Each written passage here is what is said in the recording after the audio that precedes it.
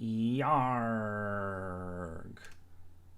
Yarg. I'm a pirate, apparently. Hi. Hang on a second. Doing my usual yar tests, as one does. Yar. Twitch is good. What is this? Oh. I'll have to fix that later.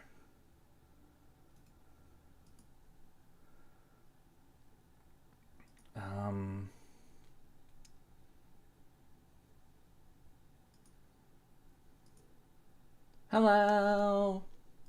Nocturnal Fluffball, nice to see you. Okay, let me put my... Hello! So, today we're going to play a very, very janky game because it's America's 250th anniversary, because July 4th, 20... Anyway, we're going to play a really, really janky game. But, you know, hi, Yurie. Hello! I don't know why England has to take Viagra for their game against Mexico, but that already means... Wait, what? What? What do you mean? What? I thought that stuff was for... Ah! What?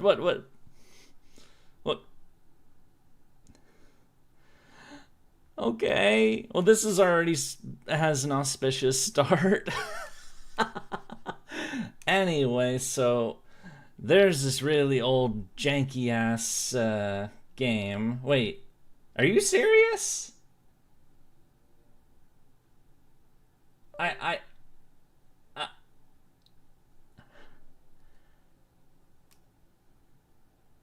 This is already turning into a very, very weird day, Thrag. Hello again, Nocturnal, Thrag, Riley the Barnacle, JJ Johnson. Nice to see all of you. Okay, I'm gonna boot up this. It's Total War Empire. It's an older Total War game. You guys have seen me play Warhammer 3 before.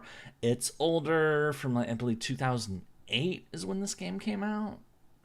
Anyway, it's very janky and is unstable. It's been unstable for its whole existence, so I'm expecting some trouble. I've already had trouble today just getting the stupid resolution correct.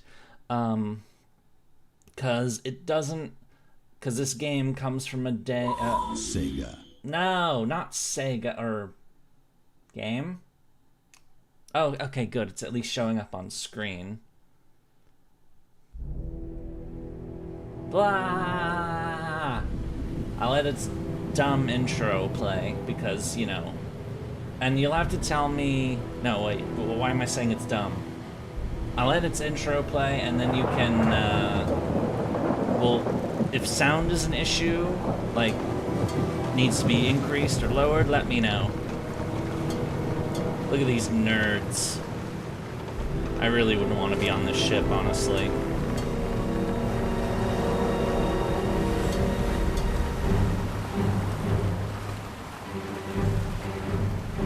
There, boys! Bring her about! We need to dock to something.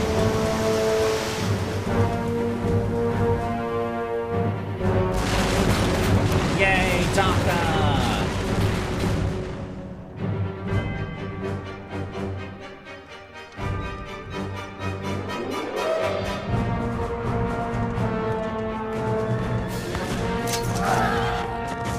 Well, he's dead.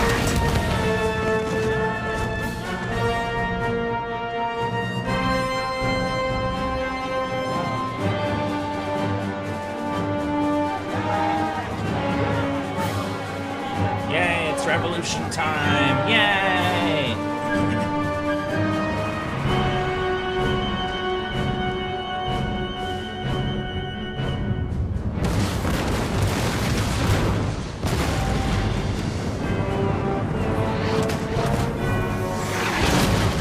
At least the naval combat in this game was cool. I'm gonna have to mess with that soon.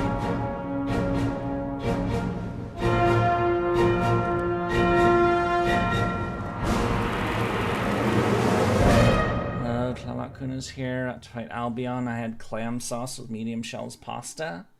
Neat. Okay. Okay, at least did it remember the resolution this time, at least? It did! Good, I don't have to... Wonder if you could argue that a musket with a blade on it could count as a lancer in FGO. That would be fun. Alright, so, I did make some sound adjustments.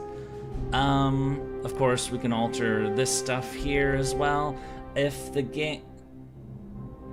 If you could be a fly on the wall on one big event in US history, what would it be? Ooh.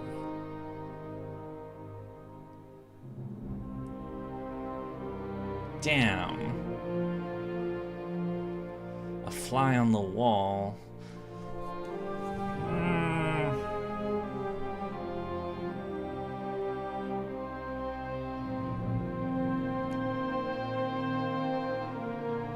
I guess it would be at the, like, at the conclusion of some, like, big event, you know, like, say, like, you know, since we're,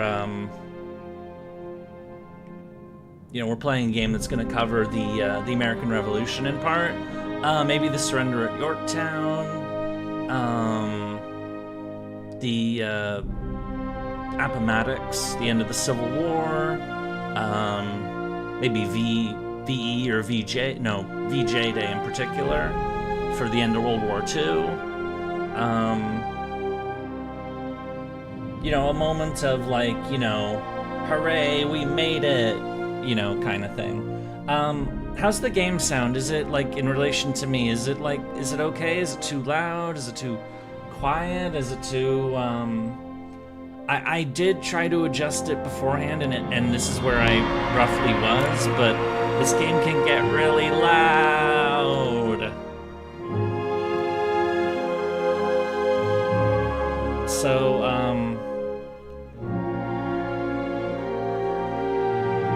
sound is alright to you? Alright, I will put it right there.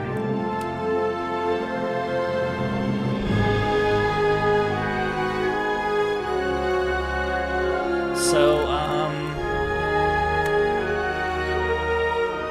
anyway, so this game, we're never gonna play this game again, by the way, so I may as well introduce it and tell you what it's about. It's a Total War game, as I said, for the, you know, like I play Warhammer 3, which is much more, you know, a newer and therefore much more polished. It has the Grand Campaign, where you play from, like, 1700 to 1799. You can play as, you know, various countries, you know, Britain, France, you know, Austria, Netherlands, Spain, Prussia, Poland, Lithuania, Ottomans, Russia, Sweden, the Maratha Confederacy. And you've got, like, 3 maps. You've got Europe, you've got India, and you've got America. Basically, it's, you know, it's the 1700s period where all these countries are having, like, constant violence against each other because, you know, that's what countries do.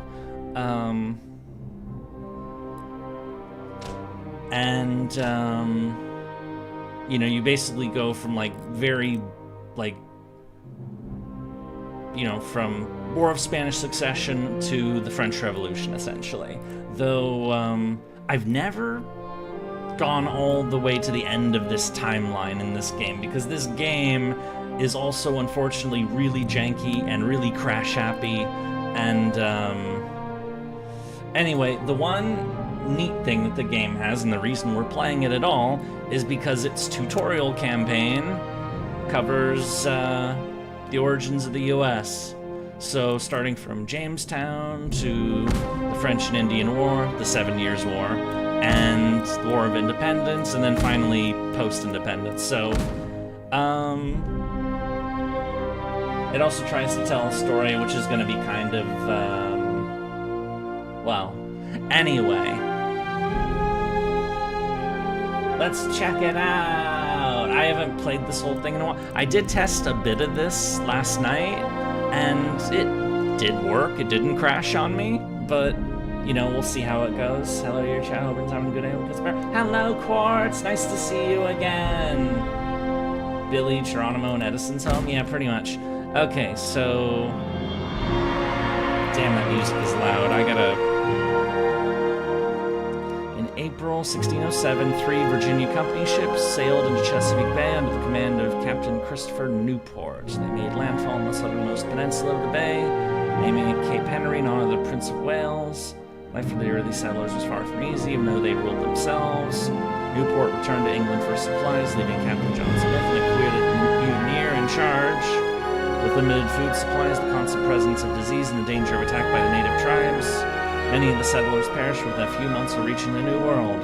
If this new community is to flourish, they will need food in the shape of farms and fisheries. A cash crop like tobacco will prove the financial stability of the colony to those back home in England, and much needed income for the settlers. Complacency, however, is dangerous. The native tribes remain a threat. So, to put a very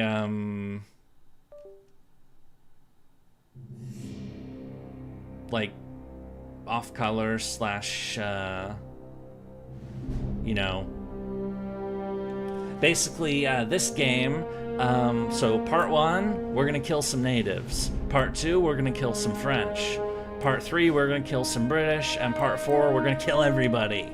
Vlog! That's basically the gist of what we're doing today.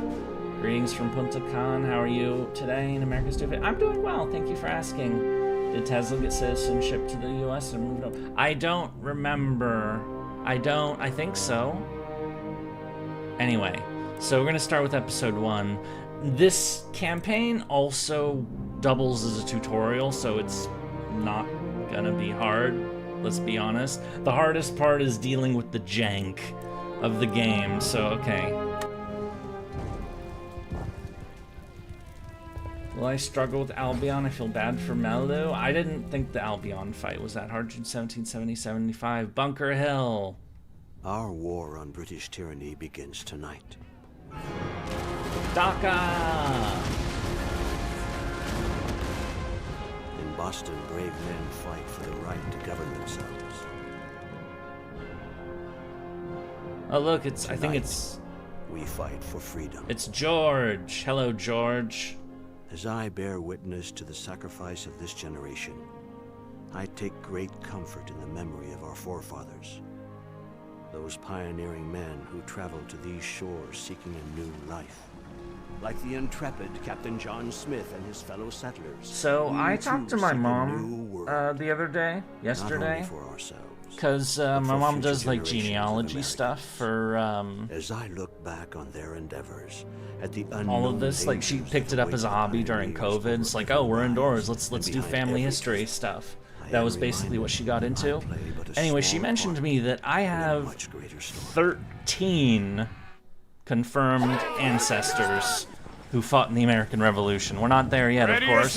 We're gonna, you know, shoot some natives first because, you know, that's good old American tradition is to murder people. I'm being facetious, obviously, but okay. But yeah, the tutorial battles, we just stand here and hope we don't get murderized. But this game is so janky. And then you look at the dudes, and everybody's a clone. It's the clone army of the 1600s right now. Violence. Howdy, now that is a game I never heard about. Yeah, it's probably for the best, honestly. But we're here because it works for today's purposes. Oh. Watch the trees, So many man. suddenly drop off the stream tonight. I had to stay awake since last time my body's crying for sleep. Fair enough, that's alright. Speaking about colonization, assuming it proper due to what prepares to. I have no idea. I would imagine so, though.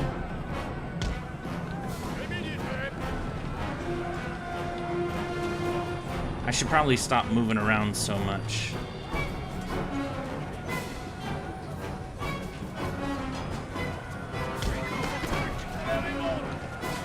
Ah! Hey, they have horses.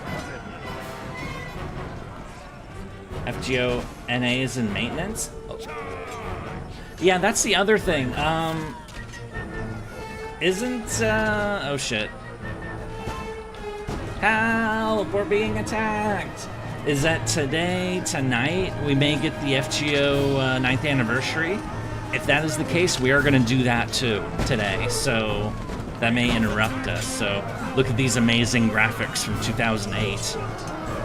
Stab, murder, violence. Everybody's their twin.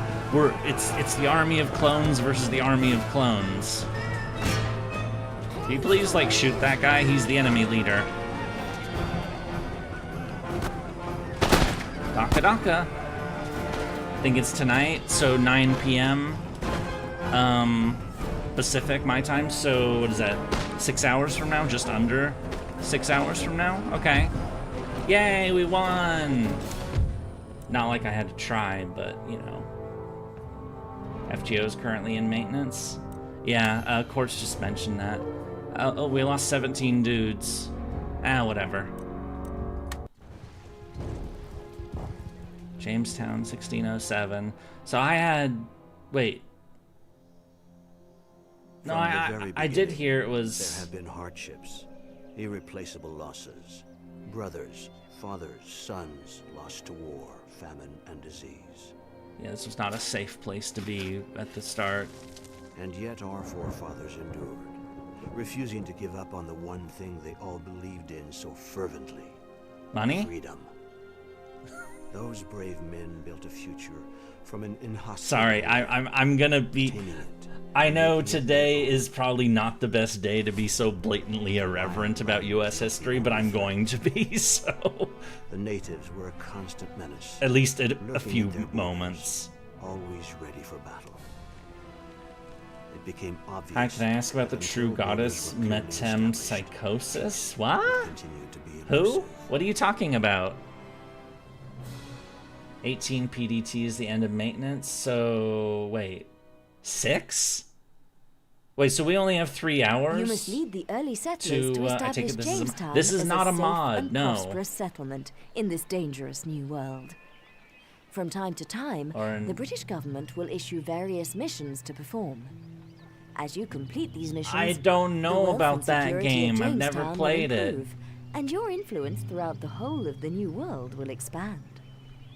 Having survived the immediate threat posed by the native tribes, our goal is to build farms. Yay! Okay. So as I said, this is basically the tutorial campaign for Empire, so... No, this is not a mod, Gilbert. This is a Total War game from the late 2000s. This is your army. The highlighted area represents which the is why... extent to which this army Stop can it. move this turn. Stop! Right You just click do the within text this pop-ups. You don't need to tell me how to play the game. Who are these nerds? Okay, nerds. Right. We don't have to move anywhere. Troops, fall Okay, and should we like build stuff? There's a house. There's recruitment. We can build some dudes, cause you know building dudes is. Okay. Boop. We built a farm. Yay! Hooray, we received money. And the port of Yorktown emerges, which of course was, you know, where the last battle of the, well, the last U.S. battle, the last major U.S. battle of the American Revolution was there. But, we need to build a fishery. Yay, let's build a fishery. And we're gonna grow tobacco because people need to get smoke and stuff. But this is also Virginia, so you know they were big into that back in the day. So we're gonna recruit some dudes because recruiting dudes is always important. Let me see. Commando P is in the climax of Lost Belt 6 and is enjoying the party currently. Right, we have to... And also the monster catching game that came before Pokemon. Congratulations, you've completed the mission! You've successfully built a farm, now the settlement should grow, so it's time to deal with the... We need to capture this place. Wog! Okay, we're gonna capture places, and I walked away to answer phone calls. This Roanoke? No, this is Jamestown. So they have you start in Jamestown, and then you do the French and Indian War. We'll get to that before long. Ready and waiting for orders. Murder time! Let me get my phone. I think we'll go through a... Do you think Britain will go through a great calamity? I don't know, but it's... Anyway, let's do some violence. History repeats itself because no one was listening the first time. Always keep some forces in reserve behind your front line. No, shut up. I know how to fight. We have all our dudes here. Here, these are our dudes. Notice how they all basically look the same. I know I said that already.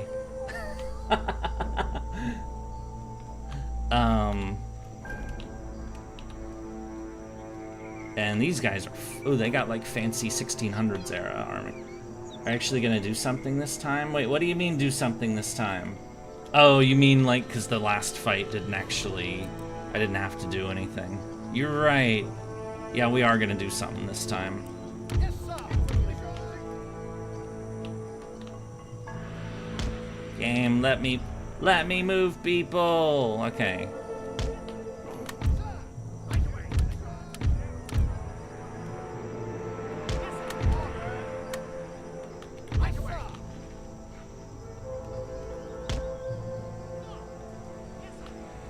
Visited Jamestown as well on a field trip one other time as well.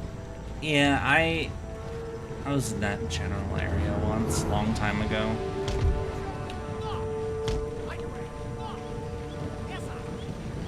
I mean, I lived on, you know, I grew up in California, so it was kind of far away from, you know, so it wasn't exactly a place I could go on the regular, you know, could only really went to the... Well, no, I've been to DC like 3 times, so... Anyway. Oh no! We're being swarmed! We must fire DACA! Colonial militia. Militia.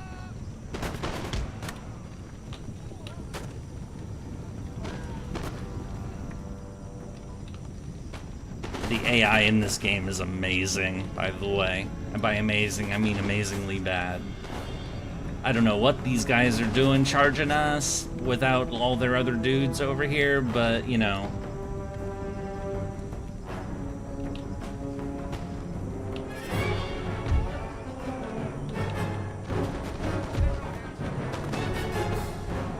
We have DACA guns. This is maximum graphics, by the way. I set everything to the absolute maximum. They broke him. Okay, they're running away.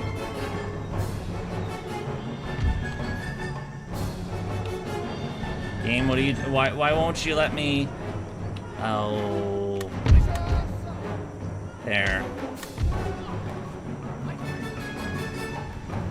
I move people around afterwards. Should I move my... No, Avatar looking. I want to do a naval battle, though. I like the naval battles in this game. So... No, everybody should run. Run! Everybody's slow.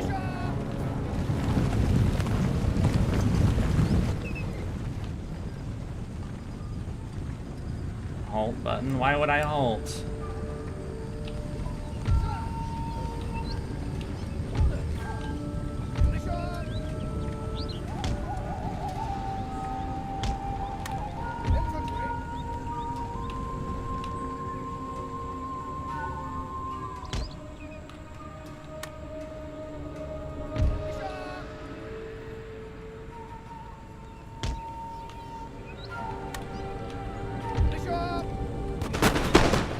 DACA!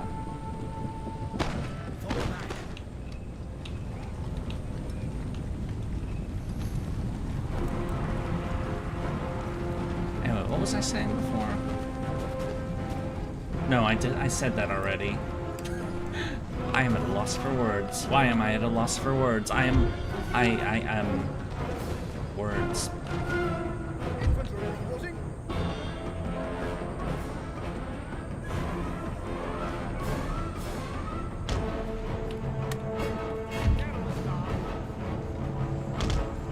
What? No!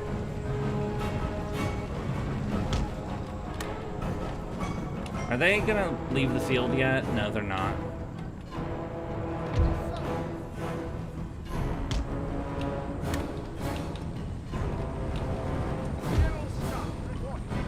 LB6, the Lost Belt of Suffering. It is! Aren't you enjoying it?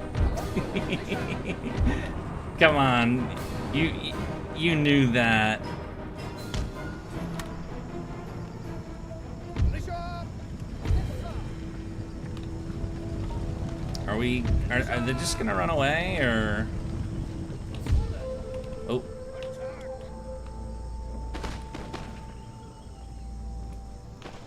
Militia. Yes, sir.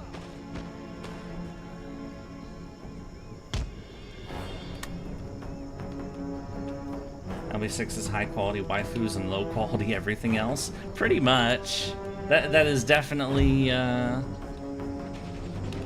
truth to that. Ah, we're being shot at.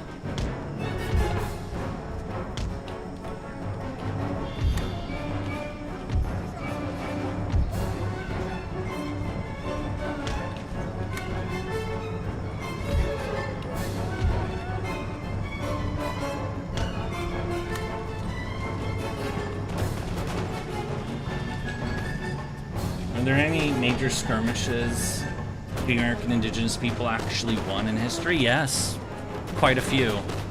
Of course, the most famous would be Little Bighorn, but, you know, because Custer was a complete fucking idiot, but, that's the big one that comes to mind. But yeah, there were plenty of them, because the Native Americans were quite formidable fighters. Oh. And in fact taught a lot to U.S. colonists during their engagements with them, because, you know, America in these days was, I mean, even today still, is not like Europe, where, you know, especially in these days, it's a lot of like, you know, Europe has been, you know, tread and retread for, you know, thousands of years, and there's been cities, and there's been, you know, cities been bulldozed and then rebuilt, and, you know, all of that, whereas, you know, the Americas were large, especially North America, where the United States is, was largely, like, just left as wilderness. So, you know, you had to get used to, I mean, this battlefield is kind of, like, a little weird. I mean, you can blame the game for this kind of thing, but a lot of it was like, you know, having to fight in forests and, you know, having to worry about, you know, ambushes and that sort of thing. And you would, you know, so, you know, if it was an open field battle like this, the natives wouldn't do so well. We won. But oftentimes, you know, they would use the terrain to their advantage. Oh, you have successfully captured the village of Werawakamoko and are well on the way to reducing the threat to Jamestown. The condition of victory for completing this episode is to capture the village of Shakamax. Okay. Charge! So we're almost done with this first tutorial thing. Soon, my pretty. What? What? And let's make some more dudes. Always more dudes. So like the coastal areas, you know, yeah, they could build, you know, the settlements here, but once you got a bit into the interior, you know, it was woodlands, is very, like, you know, undiscovered terrain, and so colonial or, you know, European forces that would go into these areas would all too often get ambushed and would get ripped to shreds. So, you know, they had to be very careful about that. But over time, of course, you know, the natives kind of learned that, and probably the best example I can give of that, perhaps, or one of them. Why am I stumbling over words so much? What is wrong with me? Is actually goes to the start of the American Revolution, the battles of Lexington and Concord. So this was April 19, 1775. Which is better, the better game, Empire or Napoleon? Napoleon. Because it doesn't crash. And because it's like Empire, but it's more polished and more focused. I definitely like Napoleon Total War more than Empire. So at the battles of Lexington and Concord, they had 7. It's not on this map. I can't show it, but it would be up, like up here in you know. So 700 British troops started marching out of Boston to go raid a militia supply depot at Concord. Basically, they're like, the colonials might be arming, so we gotta, like, you know, go and seize the arms cache to make sure they you know, can't do that. But they were, you know, the colonials, of course, heard well in advance, or the Americans, I should say, heard in advance that that was happening. They moved the supplies out, and then, of course, on the night of the 18th, we're gonna, oh god, I have to do this kind of replenishment. Oh, dated Total War games. So they heard that the British were gonna march out the next day. That's how you got Paul Revere and the ride, you know, going to Lexington, Concord. The British are coming. The British are coming, to let the militia know that the next day it was time to make stuff happen. Battle of Lexington, or well, the skirmish at Lexington. The British showed up. The U.S. had what, like 80 militiamen, like standing there, basically to block the way and say, you know, essentially go away. You know, the British and the Americans were staring at each other, and somebody shot a gun. We still don't know who. And once somebody shot a gun, then it was like everybody started shooting guns.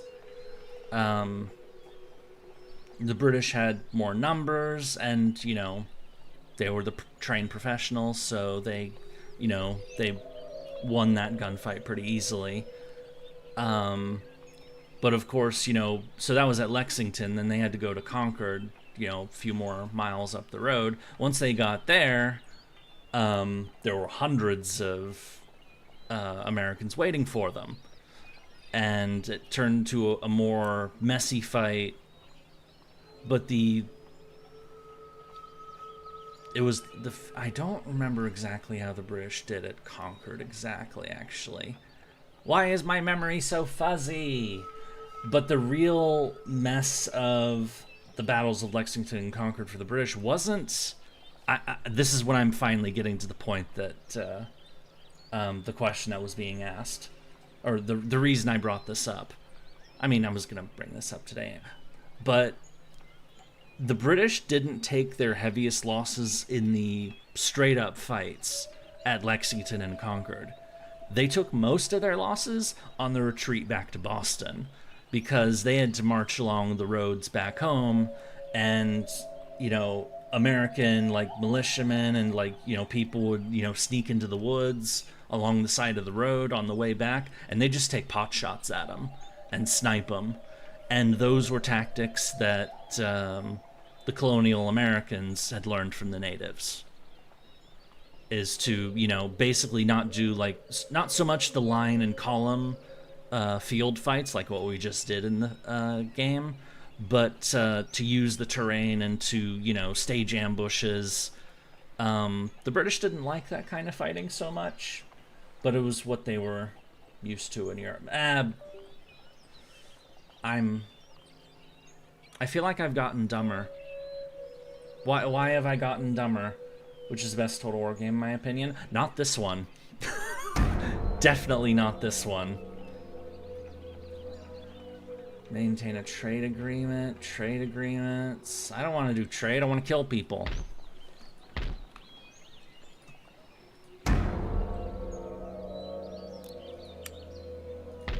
Okay, this army is, oh,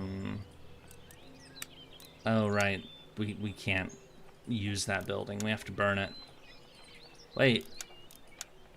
Why won't you let me... Oh, whatever. In Empire Total War, buildings are... We don't care. But generally in the battles for the American Revolution, when it was a straight-up field fight between the Americans and the British tended to win. You know, but when it came into, like, you know, skirmishes and, you know, going after, you know, and because of that, the U.S. had to focus on, you know, supply raids, guerrilla fighting, and, you know, basically causing as much trouble outside of the main field battles as possible, because in the straight field fights, you know, the U.S. Army was generally, like, you know, it was a bunch of dudes from their farms, essentially. And so they couldn't, you know, going up against one of the best trained professional armies in the world, that natural resources didn't go so well. Regions. Exploiting them increases the income. Okay, now we have more dudes. As population growth is slow here, it is recommended that you upgrade farms or bring... We walked into an ambush! Down. Increasing the food supply and net income of the layman will reduce the infant mortality rate, thereby increasing the population. Sir! You ask too much. Thank you for the answer is really helpful. I usually didn't learn much about them. My answer was terrible, though. But you're welcome. Why was I stumbling over words so much? Sir, your orders? But a lot of the problems that the British had, I will say more, not in this scenario, but like the population growth the third one. Here, it is recommended that you upgrade farms or bring lower class taxes down. Increasing the food supply we finished and net the income first of the layman scenario. Will reduce the Because remember, this is a mortality tutorial rate, campaign. thereby It's not increasing supposed the to be hard.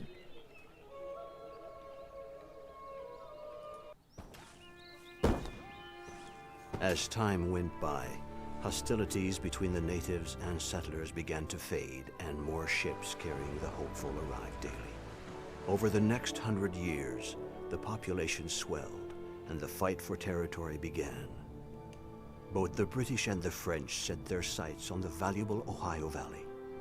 And when the French built a line of forts across the valley, I was sent to demand the instant withdrawal of their troops. And then he got ambushed. They refused, and the British retaliated by sending an army under General Braddock to take the valley by force. Yeah, this didn't go very well. I was lucky enough to be an officer in that army. Braddock's limited knowledge of his surroundings and his refusal to listen to counsel led to his downfall. He marched us straight into a French ambush. Blah! Violence! Men were massacred. The cries of the wounded still haunt my dreams. This terrible loss encouraged the British to take a closer look at the tactics and cunning employed by their native allies. Use of these warriors and their knowledge of the land would prove to be the key. Yeah, the British and the French both found allies among different native tribes in the Americas. Oh, we're going straight to the second scenario now. Which means we have to fight the French. The French have established a series of forts in the Ohio Valley. These forts are well defended and will be difficult to take through military force alone. Perhaps the Iroquois tribe to the north will provide you with some much-needed assistance. That's not to the north, but... Oh, they shadowed the map again. Form alliance. Neat. Why did they hide the map again? I wanted to see the map! Sir. Oh, it's George. Hello, George. This panel shows you the This is information about George. a given general working for your nation. His name, position on the map, Yes, we know personality who he traits, is. and attributes relating to his military abilities are all... Okay, so... Right, how do we do this? Build... Oh, right, we ran out of money. Your humble servant. Waiting for your orders. Yeah, so this part of the tutorial campaign is what the U.S. knows as the French and Indian War, which is 1754 to 1763, where it started out as border clashes between the French colonies in the Americas and the British colonies in the Americas, and it later became part of the wider 7 Years' War, which began 2 years later. And that was a global conflict. That was, so the French and Indian War was basically the American theater of that conflict. But the 7 Years' War had major fighting in Europe, had major fighting in India, and the high seas. It's often called like the first truly global war, actually. So we're basically doing the U.S. part of it, which had, British troops, and also a heavy dosing of the local American colonists as well. The French had, decent forces over here and had, allies among, native tribes, but the thing is that, they couldn't really bring reinforcements over from France because the British blockaded France and kept, they took command of the sea.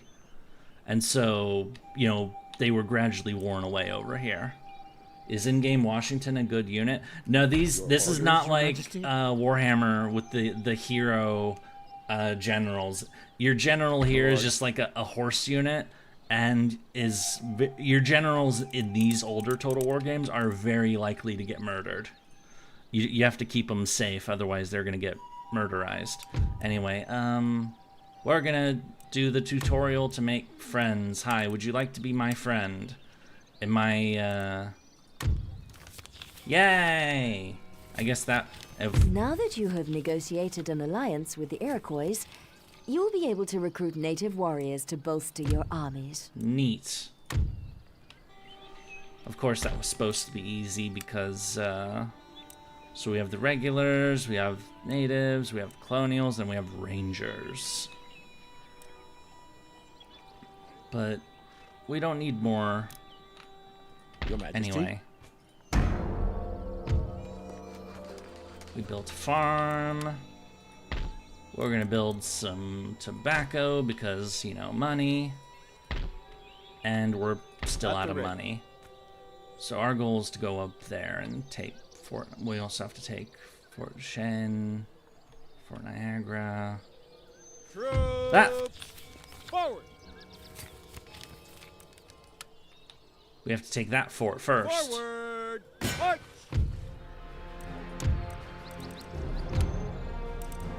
They has guns. Are they in the fort? They are in the fort. Okay. We're gonna do a fort battle. Divide and rule. Sound motto. Unite and lead. A better one. Goethe. Yeah. I swear I get dumber whenever I stream. So this is their siege battle. So they're gonna be held up in this fort here, but it's made of wood, so the problem is we have to get all the way over there. So when assaulting a fort or settlement, many troop types can employ rope ladders anchored by grapnels to scale enemy walls. Selecting a unit, then right-clicking on a section of wall orders the troops to deploy their ladders. Ah, they have guns. No. Do they already? General, stop! See, my general is very vulnerable. He's already lost 6 of his frickin' bodyguards to cannon fire. And apparently I've already lost one of my cannons to... That was a lucky cannon strike.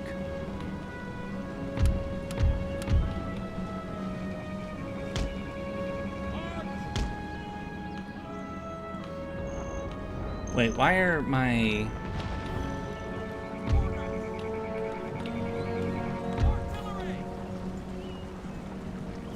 Have them go there.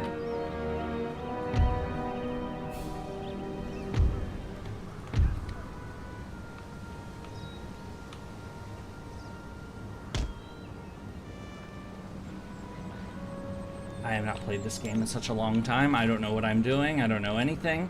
I am dumb. I am the one that is dumb.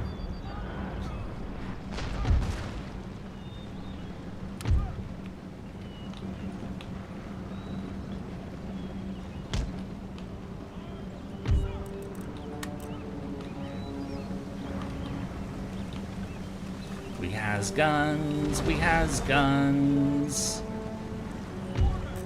Why aren't you? Battery reporting! Shooting range! Artillery!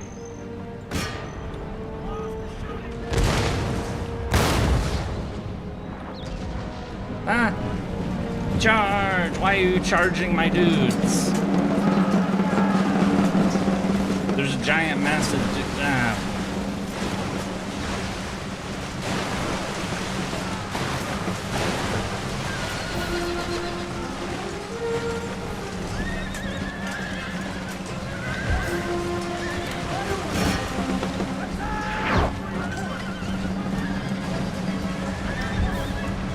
Okay, it's their light.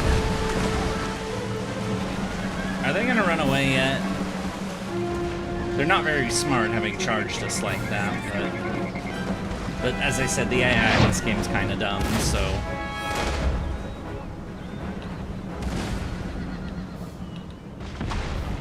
It would be nice if some of these cannonballs actually hit, but, okay.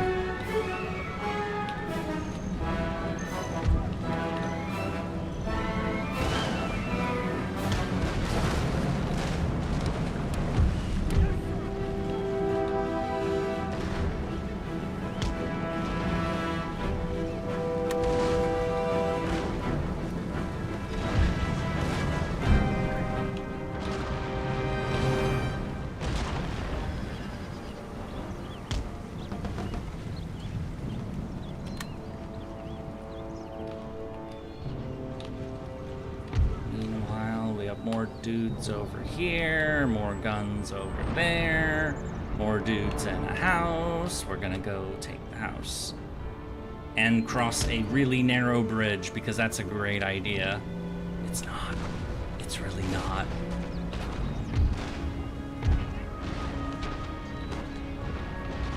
It's the French! Ah! And they're all the same. They all... Okay, no, wait. These guys have mustaches. This guy does not, so I guess they do look a little different, but...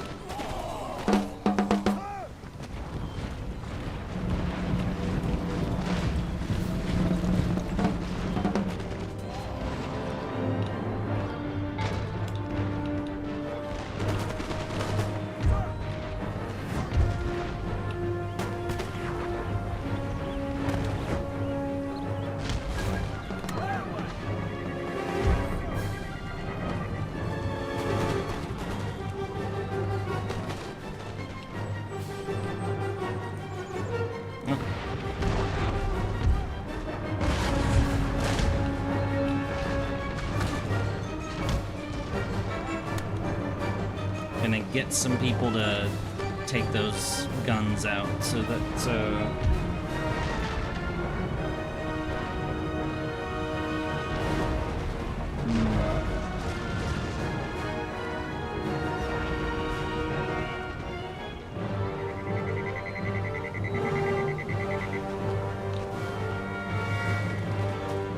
perhaps I've made a terrible mistake.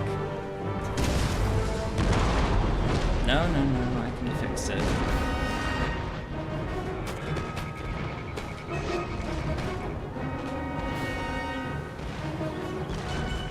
Wait, is the French army's flag just a white sheet? Isn't that the surrender flag?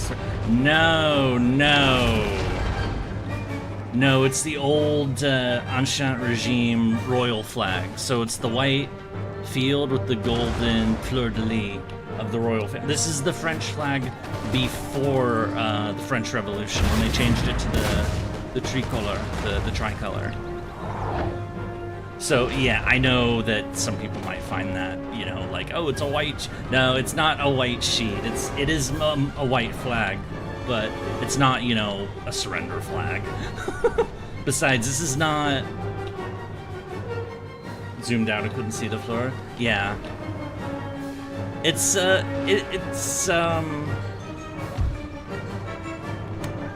they wouldn't get the tricolor until the French Revolution, so obviously this is before that, so...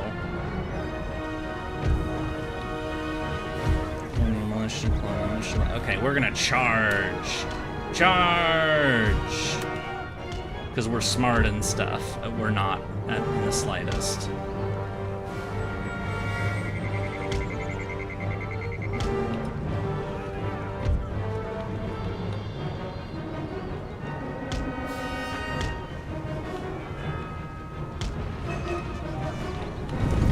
We're gonna get shot. We're gonna get shot.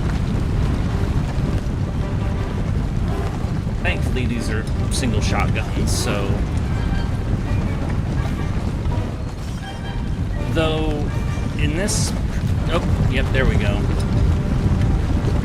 Thankfully, they can't shoot very much from... You know, they can only shoot from the windows. So, you know, there's not a lot of firepower coming from that house. Which is why we're charging. See, it wasn't a completely stupid idea. Look at all the dudes in the house. What are you waiting for? Charge! Get in the house. Raid it. There's 160 dudes in this house. Violence!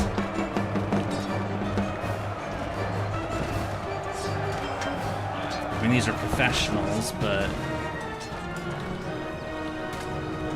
They're bunched up now, cast Foot of Gork. I wish I had Foot of Gork. Oh shit, that wall's gone. Wait, what?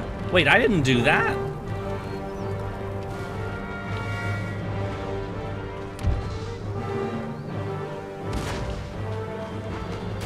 What's the range of these?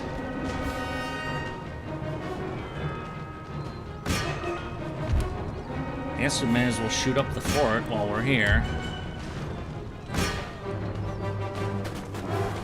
Oh, this gunfight is still happening.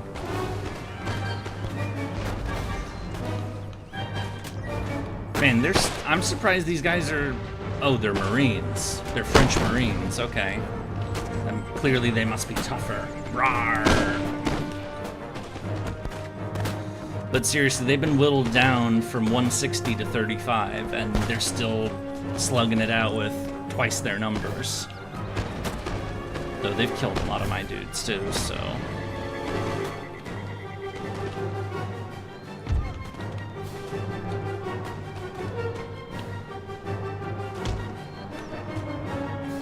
Comes the rest of our dudes.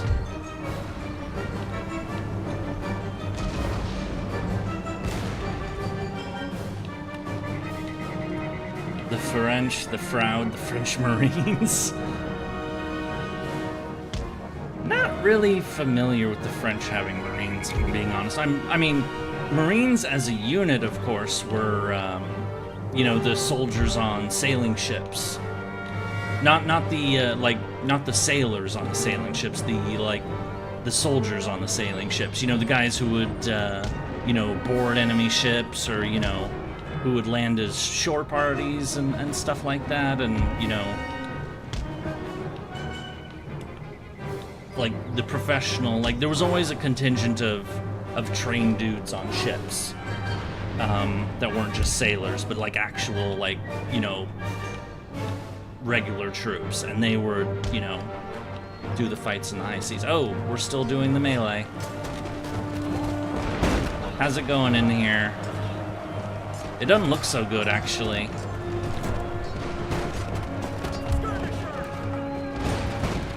Meanwhile, you have a bunch of other dudes just standing out here and shooting them, because why don't they just go in there?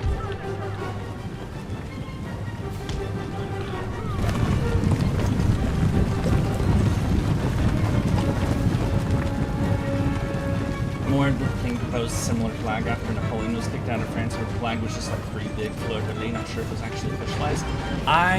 Yeah, I don't know if it was either, actually.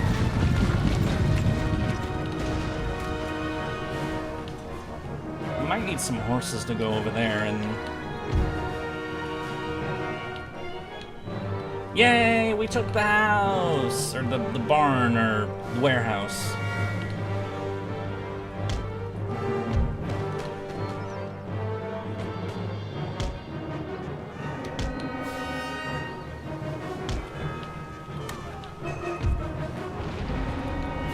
Man, there's only 17. Okay, yeah, we're wiping them out. Carnage!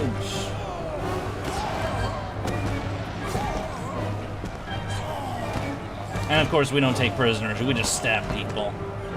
That's. I mean, the game doesn't have a prisoner system. When was the last Total War game that actually had like a proper prisoner system? Was it Medieval 2?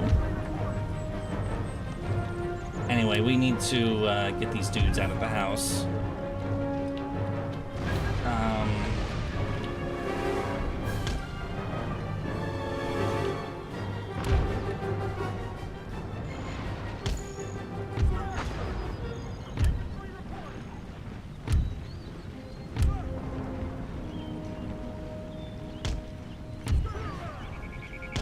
There, get them out of the house. Meanwhile, our cannons keep firing into the general direction of the fort. Oh, they killed some of the horsies. No.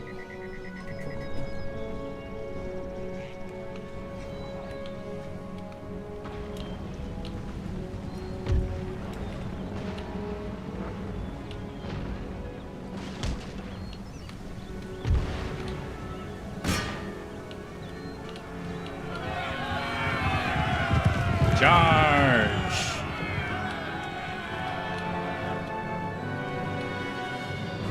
Medieval 2 is the only one which had a proper prisoner system. Yeah, I remember it from Medieval 2, and it was a great game. And oh, this fort is on fire. And these cannons have been taken care of. That's good. Which means that all of these dudes can come up here and hit the back of the... They can't get to the back of the fort from there. What the hell am I doing? There's only one way into the fort, and it's the front. And because I can't go down that way. I thought I could go down that way. No. Oh, bugger. Oh, bugger. We are buggered. Okay, fine. We'll just send everybody over here.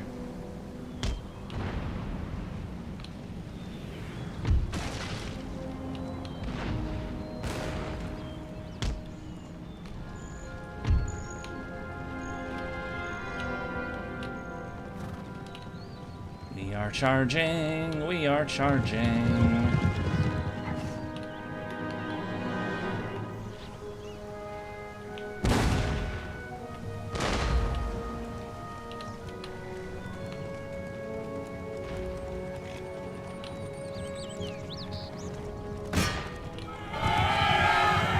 Charge! Die!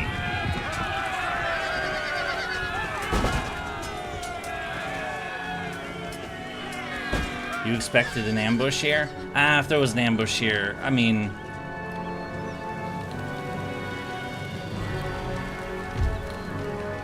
Can we blow down the wall, maybe? I don't know. We could grapple onto the walls and get up to the top, but I don't feel like it. Let's just break everything. Hello, we're back on Earth this stream. We are! We're in Ohio, I think.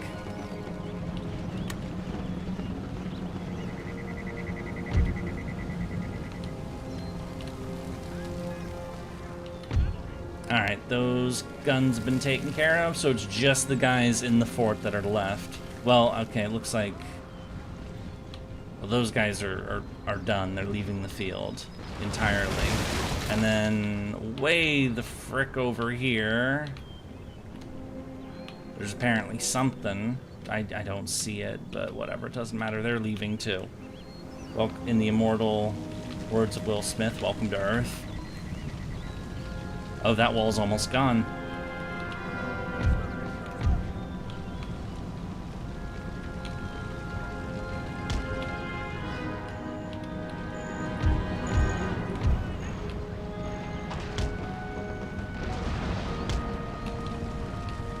Come on, is that... Yay! Just in time. We have put hole in fort wall. What's my favorite Total War? The Warhammer ones, I would say. I mean, I've played them going all the way back to Shogun 1. Yes, I am really that old, as far as this franchise goes. Shogun 1 I really liked. I thought it was really novel. I mean, there was nothing else quite like it at the time, so it was special in that way. Rome 1 was also really cool. Medieval 2 was fantastic. Empire, this one, it's janky. It's really janky. And it's not a very are we gonna shoot into the little... Okay, there's not much to shoot through, but clearly we should just charge. Or maybe they will charge.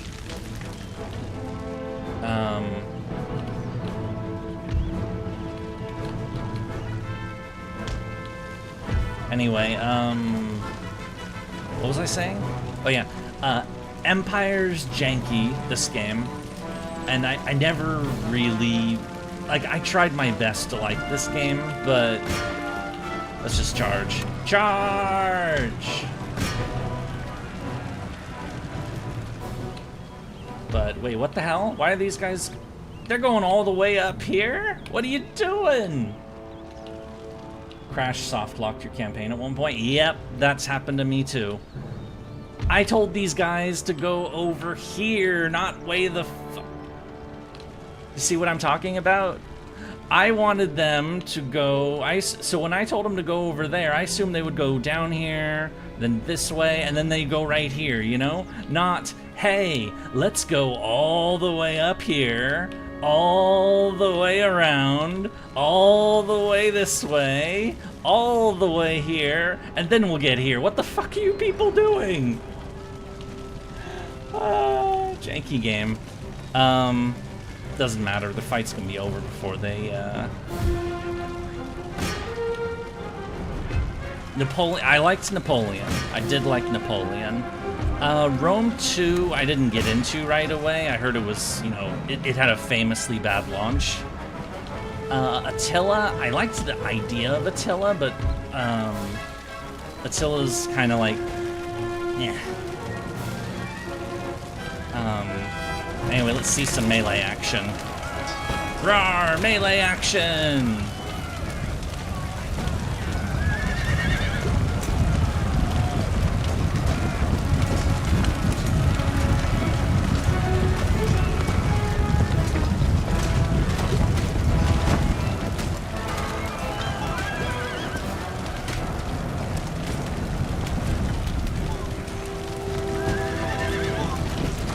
Attila, it was Warhammer 1.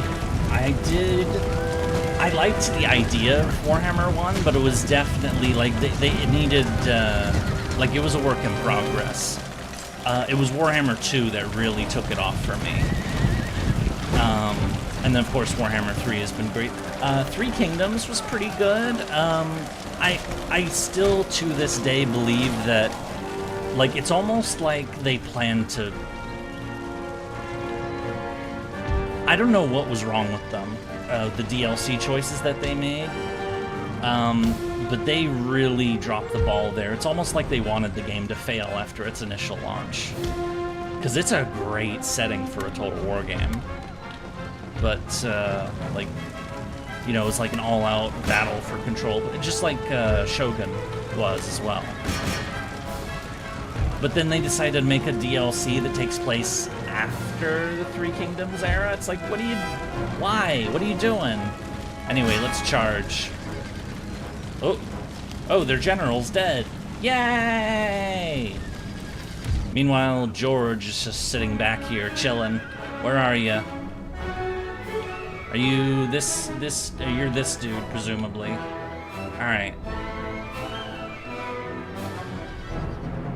How like Shogun 2. Shogun 2 was fantastic.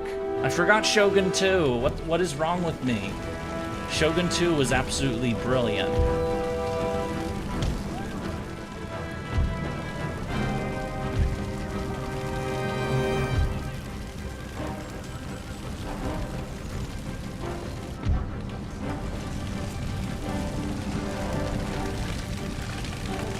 Here, we're gonna shoot him in the back. Hello, we are in the melee. Wait, who are these dirty English behind us? Why am I doing this fake, terrible accent? Hello, Float, welcome!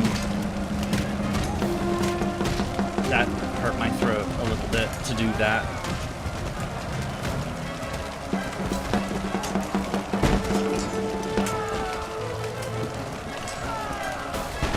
Daka. And not really Daka, because it's single-shot muskets that take, and they're gonna run away. Of course they're gonna run away, they're getting shot in the back. Alright, let's finish off the rest of them. Oh wait, I think they're quitting. Are they surrendering? Have we taken the fort? Yay! Victory! We lost a lot of dudes, though. Because I was dumb. But it's a fort battle, so of course we were gonna lose. Congratulations, we've taken the fort. And we've thoroughly wrecked it as well. Rise of the US campaign. Yeah, we're doing it as like a, you know, a thing for today, because, you know, Mwahaha. Okay, we're gonna replenish our numbers as much as we can, at least. And then I'm gonna turn my AC on. It's getting gross in here. There is a port in this region that has not yet been developed. Oh, really? Select the type of port to construct here. A fishing port will help your population grow. A trade port will provide an income from overseas trade. A naval Baka port pie? allows the I construction know I'm a of warships. baka, but I can't help but be a baka. Yorktown, a town that'll have no importance in the future. Indeed, it has absolutely no... Oh, we can't build a trade thing. Why is it telling me I can build a trade thing? Okay, fine, it'll be fish.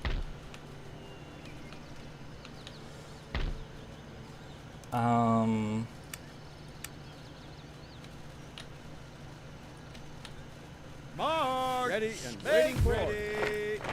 Mark! Take it. Commence! Seat!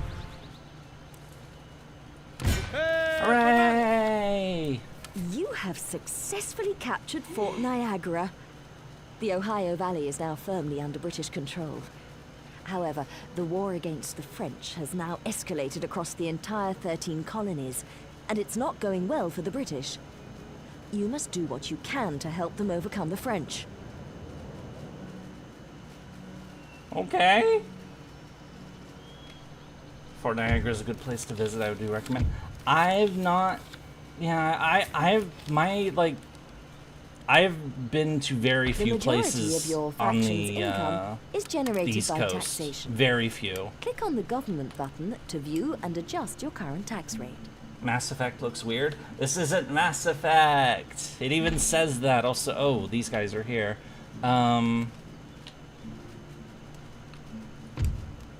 Great, it wants me to do taxes. Gross. This is the new Mass Effect.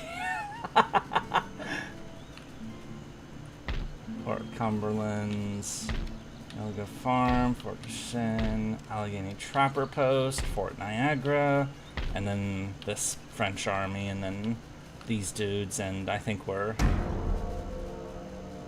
How much do we have to capture for this scenario?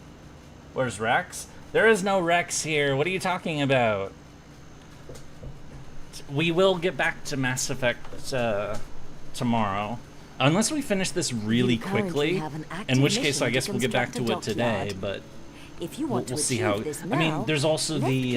port icon no, to there'd be the east of maintenance Jamestown. first, and FGO. Currently have an active mission to build a dockyard. Wait, what? You will I have do? to demolish the fishery chain of buildings In order to be able to construct the dockyard chain. Okay, fine. We'll build a dockyard. Left-click on the dismantle Wait, what does it mean? Oh, build a dockyard. Capture Louisburg. Where's that? Oh, it's over here. Okay, we're going to. Yeah, there's George Rexington. We have him. Do you? Yeah. This guy right here. He's George Rexington.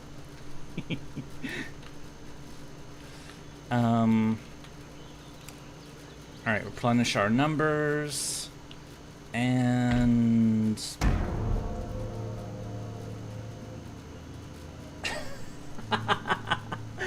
you people are silly.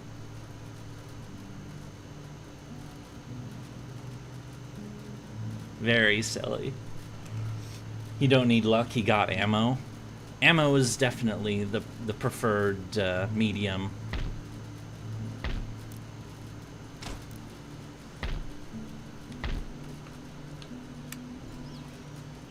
Alright, there's another fort here. Form line for battle! Forward! Virtue and valor unconquered! Okay, we lost a lot of dudes. Meat. Lifting siege!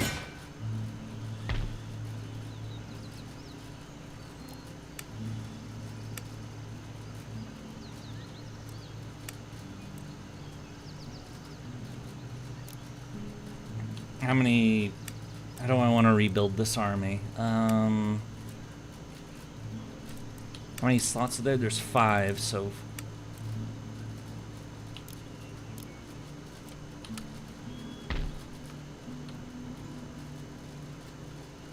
And forward. Awaiting further order. I think your army is hurt. It is. It's very badly hurt. Immediately. Let's send it back home to this place to rest up. But at least we beat up a bunch of French, so yay.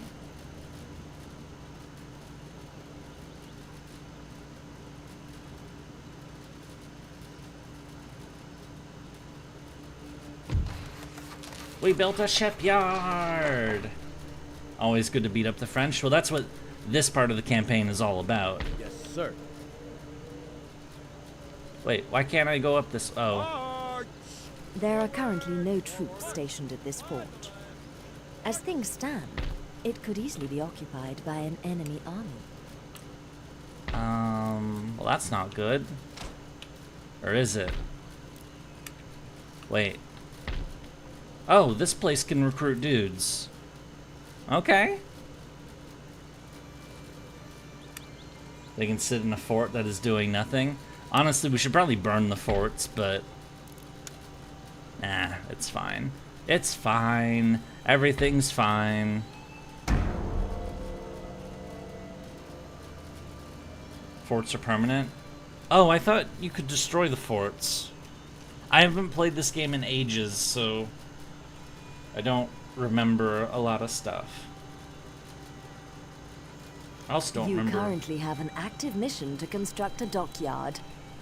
But I have a dock. Oh no, I have a shipyard. Now I have a dockyard, and we can build ships here. And yes, there is naval combat in this game, and it's awesome. I actually really like the naval combat in Empire and Napoleon. The one thing I hate about the naval combat in Empire and Napoleon is that I can never auto-resolve it. Because the auto-resolve is terrible. They lose way more than I would if I fought it myself. Like, way more. It's awful.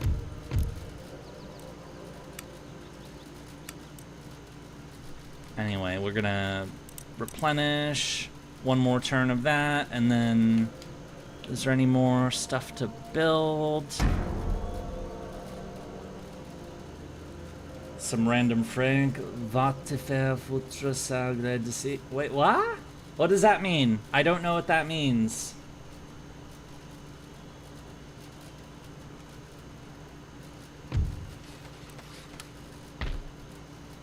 I probably mispronounced that horribly. This game also works differently from More French, please. I cannot do French. What do you... No. I remember having a full fleet of heavy first rates just to say that I could. Yeah, I like the naval combat in these games. No French, only fries. So, like, the way this game works with provinces is that you have the main settlement, and then you have, like, as the settlement grows, it spawns, like, towns, which have, like, extra stuff. So, like, we have, like, the farm, and we have the cotton. No, that's tobacco. We have the dockyard, which is turning into our, you know, the shipyard turning into a dockyard, I should say, which is going to have Big Sister demands it. But I do not know French, and I cannot do this accent. It's nice to have some cav go around and raid places. Yep. Line to the slaughter. Let's kill people!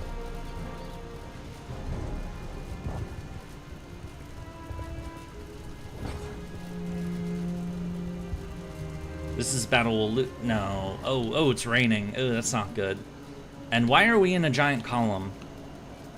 Hello, we are all the dudes. We're going to march in a giant column. And we are all twins, and we all have the same face, except this guy who has a mustache.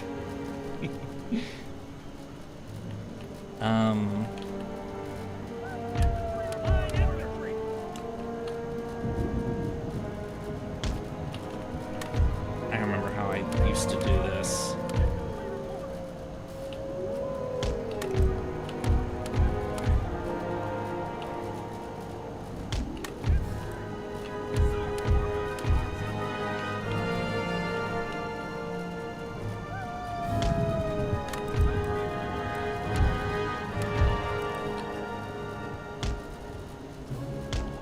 His face is the same under the stash, he just isn't shaving. The guy with the stash is the main character. Definitely the main character. No, wait, the main character is this guy. It's George. This guy right here. This dude. This is the main... He has a mustache, too. Why does George have a mustache? Why do his bodyguards all look the same, too? And whoever this nerd is. George Washington did not have a mustache. Why does this guy have a mustache? It's even got his... Oh, fuck it.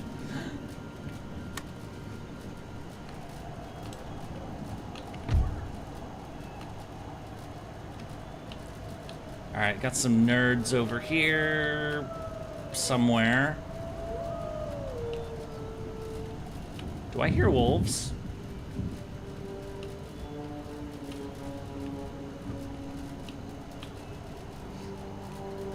There are wolves, be careful.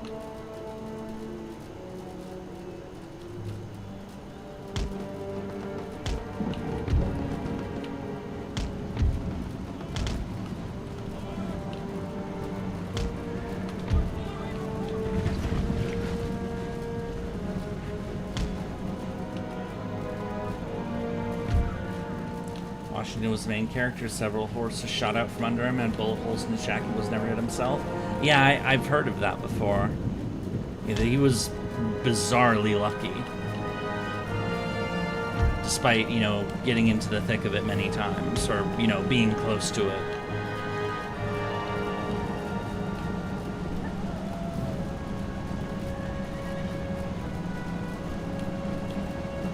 We're marching dudes. And we even have a drum guy.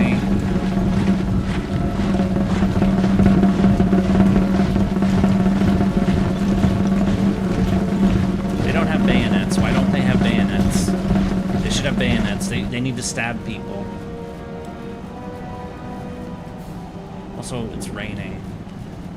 Also, what are these guys doing exactly? Okay, they have dudes that are like behind this wall because in this game they added the ability to hide behind terrain like this. It didn't go very well. I hope it goes better with 40K that they're working on, because they actually have this kind of shit.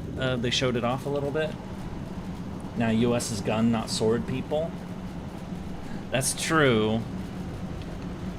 That was actually one thing about the American Revolution that was notable, is that like as on an individual like soldier basis, the Americans tended to be better shots than the British, because, you know, they had, you know, they were in the wilderness, everybody had a freaking gun, because everybody needed a gun in the colonial days, because, you know, a wolf might show up at your door or something, you know, so everybody needed a gun. So, you know, your typical American colonist knew how to use a gun or a musket.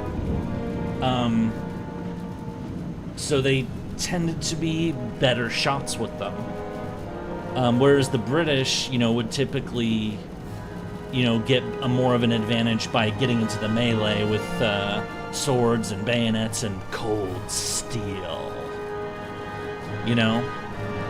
So if I remember right, in a number of cases, you know, the British, you know, when getting into a slugging match with, you know, Americans, like, you know, a shooting thing like what we're about to do with these French guys over here, is that they would fire like maybe 1 or 2 volleys and then they would just charge, because they would win, you know, because in the shooting,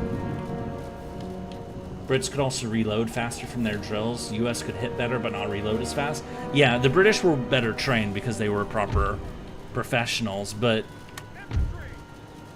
it didn't help that, you know, this is the age of muskets, so, you know, it didn't, you know, you're horribly inaccurate guns, or at least, you know, a lot of these guns were really inaccurate.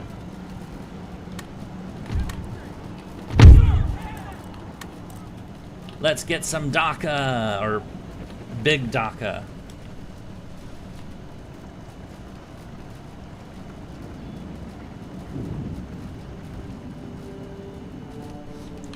But in those circumstances, it's also why the U.S. troops tended to do better with, you know, ambush and, you know, being able to shoot as much as they... I think I'm shooting my guys in the back. I feel like the American Civil War had something kind of similar. The South had better shots, but the North had way more people, but it's just stronger. If you're talking about, like, shooting skill, I've not heard of a difference between the Northerners and... Oh. Let's make this fun.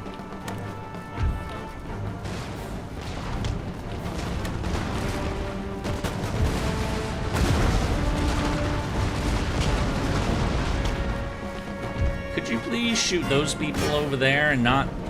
Oh, never mind, they're running. I was about to DACA them endlessly. Can I make a whole army of drummers?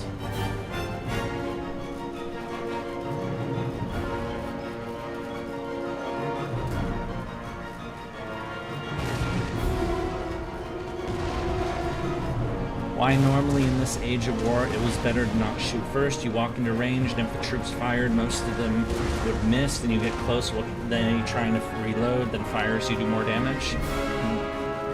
Yeah, the guns of this time period were really, really inaccurate. Like the smoothbore muskets were really inaccurate. Like you could, like, you had to get really close, and it's also why they marched in these, like, giant, like this, like marching in, like, you know, these long lines and just, like, you know, exchanging shots with people in an open field sounds insane. But the reason they did it is because these guns were so inaccurate that, you know, they just fired all in the same direction, and, you know, that was basically the way to, like, make sure that you hit something, is, like, have your guns all point that-a-way and shoot in that-a-way. Muskets, rifles, because no rifle... Well, rifles did exist. Like, during the American Revolution, there were rifles, and in fact, rifles were the preferred weapon of the militia and the guerrilla, like, forest fighter types. You know, the ones who would do ambushes and stuff. They liked rifles. The problem with rifles during the American Revolution is that they couldn't, like, I think it's something about, like, the size of the bullet, and they had to jam it in. It took too damn long to reload the things. It was the big problem with rifles and this time period, is you could use the rifles, but instead of getting like 3 shots a minute with the like you would with the musket, it was like maybe 1 shot a minute. And, you know, so yeah, you could get one really good, accurate long-range shot with a rifle, but then, you know, you were in danger getting melee charged because, you know, you took too damn long to reload. I don't know if it was exactly 1 shot a minute, but it was slow. It was really... I would have to refresh my memory and look it up. We are currently doing DACA things. Neuro does not approve. You heard a shot a minute as well? Okay, so... the thing that made rifles more viable, like the first real war that the US fought that had rifles was the American Civil War. Because they made the, it was the mini ball that they invented, which was like, as it sounds, it was a musket ball that was smaller that they could, you know, that they could load into the rifle a lot quick. I mean, it was still slow, and it was still 1 bullet at a time, but it allowed the rifle to be actually viable in comparison to a musket. And of course it had, you know, so it could reload at about the same pace as a musket during the Civil War, but it had way longer range, so it basically made muskets obsolete. And then later, of course, you had breech-loading rifles, and then, you know, cartridges, and... Hello, Uncle Ruckus! Welcome! So, yeah, it was only in, like, the mid-1800s that, also much more standardization of gun parts, no longer the whole... Yeah, that was the other thing, is that this is before, like, you know, industry and machine presses and, like, you know, like, industrial tools to make guns and stuff. Like, they, like, this stuff was not very well standardized. Like, even with, like, cannons, like these cannons, these guns were not all, like, yeah, these were all handcrafted weapons. All of this this was not built in a fucking factory. Like, they had to, like, do these by hand and to make all this stuff. And that meant that, like, these gun barrels and, like, the musket barrels, they weren't always quite the same size. There were alterations, which meant, like, the cannonballs, like, sometimes didn't fit right. And it's, you know, it was all very janky, essentially. And, oh, we're really close to the... Alright, you know what? Charge. Who cares? Charge! Let's melee the French. Rawr! Hello, everyone. Happy 250th USA. God bless you. Thank you, Trey. Nice to see you. We're killing the French. And the French are running away because we charged. How's our cannon fire doing against... We haven't hit any of these people. We have 12 cannons shooting at them over here. What are you doing? Are they... they probably just can't see them. Alright, you know what? Oh shit. I clicked off the screen. No! No! Oh no, no. Oh no. Hang on.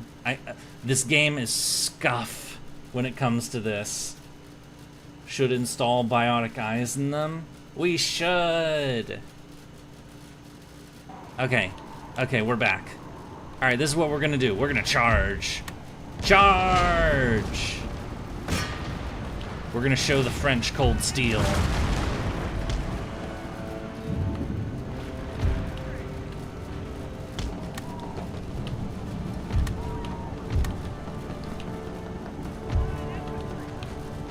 I thought there were more enemies on the field. Charge a group in a trench? They're not in a trench. They're behind a stone fence. See, they only killed one of these guys. Charge!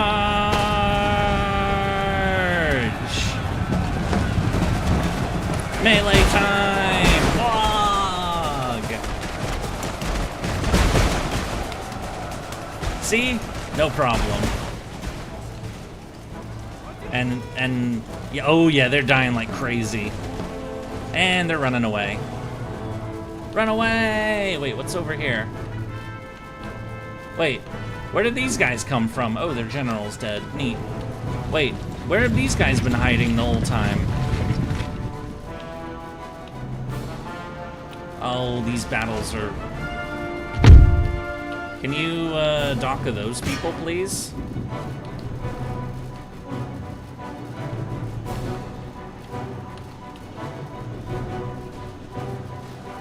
I gotta go all the way over there just to show my nephew the world is not enough yesterday. Forgot that Bond smashes 3 women in that one.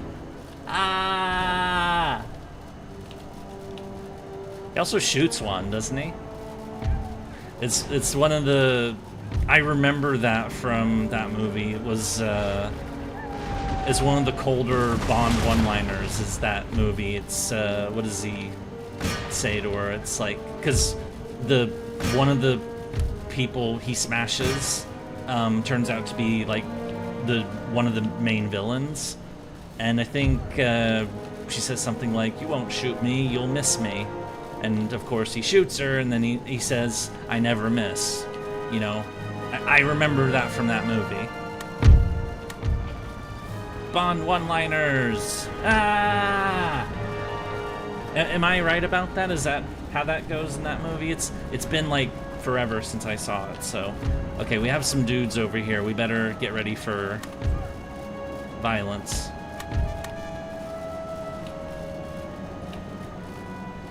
Meanwhile, we have other dudes standing...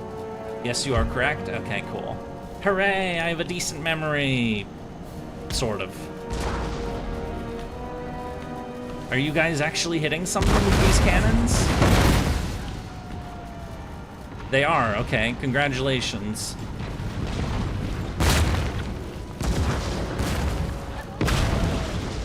They're not very accurate, though.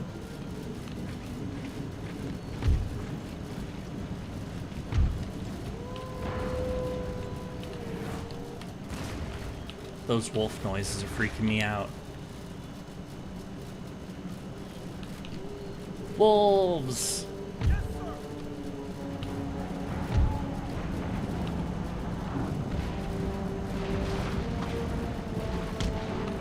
I like that Bond smashes the doctor to get clearance to go back.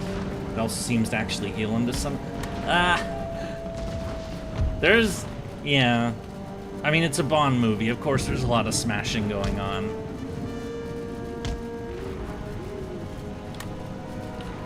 It's kind of his thing.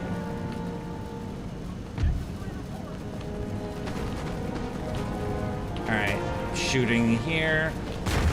Like, as far as tactics to play this game, you like to, like, shoot enemies from multiple, and it makes them run. Yeah. Is because if enemies take too much fire from multiple directions... Wait, so where are the rest of the... Oh, there's some more over there. Alright, pack these fuckers up.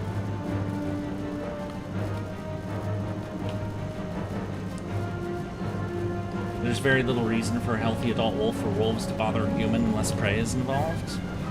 I don't know much about wolves, if we're being perfectly honest.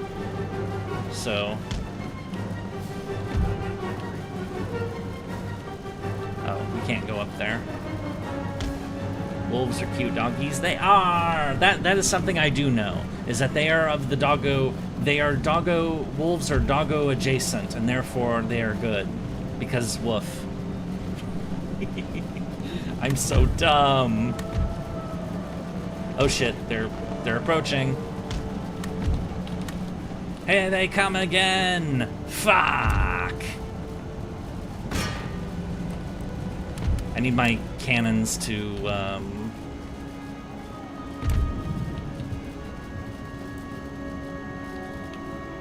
get to work again. Somebody's... No! No! It's like in the old GTA games where you can smash hookers to regain health, if only more games let you heal by smashing. Wait, was that actually a thing? I never played the old GTA games. Are you serious? That was a thing.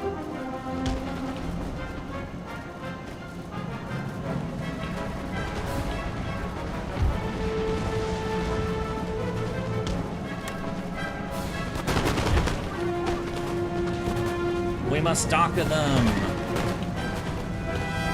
Oh.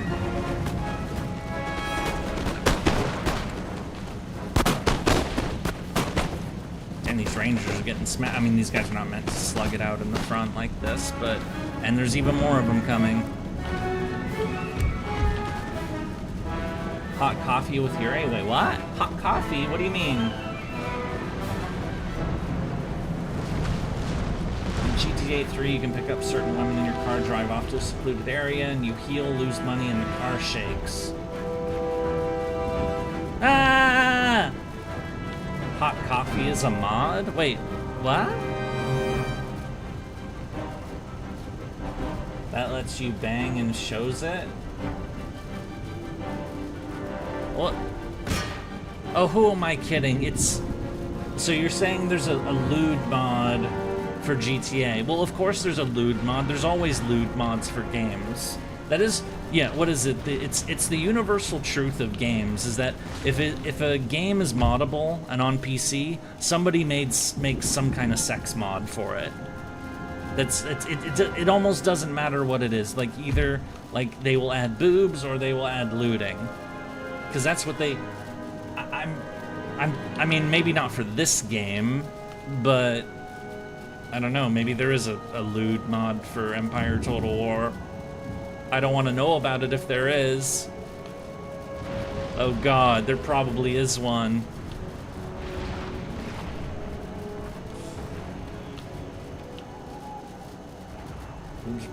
No, I'm not answering that question, Floop. No, why would you even ask that?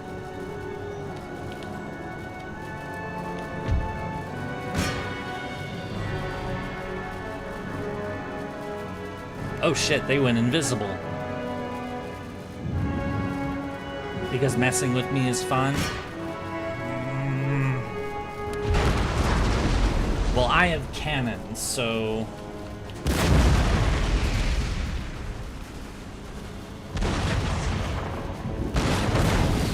You got with hookers once or twice in GTA 5 just to see what it's like before getting my money back?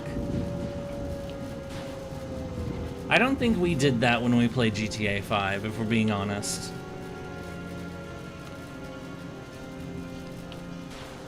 Okay, Kaiser will answer your question, Floop. Gotta stuff the cannonballs in there. Boom!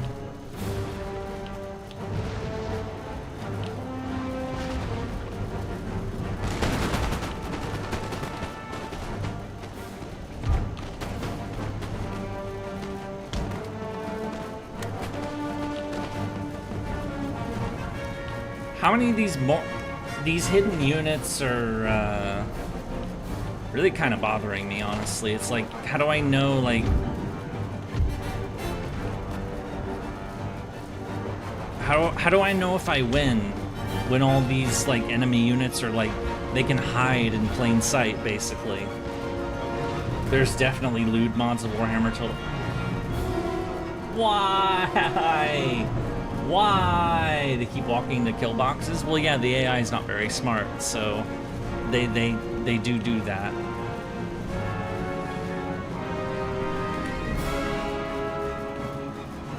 But yeah, the way I like to fight battles in this game is like this, to basically make kill boxes. Okay, let's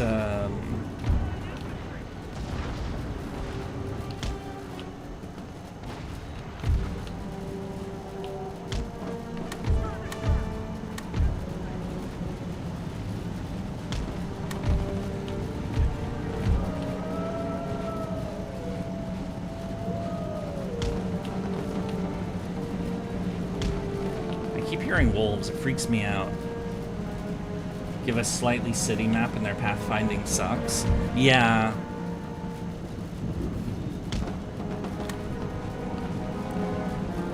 Here, we will bring up the dude. We will also bring up the guns.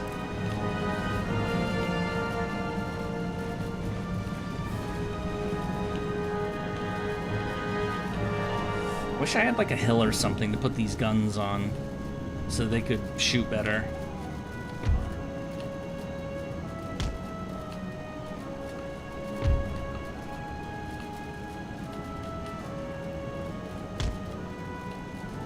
And the units disappeared again.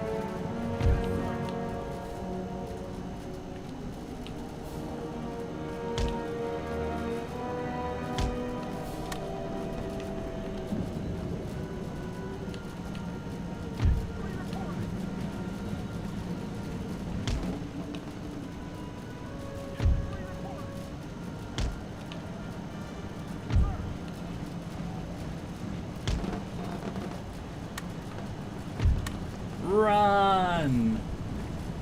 I think if they're the last unit, hidden unit can't hide. I hope so. Because I really, you know, like this battle has gone on for over 20 minutes now. And it's not even a hard battle. I just did it because it was a field battle. Like... No, we're being shot at!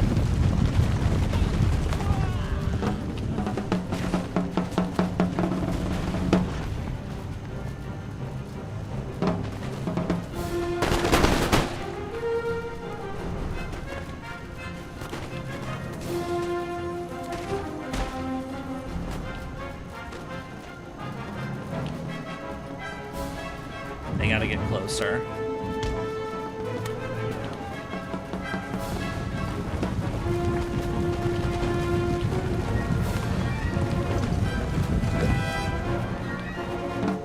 I'm glad the game hasn't crashed. Kaboom! Or, no, not really kaboom. I mean, guns go boom, but... Oh, they're running. Okay, good. Oh, and they're running, too. How many more of these... Yay! We finally won! Good riddance. That wasn't even a hard battle. It was just like, you know... Undefeated. By the left. March. Alright, we can't go into their territory. They'll get mad. Make ready. March. Ah, they took one of our Yurie forts. classes have written a letter of demands to your national leader as they are unhappy with the current government. Failure to comply They're on strike. will lead to an organized rebellion against you. Organized rebellion? At this stage could lead to further demands. Where exactly will you draw the line? Okay. They'll rest there, but there's a French army at this fort outside of our... It's the remnants of the army that we beat up, so... Don't listen to the poor, they're poor for a reason. Oh my god. Oh my god, that's awful. But wait, I'm not exactly rich, so what about me? Also, we're gonna build a brig.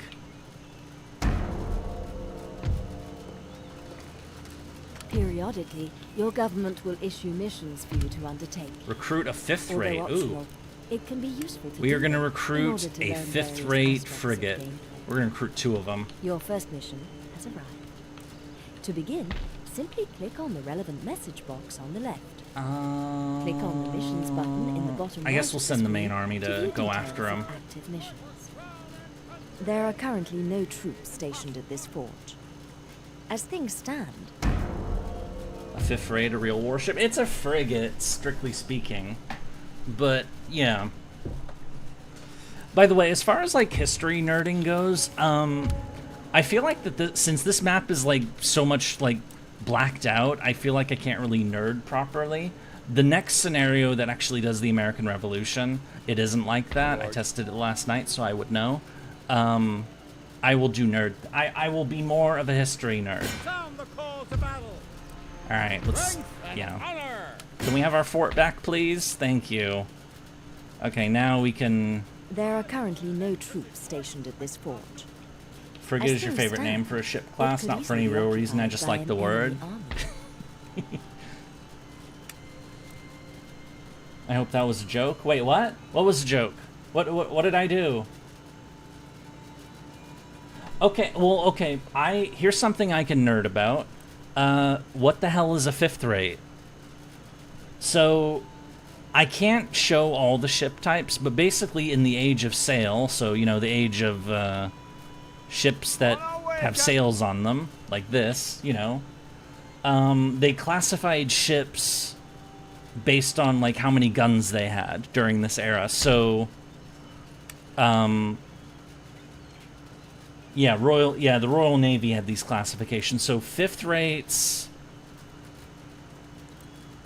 and sixth rates were considered frigates. They were lighter ships. They'd be used for scouting.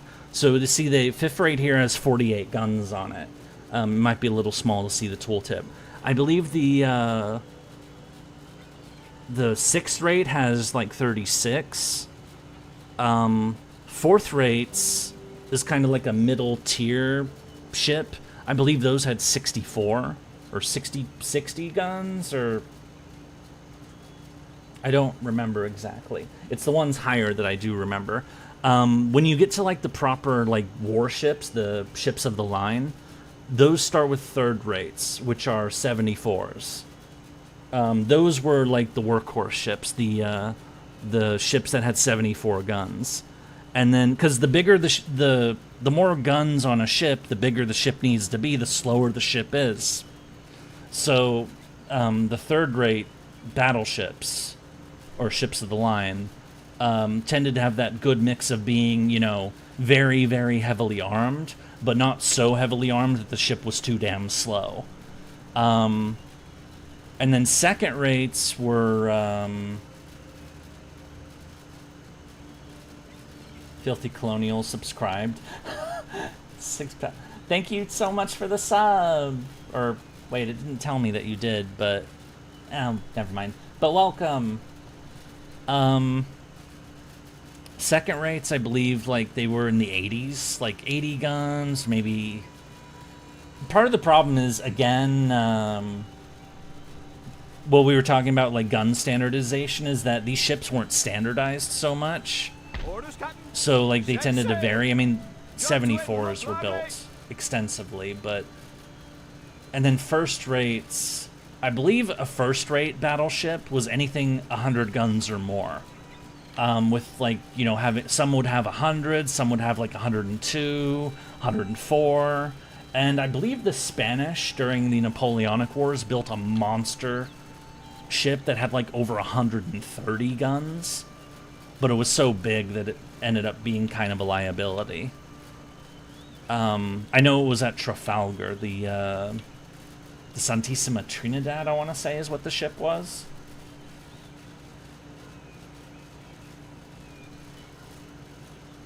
Yeah, so it was... Anyway, the rate thing was basically a classification for, like, the size of the ship. So, like, first, second, and third rates were like line battleships.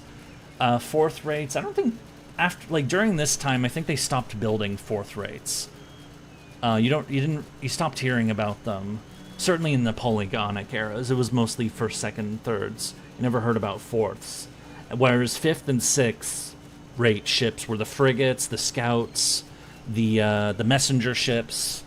So they were always useful. It was basically like there were the heavy battleships and then the light ships.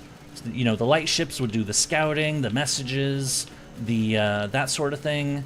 And then the heavy ships, once they found the enemy fleet, the heavy ships would go and slug it out.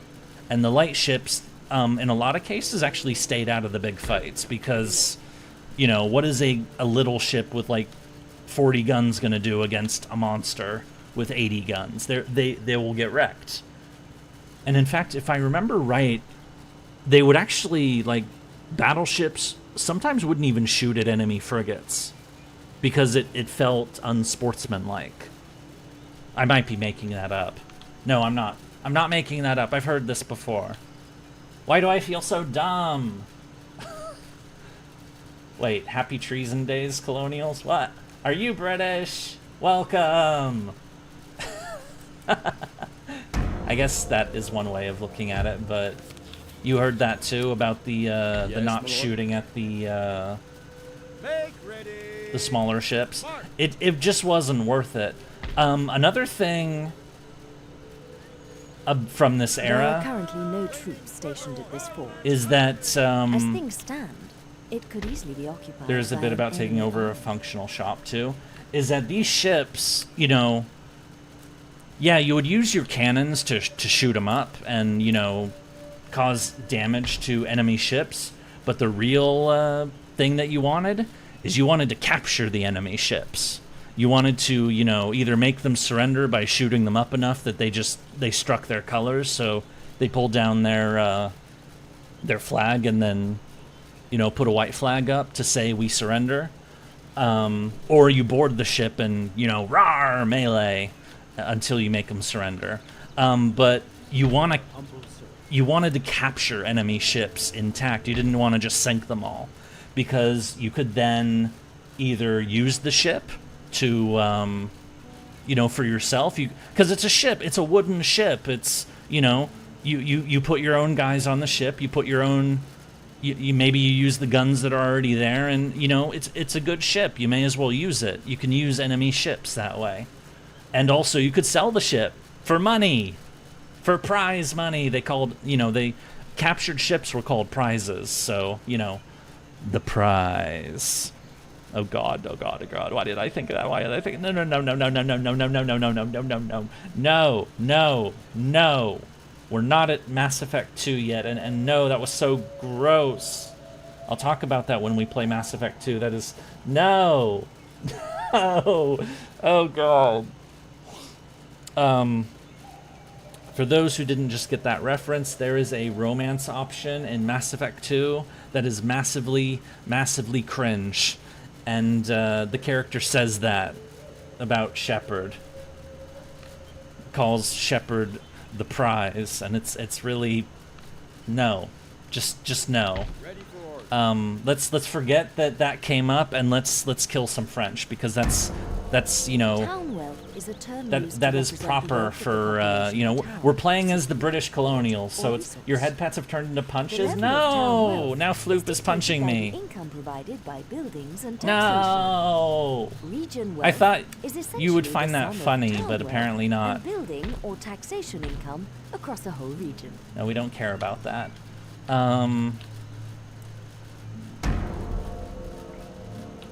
Okay, our army is replenished. We're gonna...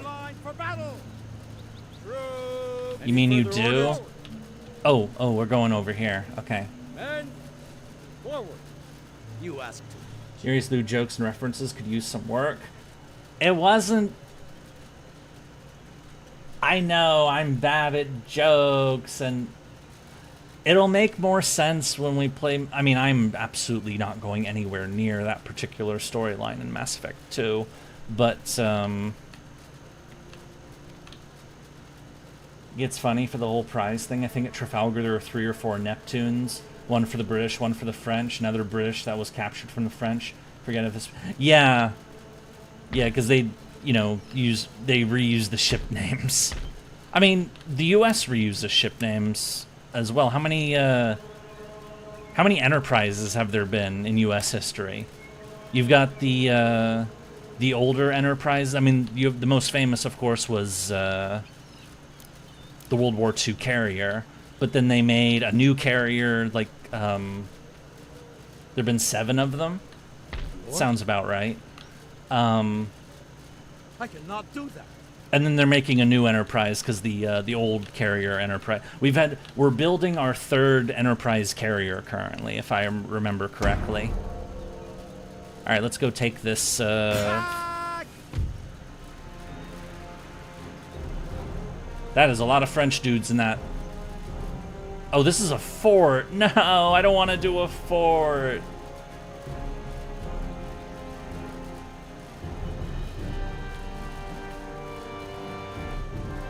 There have been 8 commissioned vessels in the United States Navy named USS Enterprise, spanning from the Revolutionary War to the Nuclear Age. And don't forget the Star Trek one. Oh God, I have to assault a fort. This is gonna suck.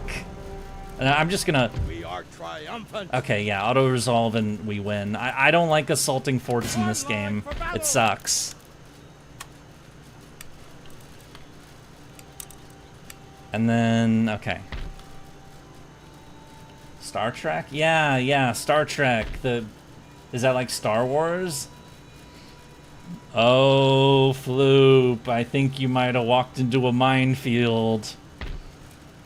Are there any Trekkies around that are about to kick Floop's ass?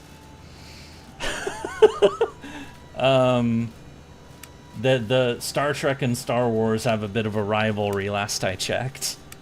That's, isn't Star Trek just Farscape? What? Oh my god. Also, I just realized that Quebec is... We can't march into Quebec in this tutorial. This is dumb. I'm no Trekkie, but even I know better than to do what Floop just did. There's so many enterprises in Star Trek. I wouldn't... See, I'm not a Trekkie, so I wouldn't know. Okay, we have... Okay, if we can't go overland... Wait, do we... Let's get one more cav unit. We'll recruit a cavalry, then we'll bring these guys down and...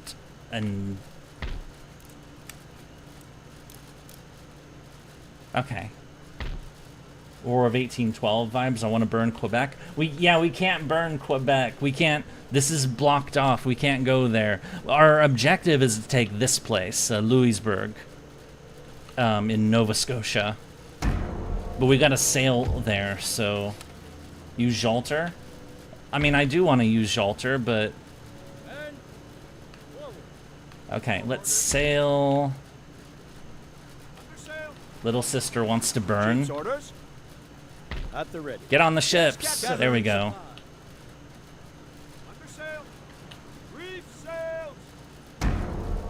The ruling classes have written a letter of demand. Screw the ruling classes. As they are unhappy with the current government. Can you make Admiral? Failure to comply will lead Ooh, to there are an enemy organized ships rebellion lurking against about. you. Acquiescence at this stage could lead to further demands. Where exactly? Oh, they have Those are fort... We're going to do some fucking naval battles now. Bugger. Oh, this is my... Actually, yeah, let's... Wait, I can't promote... Oh, there's an Admiral. Alright, we're gonna... Rawr!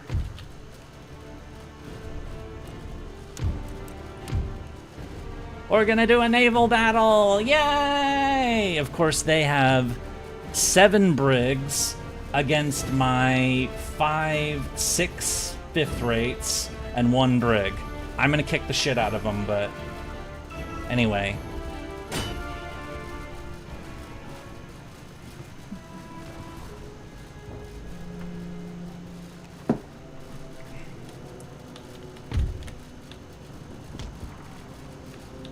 Is that the brigand? No, it's the fear. It's the... Okay, good. It does that normally. And then the brig is in last. Now I got a plan, we form a line. That's my plan too.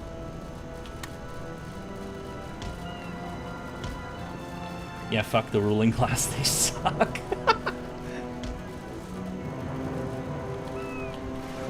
Hooray, we have sailing ships! Look at all these nerds.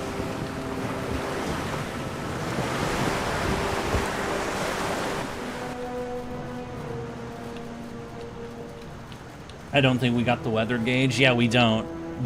So the wind is blowing this way. You can see by the top icon up here is pointing where the wind is blowing, which does make it a bit of a problem because the French are, you know, they will have the wind, but we don't. But it does, honestly, it doesn't matter. We will win. Rawr. Hey, you're one of those nerds? Wait, you're one of the nerds on these ships? Kaiser Schneider is in the ship. You're a sailor? Wait, like in real life, or are you just doing a bit for the stream? Wonder where Senpai was during this time. I was not on one of these ships. That. Oh, in real. Oh, cool. Neat. Looks like they're keeping their distance. I mean, of course they are. They're horribly outnumbered. And outgunned. Alright, we're gonna speed this up because these ships move slow.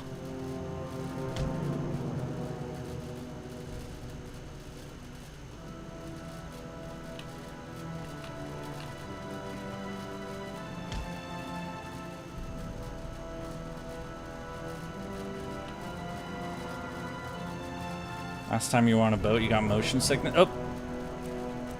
It's fight time!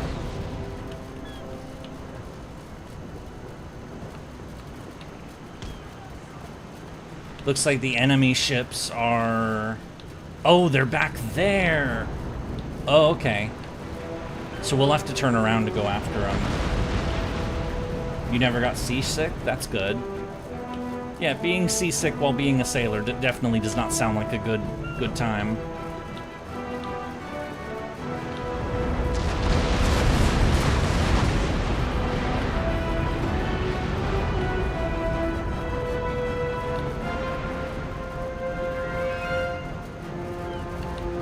That ship is routing. Of course it is. They're outgunned. Chain shot.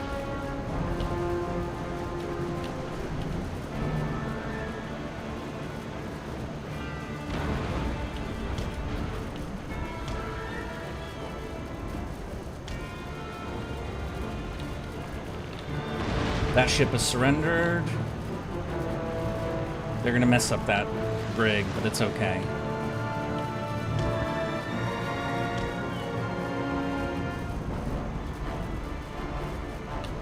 Alright, this is gonna hurt them. Alright, forget the chain shot, just shoot them.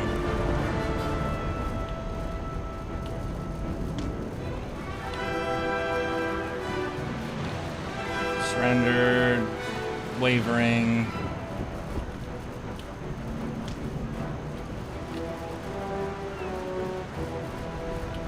Come on, dock of them, reload the cannons faster. I want that brig to be knocked out.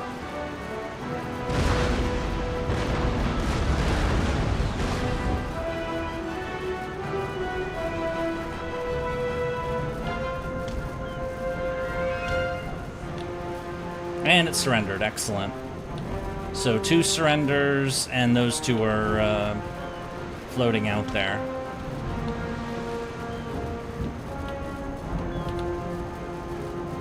Of course, these ships might still sink. Got a couple holes in the sides of this one, but...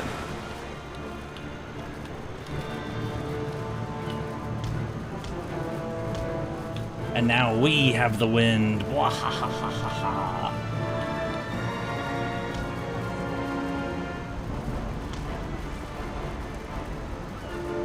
Fire controlman enemies screaming at the misses.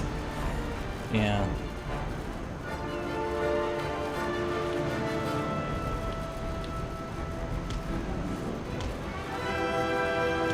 This is a comparatively small naval battle, but, you know, I still like them, so... Daka Daka.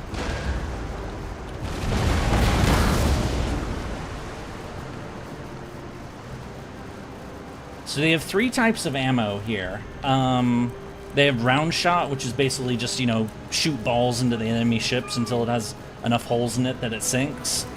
Chain shot, which has the 2 balls linked by a chain, which you sent to shoot at the enemy, the rigging and the sails at the top to try to demast them, which makes them stop moving because, you know, sail power.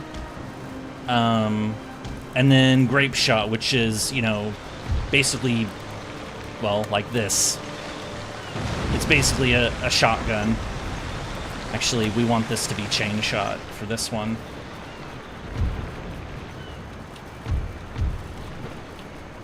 We're just gonna head over there.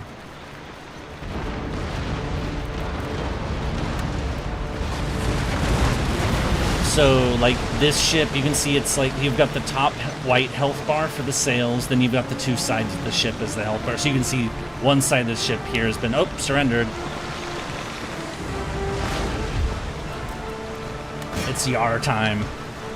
Yar! Oh, shit!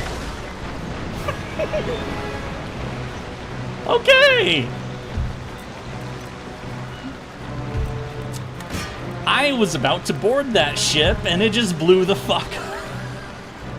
Okay.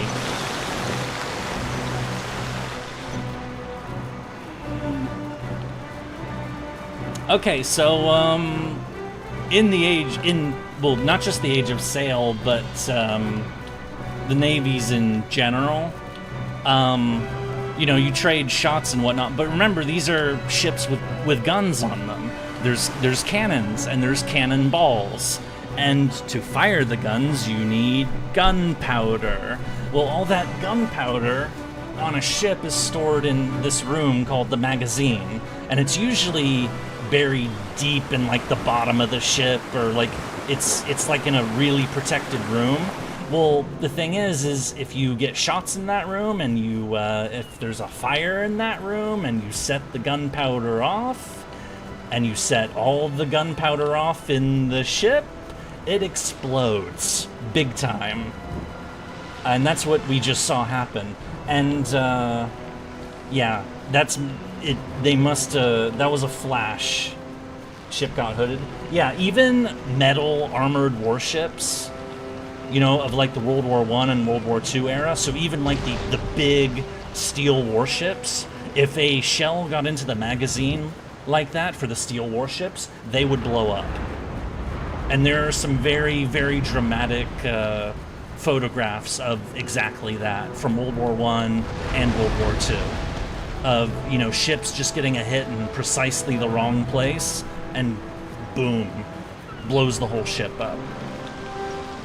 So, obviously, like, the thing with that, of course, is that the survival chances, if your ship blows up, are, like, almost zero. Like, I remember there were, during the Battle of Jutland, or Jutland, in World War I, there were 3 British battle cruisers that blew up like that. And, like, these are ships with, like, over 1,000 people in them, and they had, like, 3 survivors for each ship. So, it did not go well. Basically, ship going boom is really, really bad. I mean, I imagine that was really obvious, but just uninstall the magazine. Well, you need somewhere to store all the gunpowder, because you're going to use it for the DACA. Just thinking of the HMS Barnum as a massive mag video. I don't think I know about that one, but what they caught a magazine explosion on film.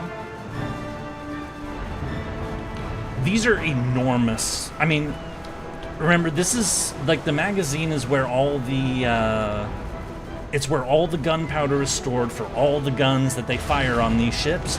There's a lot of, oh, we won. Or actually continue.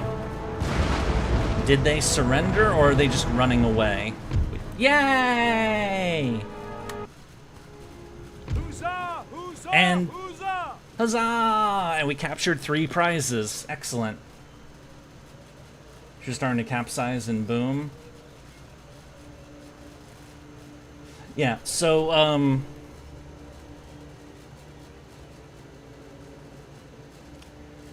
it's a risk of naval combat that, you know, a fire in the wrong... I mean, they built protections against this kind of stuff. So, like, in modern, or more modern warships, because I don't really know what they do in post-World War II ships, if I'm being honest, because, you know, there hasn't really been much actual ship-on-ship fighting since World War II. At least not like the old days.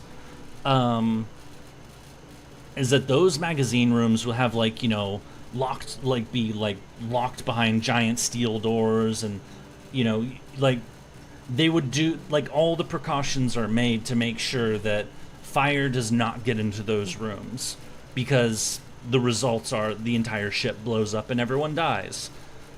But, like, you know, sealed, like, compartments and, like, hatches. And one of the problems at the Battle of Jutland, because in World War I, 1916, was that the British ships, the battle cruisers, had actually, like, taken away some of the hatches that... Yeah, you can flood the magazines, too, in more modern warships, you can flood them on purpose to keep the ship from blowing up. That is something that you can do. So they will, like, I think they used to use, like, hoists and chains to, like, you know, haul the ammunition up to the guns and then and the powder and whatnot. But, you know, each time it moved a level up on the ship, there was a hatch there, and you're supposed to, like, open the hatch, haul the ammo up, close the hatch. Well, the British ships during the Battle of Jutland removed those hatches so that they could fire faster. So they could do more DACA, essentially. But the problem is that, you know, since those hatches were removed, less protection for the magazine, and so when a German shot hit, it lit a fire, the fire went down to the magazine, boom, blew the whole ship up. So, sounds like an orc movie. What? What's an orc movie? Anyway, we captured 3 prizes. We didn't lose any ships. Our ships took this ship took a little damage, but this one took a little because it was in the lead, but sounds like an orc move. Oh, I thought you said movie, because I'm dumb. Yeah, the British did an orc move by removing those, because they had this, the British Navy in World War I, basically, like, the British and the German navies had very different approaches for ships in World War I. The British approach to World War I was make the ship faster, don't worry about armor. Just basically, they went full orc. They went full DACA, essentially, for their warships. So the British idea in World War I was, we fire enough DACA at the enemy, they will sink. You know, so the priority is DACA. Shoot as many shots as possible to make the enemy ship sink. And, you know, for, like, battle cruisers or faster ships, don't worry so much about armor protection and stuff, because speed will be our armor. Just focus on the DACA. The German ships, by contrast, their building priority was that, you know, was to make sure that no matter what, make sure that, you know, no matter how damaged the ship gets, do whatever you can to make sure this thing can still float, because a ship that can still float can be towed back home and fixed.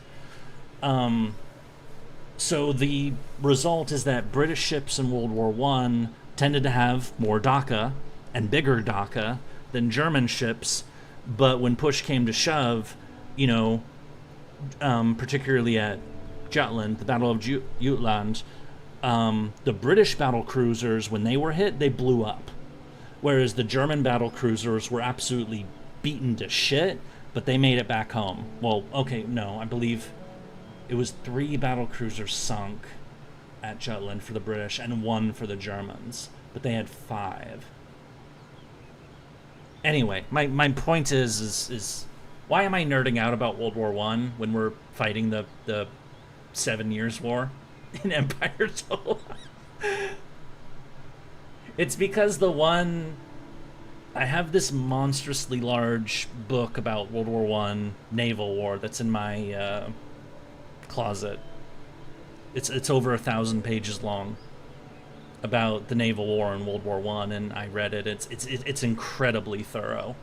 They give like 150 pages just for that one fucking battle. So anyway, my point is, I read a massive book, and it allows me to nerd, because I'm a nerd. Anyway, let's go land and take Nova Scotia now. Underway! Where to, Captain? Oh, bugger.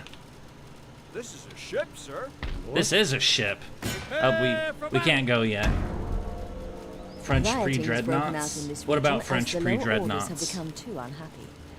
You must either appease Ooh, the rioters violence. by There's a lowering riot. taxes, or send in the troops to put them down. Whatever you do, French pre-dreadnoughts are act scary? quickly before the riot becomes a rebellion. I don't think I know much about those, if we're being honest. Here, let's stop taxing them so they stop rioting. Anyway, let's take this place over because, Raise the flag. rawr. Italians ready. Oh, now we have to take Quebec. Okay. And this is how we win the scenario. Okay. And Montreal. Okay.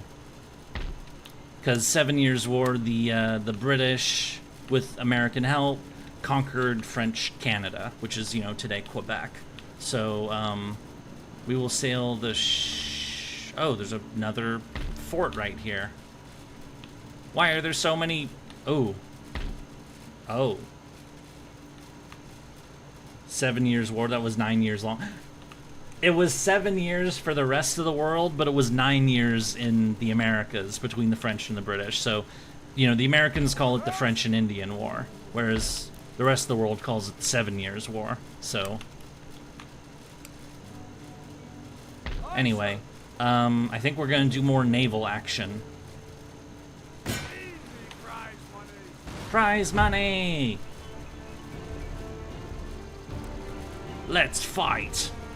Rawr!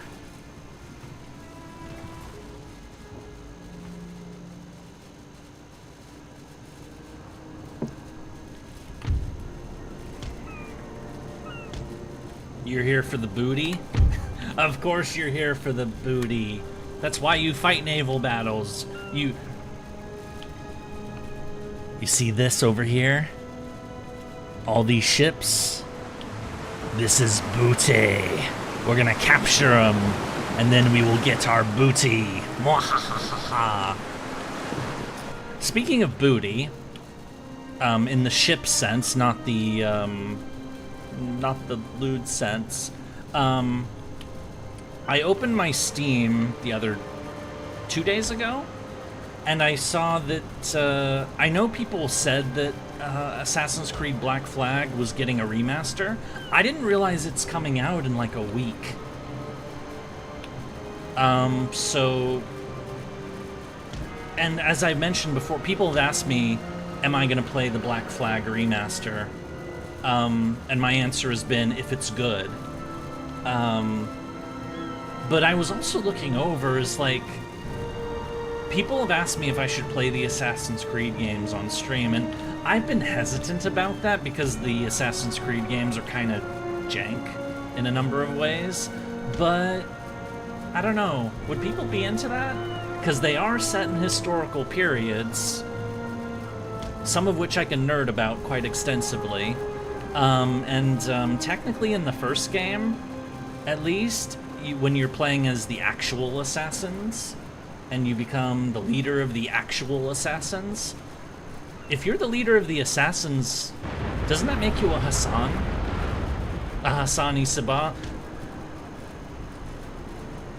We could be playing as a Fate assassin.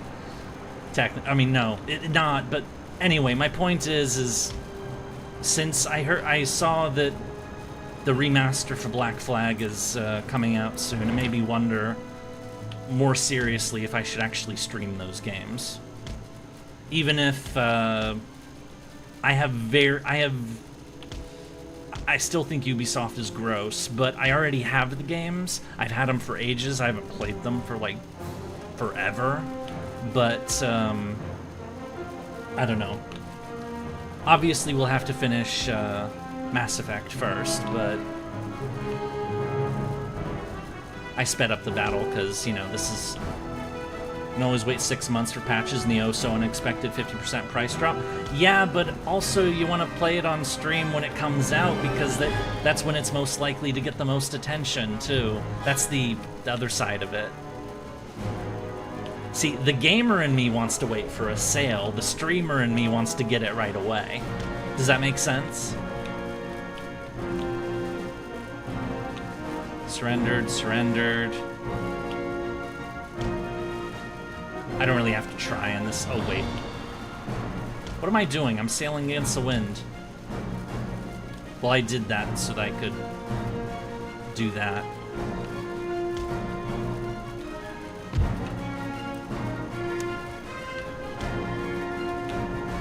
They're running away! I don't think we're gonna catch that one.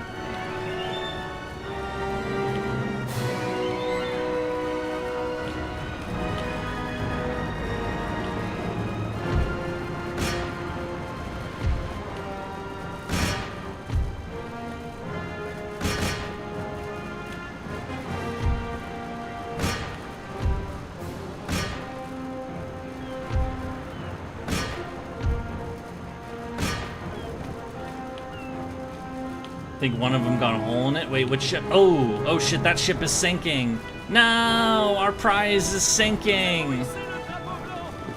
And these guys are swimming. I mean, play it right away and Yurie Alter plays it later. Oh, you're talking about AC.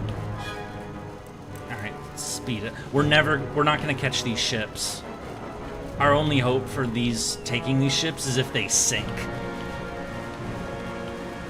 Have we done a lot of damage to it? This ship's getting away.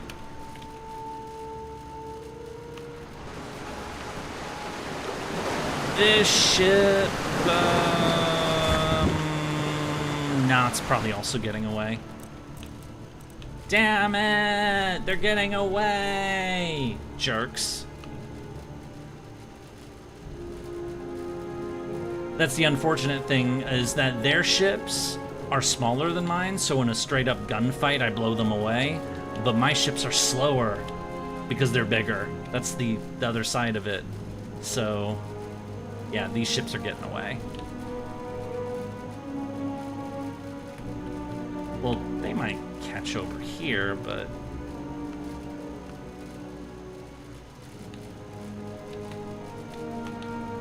No, we're not going to catch them.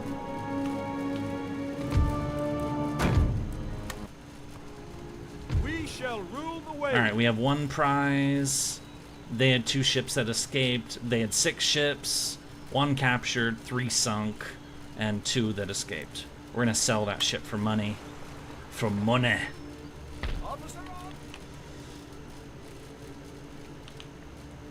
Where's the nearest port? We need a port to repair these ships a little bit. How do you play it right away and Yurie Alter plays it later? Wait, again, Yurie Alter, what? Also, we have more ships over here. Excuse me.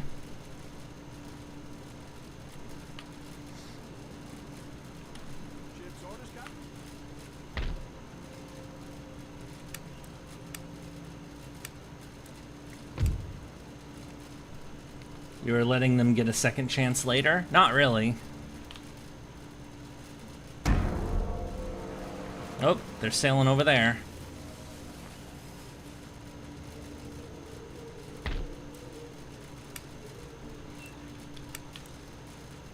Okay, give that another turn to repair. Any orders? Where are these nerds? I want to find them. There they are. Fight! Rawr! Now, what if I auto-resolve this battle? The sea is ours. Oh, I didn't lose any ships, but my ships were badly damaged. But yeah, I don't. Okay, that worked out okay, but auto-resolving naval battles in this game is terrible because I do better than the AI. Way better than the AI. I don't know if that's because I'm good at naval battles or because the AI is terrible at them, or the auto-resolve is terrible at them. I think the auto-resolve is... I'm babbling. I'm babbling again. I'm babbling! Forward! For crown and country! Waiting for. Meanwhile... It's great. What do you mean it's great? I'm babbling!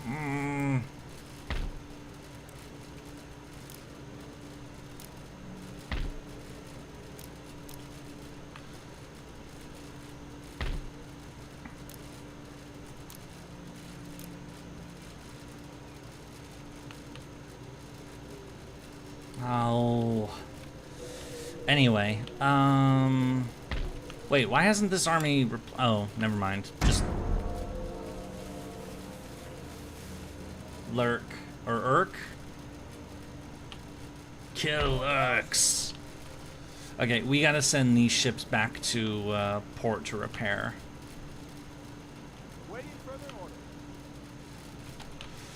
And then these two can join them.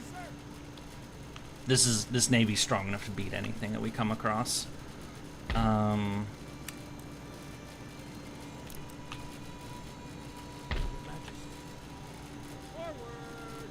There are currently no troops stationed at this fort.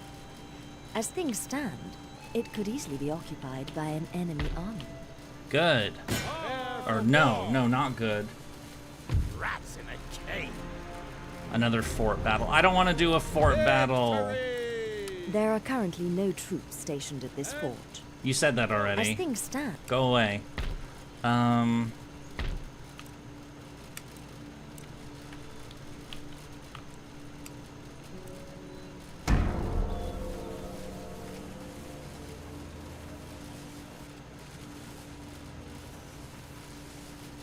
The ruling classes have written a letter of demands to your national leader as they are unhappy with the current government.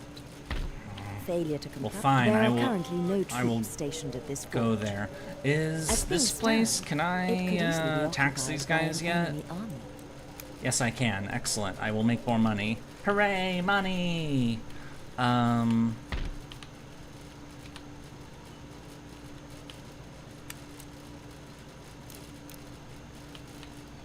I'm building a new army over here, so... Meanwhile, the ship's gonna go back to Yorktown to repair. Any orders? Alright.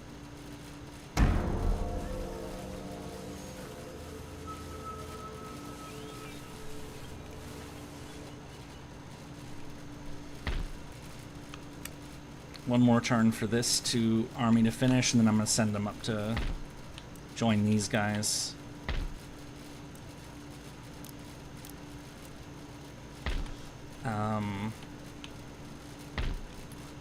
These guys are also replenished, or yeah. It's the old style of replenishment in this game. You have to like force them to rebuild in the settlements and stuff. It's annoying, but whatever.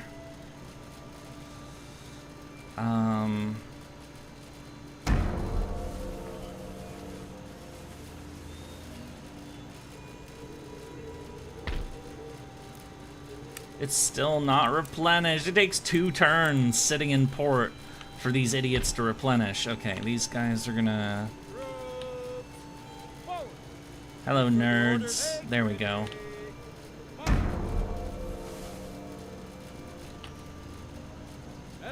And then... There are currently no troops stationed at this fort. As things stand, okay, it could easily be occupied by an enemy army. There are currently no troops stationed at this fort. And then this fleet is still not finished? It could easily be occupied by an enemy army. It has one more ship that needs fixing. Stupid.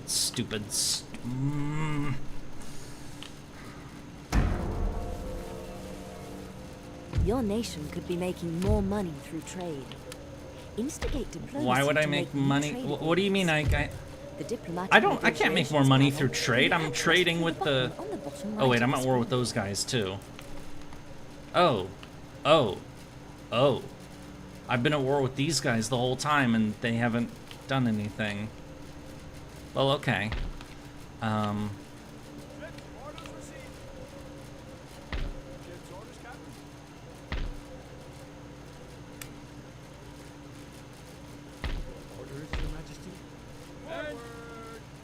There are currently no troops stationed at this fort. As things stand, it could easily be occupied by an enemy army. I want to get to the American Revolution campaign already. It's more expansive than this, and also it's more thematic for what we're actually here for.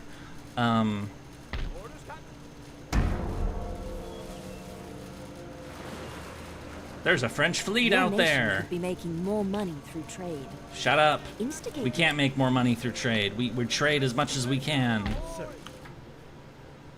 This is a long march through Canada. Oh, and now there's a French army here. Okay. Forward! Anything more? Forward! For crown and country! And there, we have a new general dude, of the dude variety. Your humble servant. Right, we can reinforce that way. 4 cannons. I'll get 2 cavalry. There. And then this army can go and beat these guys up while this army goes here, and then we can finish the campaign that way. Yay! Okay. The road to victory is in progress, in sight. Your nation could be making more money through trade. Shut up. Instigate. Stop telling me to trade when I'm already trading. Immediately!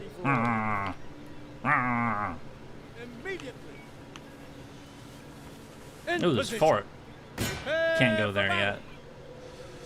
And then these guys can. Kill them. Ready! We are mighty and unbowed. We're mighty. Warrant! Oh, we can go to Montreal. Ready! Oh, not quite. Whatever. We will finish this campaign next turn, I think. Yay! Oh, naval battle also. 6, 7. Aye, aye, sir. Easy prize money. Prize money. Here, I'll Our auto it. nation rules the sea. See, they cost me a ship with auto resolve. It's stupid. But it was a brig, so who cares? Aye, sir. Under sail. Waiting further orders. Oh, that's a lot of sloops. Not that we care. Yeah, all their ships are small. All our ships are... America expects that every man do his Wait. duty. What the hell? America expects that every man will do his... No, that's England, you... Ow, you more... Why did you say that? Are you taking the piss? Is Creative Assembly taking the piss with that line? What? Okay, so why am I fussing? So what they just said is basically just a one-word rip of the most famous flag signal ever sent in naval history, which was for the British, which was England expects that every man will do his duty, which was sent by Nelson at the start of the Battle of Trafalgar in 1805. Which isn't even in this game's timeline. It's after this game's timeline. It's during the Napoleonic Wars. But why did our characters? Why did they say America? Yes, Your Majesty. I'm being an idiot again. I'm awake. What did I miss? Oh, hi. Welcome. We're fighting the 7 Years' War. We're almost done with it though. So, Your large empire has many regions to administer, and there is barely enough money being made. Your empire has grown faster than your administration's ability to tax it. Make sure you tax your provinces as okay, we're gonna have to as siege them. possible We're not by finishing this ensuring turn your after government all. buildings are upgraded. Oh, None shall defeat us. the first true World War, indeed. Hooray! We took Montreal. All right, repair or replenish. We don't have the money. Why aren't these nerds? Orders Immediately. at the ready. Get out there. Target under siege. Okay.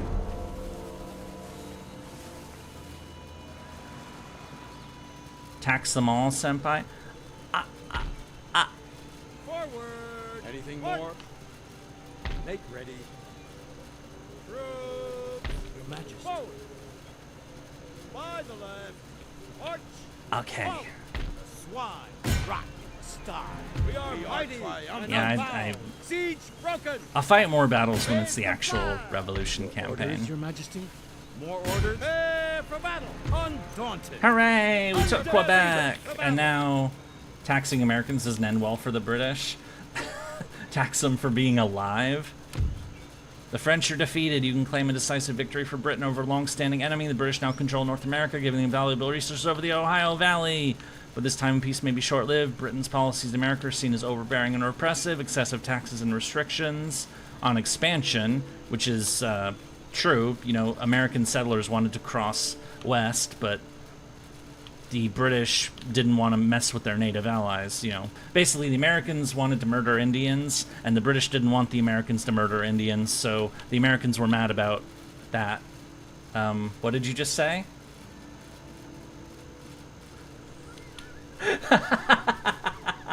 I'm sorry, I'm being a bit of an idiot again. Anyway, we're about to do the revolutionary campaign. Yay! It's why we're actually here. Cry havoc and let's slip the dogs some more. A baka? I know I'm a baka.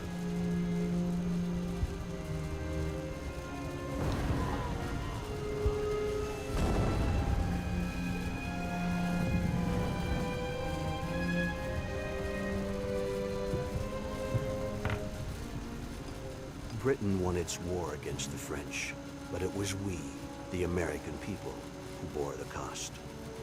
Our treatment at the hands of the British fueled fires of discontent that spread quickly through the colonies.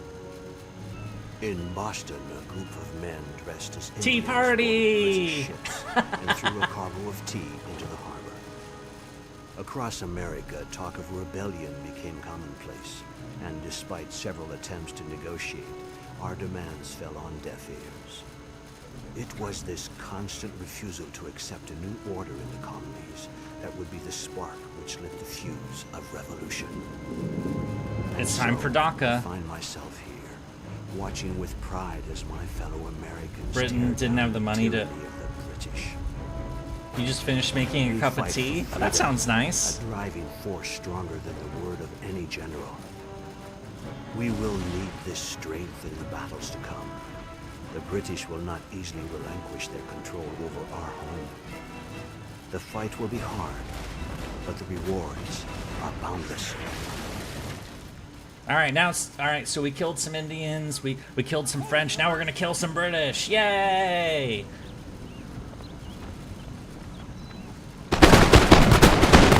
DACA. Dead people. The war for independence has begun, and the fate of the city of Boston lies in the balance. Your men are entrenched on Bunker Hill, with the British preparing to mount a determined assault. Technically, it was We Breed's must hold the hill but whatever. and drive off the British at all costs. Your artillery are key to the outcome of the battle, and will likely come under severe pressure from the British Army. Use them wisely. Yay! They're making us fight the Battle of Bunker Hill, which historically the U.S. lost. So basically how the battle was is that, so Boston is over here. Rar, I am the city of Boston. And the U.S. set up a position over here with cannons, which meant they could, you know, threaten the British warships here. And so the British were like, okay, we need to get the Americans away from here, because otherwise they're going to shoot up our ships. And you can see the ships over there that we would shoot up. And so they did an amphibious landing here and came up, and they basically, but the Americans were dug in on Breed's Hill, not Bunker Hill. Bunker Hill was the hill after it. Happy Independence Day, Yurie and Co. How y'all doing? We're doing well. We're fighting the Battle of Bunker Hill, or we're about to. So they landed, the British landed here, and they basically charged into the U.S. troops up here. The U.S. troops shot the ever-living shit out of the British. But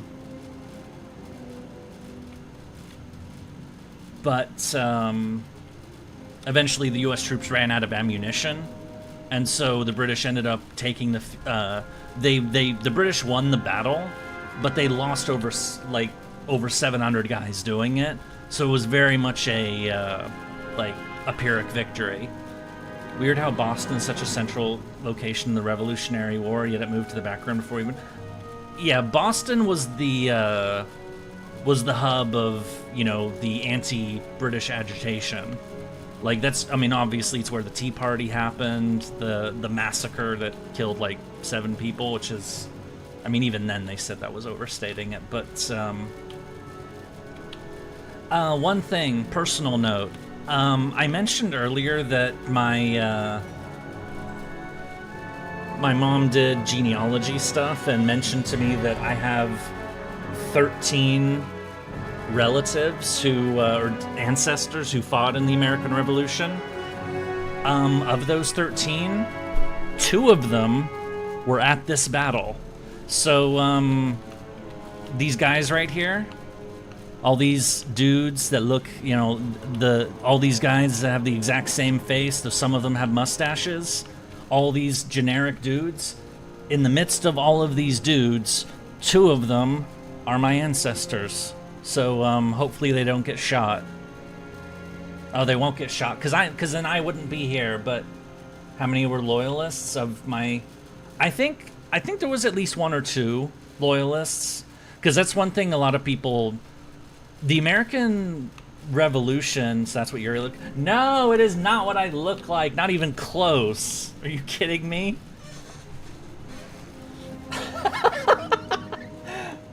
No, I was just making like a personal technically Breeds Hill, Bunker Hill. Yeah, I mentioned that, yeah.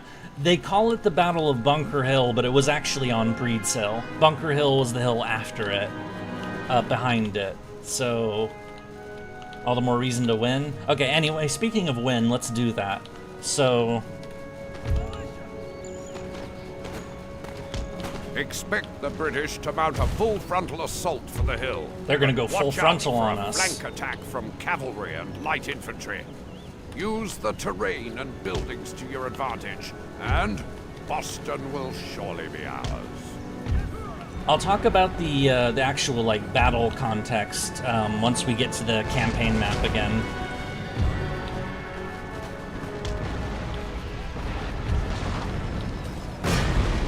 Can we do...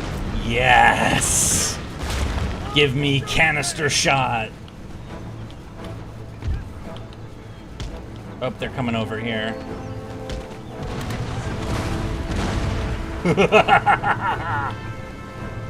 So,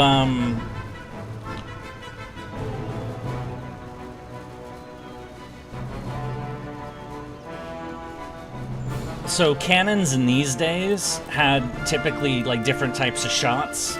So round shot is the cannonball, just literally like hunks of metal that you would use. But if you could get at close range, you could use canister shot, which basically turns these cannons into giant shotguns. So basically we're firing cannon-sized shotguns at the British right now. Which sounds very American, but everybody did it, so...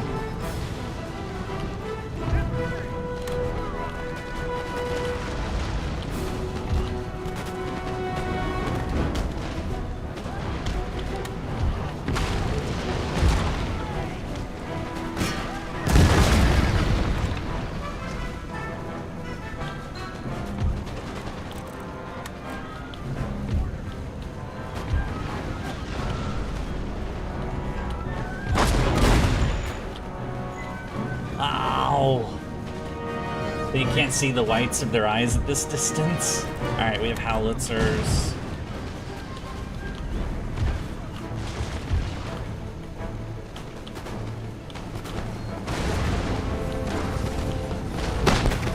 Or scattershot, cruder version of cannon. Whoa!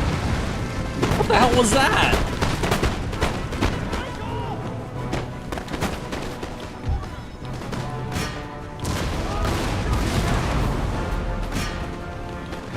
Load the canister shot! Boom! Boom! And it's not doing the... Alright, shoot at those guys instead. Uh-oh, they're coming.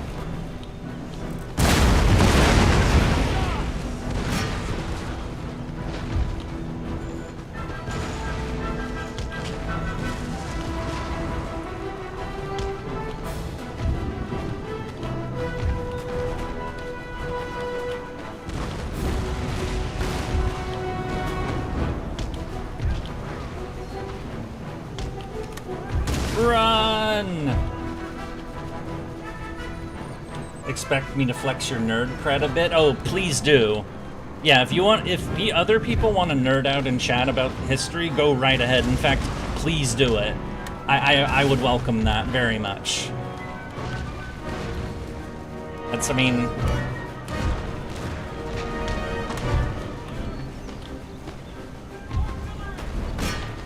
It's time for canister shot! No, they're here!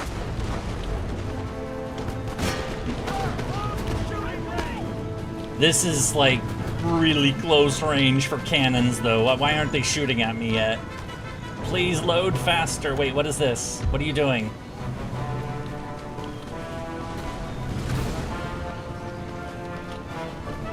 Yes!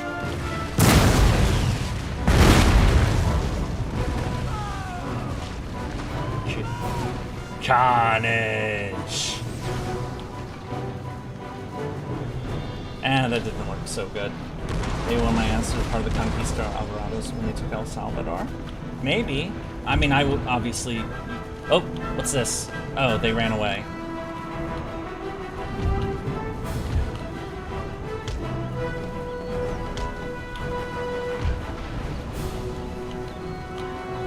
Oh no! They destroyed my cannons! No! Alright.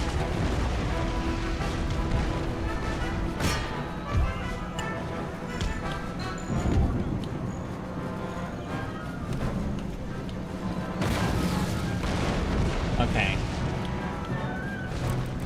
Pack them up. Oh shit, they're behind us! Ah! How did I not see that happen?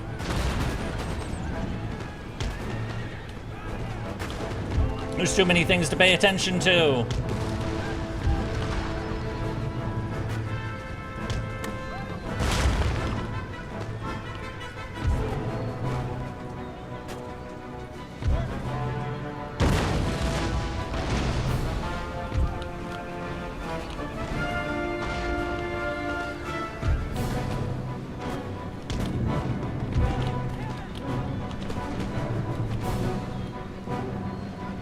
Cannons right here to shoot those cannons right there.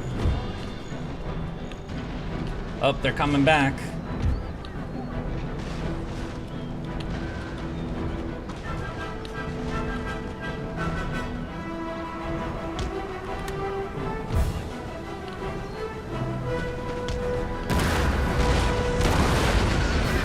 Horsey fight.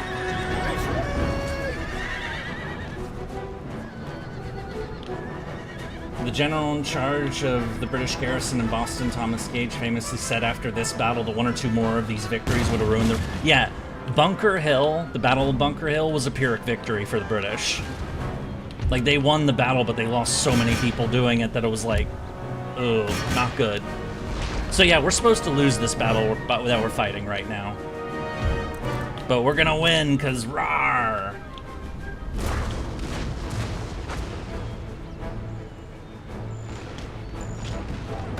Please canister shot that crap. Wait. Actually, wait a minute. I gotta be careful. Oh, they have 2 cannons left. Okay.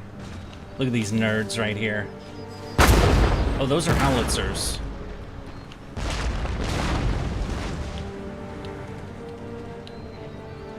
Did those do anything?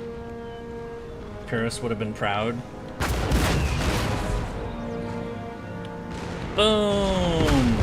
Oh, nice! We blew up one of their cannons. They have 1 left.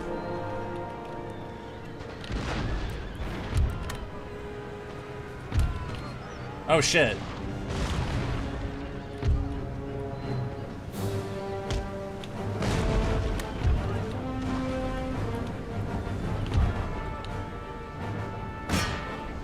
Charge! All...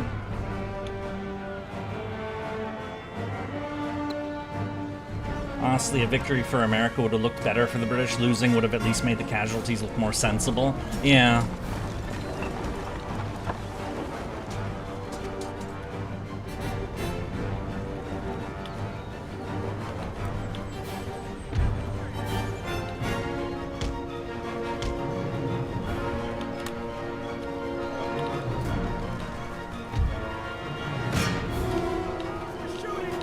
No, they're not gonna hit them.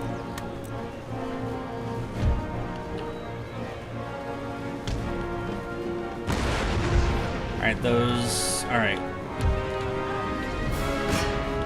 Okay, they're shattered. We don't have to worry about them no more. Oh, I think we won.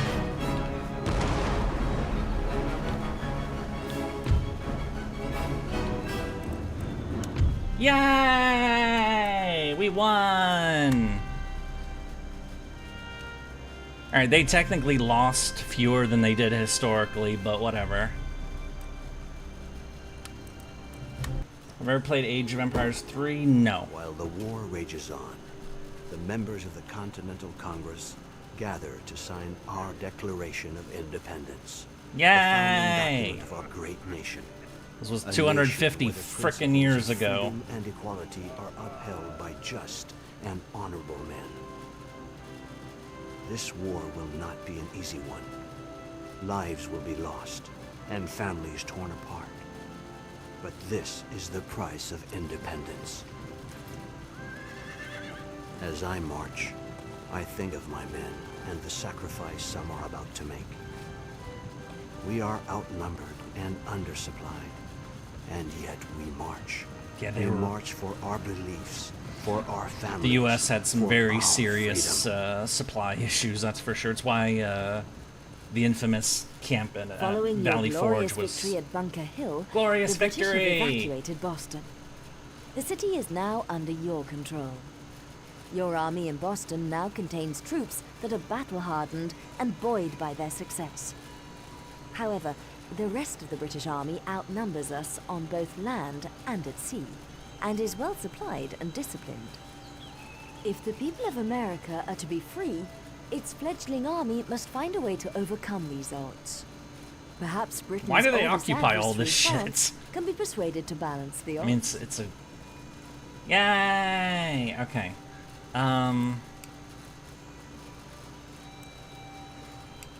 Okay, so... To do a, like... I'm going to nerd right now. I'm going to... This is, like, for those... Wait, what? Such a 180 from America from World War II to today? What are you talking about? Anyway, you figured that one out while I do some nerding. So I mentioned that, so the Revolutionary... Oh, the supply... Oh, yeah. Yeah, because America is... Yeah, America during the Revolutionary War was god-awful at logistics, whereas America of today, ever since World War II, really, and still today, America is god tier at logistics. Like, that is what they're best at. So, I mean, maybe it was like those... Anyway, so, rough rundown history of the American Revolutionary War. So, the British, 1775, they occupied Boston. I mentioned Lexington and Concord earlier. They marched out to, like, they were going to go, like, seize a supply cache that the local militia was, had at Concord. So the British marched some dudes out of Boston. They got intercepted at Lexington. They shot the militia guys there. They got to Concord. They had a shooting exchange with the colonial, the American militia there. And then on the retreat back, the British were going back to Boston. They got shot up all along the way. So this was April 19, 1775, the battles of Lexington and Concord. The British and Americans took roughly equal casualties. So the Americans lost more in the stand-up fights at Lexington and Concord, but the retreat back that the British took, they took a lot of casualties from getting sniped and whatnot. Once that whole event broke out, it led to a huge surge of militiamen basically laying siege to Boston, because they had about 3,000 British troops garrisoning the city, that they had been there for a few years. So the city was surrounded. They had the guns overlooking Boston Harbor at Breeds Hill and Bunker Hill, which we just did the battle for that. The British did evacuate Boston, and so the Americans took it. This was so late 1775. The Americans also took Fort Ticonderoga, which should be... It's on the Hudson, and this is the Hudson, so like right here roughly. And they took the fort before they took Boston, because they brought the cannons from the fort to help in the siege of Boston. So after this, there was a small American unit that actually invaded Canada. I know, not the first time, or not the last time that happened. Some Americans crossed over and they tried to take Quebec, and it didn't go very well. It went horribly. Apparently I have an ancestor who did that too. Revolutionary War was one of the first examples of guerrilla war in the modern sense, though it didn't have that name yet. Yeah, it would get that name during the Napoleonic Wars, with the Spanish.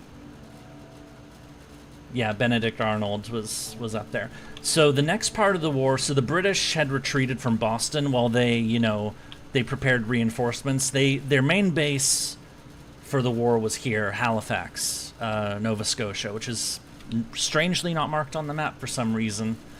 In 1776, their next movement after the Americans retreated from Quebec, they had one army from Halifax stationed here and another British army that would start preparing up here.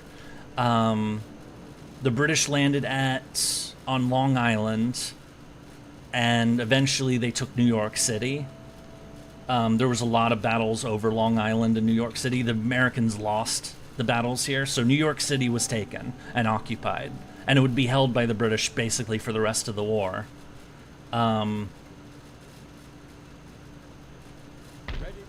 George Washington's army was, he, as a general, like in stand-up fights, he was kind of mediocre. He was mediocre. But his main priority was to keep the American army in the field and functioning. And so even if it lost a lot of the battles that it fought, so long as the fight kept going, the longer the war dragged on, the worse it would be for the British, because the British were, the goal of the U.S. was to get independence, whereas the British had to send people over to make it happen. Speaking of sending people over, as they were rallying... Wait, what is Stephen going on about? Did so much for the war, only get screwed over, so he became the most infamous traitor. Imagine if he died at the height of his glory at Saratoga. Yeah, I'll get to that. I'll get to Saratoga. So the British had their army, they took New York City, but it wasn't just British troops, it was also, they hired German mercenaries to help them out as well. They were famously called the Hessians. You must take my state of New York. We will take it, don't worry. So winter of 1776, so by now Philadelphia, the Continental Congress declared independence. There was, I'm going over the main campaigns, but there was like sporadic fighting all over the place. Like there were like small, because it was 3 wars going on basically. There was the colonial war between the field army of the U.S. versus the British field army. That was one war. The second war was actually a civil war between American patriots, they called themselves, and American loyalists. So, so there was the colonial war between the Americans and the British, the civil war between different branches of the Americans, and then later on you had the international war where the British were fighting the French and the Spanish.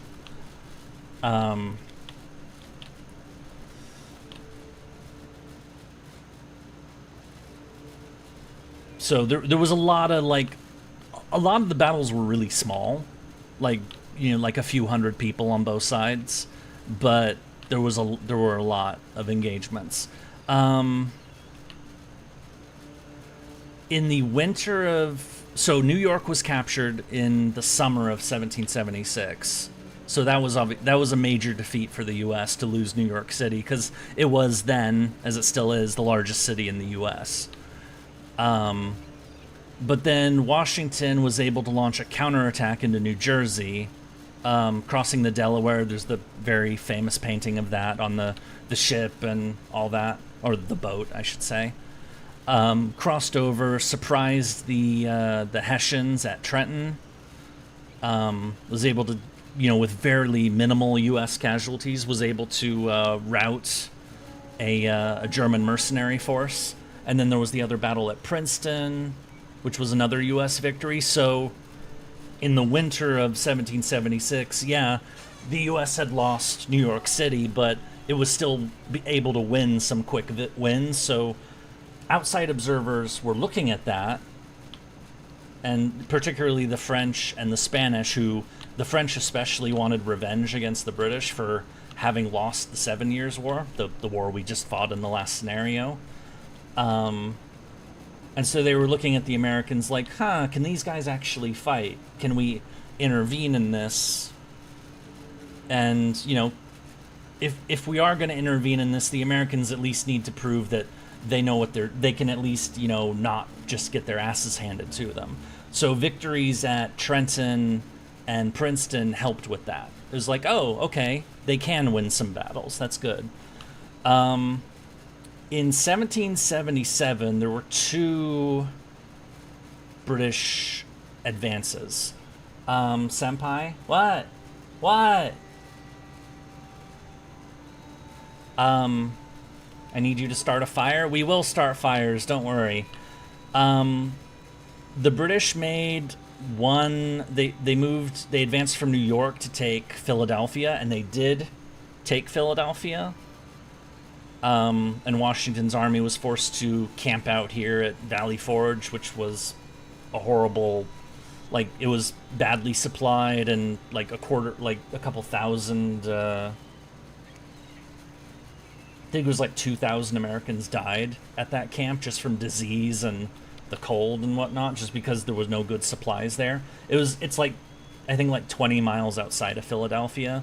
So the U.S. Army in the winter of 1777 was basically the lowest point of the war for the U.S. We're camped outside of Philadelphia. Philadelphia is occupied by the British, and we're starving in a valley, and it sucks. Or it wasn't a valley, but it was called Valley Forge. But that was the bad part of 1777. The other part was that the British launched an invasion from the north, from Canada, going down the Hudson River, but they really took their sweet time. And they eventually ended up around here at a place called the twin villages of Saratoga and Stillwater. And yeah, the British did not hold Philadelphia for very long. They held it for a couple months and then left. We'll get back to that note at a point. Anyway, so the British had an army here at Saratoga and Stillwater. They fought 2 skirmishes against the U.S. troops out here, famously commanded with the help of... Did Bennick? No. It was Horatio Gates who led the army at Saratoga, with Benedict Arnold helping him lead it. And anyway, the British lost 2 battles and found themselves cut off in the middle of the wilderness here, because, see, it's wilderness, there's trees, there's no... there's no, supply routes. Their supply routes going back to Canada was also through wilderness, so the British army that was at Saratoga basically was forced to surrender. So 6,000 plus British surrendered. They were evacuated to Boston and sent back to England. The Battle of Saratoga, the 2 battles at Saratoga, that was the moment when Arnold fought at Ticonderoga in Quebec as well. Yeah. But yeah, Benedict Arnold is mostly remembered, 1 for, betrayal, but 2 for helping to mastermind the victory at Saratoga. And it was the Battle of Saratoga and the victory there that convinced the French, okay, the Americans can, they're not going to fall over. Let's join the war and help. Let's join the war in earnest and, try to fight the British. And the Spanish soon joined them. Because the Franco-Spanish alliance, the Bourbon, the Pacte Familia, the Family Pact, because the French king was Louis XVI. Marie Antoinette was his wife. There's the fake connection for you. Wah! Yeah, Ben Franklin was the U.S. ambassador in Paris, trying to convince the French to join the war. And the French did send supplies and weapons across before joining the war in earnest, but anyway. So they entered the war. France and Spain entered the war in 1778. Their belief is that Britain was going to send all of their forces to fight the Americans, and so, you know, Britain would be occupied putting down the Americans so that the French and Spanish could be like, oh, while the British are busy, we're just going to take their shit in the Caribbean. It turned out it didn't go that way. The British actually started pulling forces away from America to focus on the French and Spanish. To do like a brief rundown of what the French and Spanish were doing, there was almost no fighting in Europe because Britain had no allies in Europe at the time. The only notable battle that was fought in Europe was actually the largest battle of the entire war, which was the Siege of Gibraltar. The Spanish put Gibraltar under siege for like 4 or 5 years. But ultimately, they couldn't take it. There were also, the French took a couple British holdings in the Caribbean. They could not take Jamaica. Worth noting here, these Caribbean islands, they're small. And, you know, we think, of course, today, you know, America's the colossal supergiant economically. Whereas, you know, the Caribbean, who thinks of the Caribbean as, you know, as super rich? In this time period, though, the island of Jamaica produced more revenue than the entire 13 colonies did. Just the island of Jamaica. Because sugar. Sugar! Because sugar is great. And you add sugar to everything and make it taste great. And everybody needs sugar. I need sugar. I need sugar. Where's my sugar? I have cookies right here. Anyway. My point is, these islands were rich as hell. And so the French tried to take these British holdings in the Caribbean. They were able to grab some of them, but they couldn't take Jamaica. The Spanish, for their part, launched raids on West Florida, because the Spanish had to surrender Florida to the British at the end of the 7 Years' War. So the Spanish, you know, would launch naval raids to shoot up stuff, but they couldn't take East Florida, the fort of St. Augustine. Haiti was the most valuable colony in the entire piece of real estate in the world until its independence, and then, well, yeah, that's not... Anyway, so the French and Spanish concentrated battles in the Caribbean as well as the Siege of Gibraltar in Europe, which ultimately, as Stephen pointed out in chat, the British did lose the war in the Americas, in North America, but the British won the war pretty much everywhere else. So they kept Gibraltar, they kept Jamaica, and so ultimately the French and Spanish had to sue for peace, but that's later. Back to 1778. So the British occupied Philadelphia, but then had to leave it. They went back to New York. There were more battles here between Washington and the British. The Battle of Brandywine, which was a failure. There was... what was the other one? There were 3 battles in 1778. I know it's Brandywine. Germantown was the third one. So what was the second one? Hang on.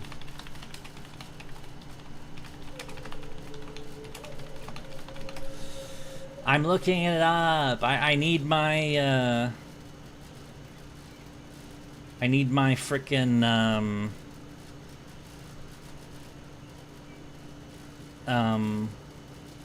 Princeton, Richmond, Brandywine. Oh no, Brandywine was in 1777. Never mind. No, these were all in... Harlites, Trenton, Mercer, Germantown. Oh no, these were in 1777. Never mind, I screwed up. Sorry. I thought I was talking about 1778, but it was the year before, so... See, this is what happens when I do things off the top of my head. I make errors. I screw up. So, yeah, Washington and the British fought multiple battles in 1777 after the fall of... Well, New York fell in 1776. And then there were battles here after the victories of Trenton and Princeton, and then Brandywine and Germantown, which were defeats, and then eventually Washington did the camp at Valley Forge after the British occupied Philadelphia. Okay, in 1778, though, it ended up turning into more of a stalemate up here, because the British couldn't take Boston. They couldn't take the hub of the rebellion. They had tried to encircle it. FGO maintenance is done. Neat. They had tried to encircle New England with the, one British army being here and the other British army coming down here, but then it was defeated at Saratoga. So that plan failed. The major battles of the American Revolution then moved south into the Carolinas. There were some preliminary attempts in, 1778 to, there were some, attempts to raid, to take Charleston, South Carolina. Didn't work. They tried to take it twice, and it didn't work. But then the British were able to take Savannah, Georgia, and were able to prepare an army here, and eventually in 1779, 1780, they were able to take Charleston. And then they fought another battle against the U.S. Army here at Camden, which was one of the worst defeats for the U.S. of the entire war, if not the worst, where, British Army in the field, American Army in the field, and basically the U.S. Army fought the British Army the way the British Army liked to fight, and paid for it badly. Which left the U.S. Army in the South scattered. But as the British figured out, which was, we kind of hinted at this with the capture of Philadelphia and New York, is that the British could take ports, they could take cities, they could take New York, they could take Philadelphia, they could take Charleston, but the American population of this time was incredibly rural. The biggest city in the colonies, New York City, was 40,000 people. There were 3 million people in the American colonies. So so 40,000 in New York, 30,000 in Philly, and 30,000 in Boston, and maybe 10, 15,000 in Charleston. Most of the people were rural, so the British could take the settlements, but all the rebels were in the country, So whenever the U.S. actually ran into this in Vietnam, is that in many ways the way that the things that the United States had to deal with in Vietnam were very similar to what the British had to deal with in America, that they could take pieces of land, they could march to places in the interior of, and take a farm or take a town, but once they left, because the army eventually, they didn't have enough people to hold, these towns in the countryside, because this is a huge country. You can't hold everything, because the British army that was down here was 10,000 guys total. In a country of this size, it's not enough to occupy it. It's enough to take cities. But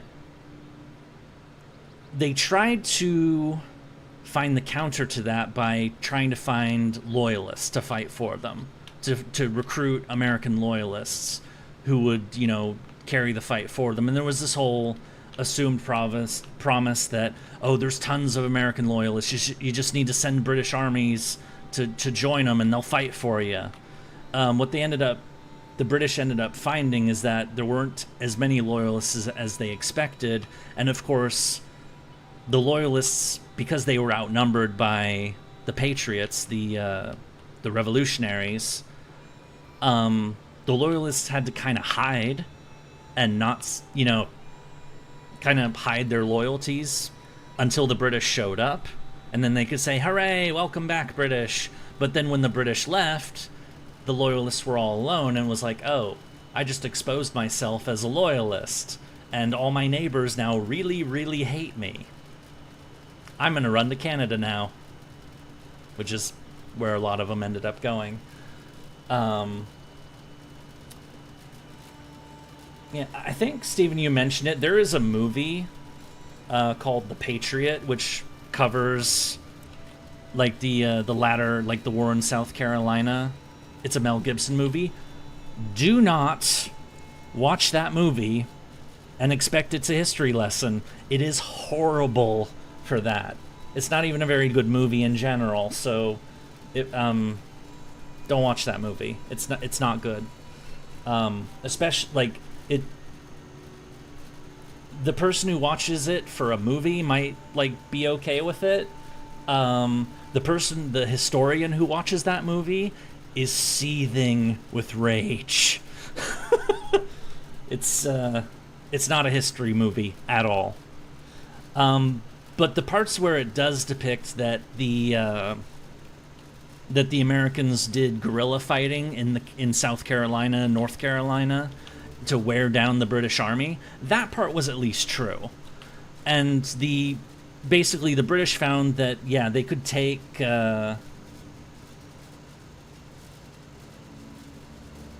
Charleston, but they couldn't take the interior, and ultimately was like, okay, we took Charleston.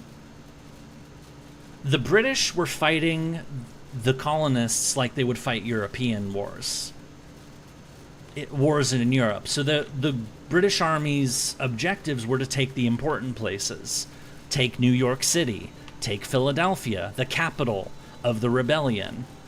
And take Charleston. Take the ports. All the money comes from trade, right? So if we take the ports, we'll starve the colonists of money. If we take where they trade from.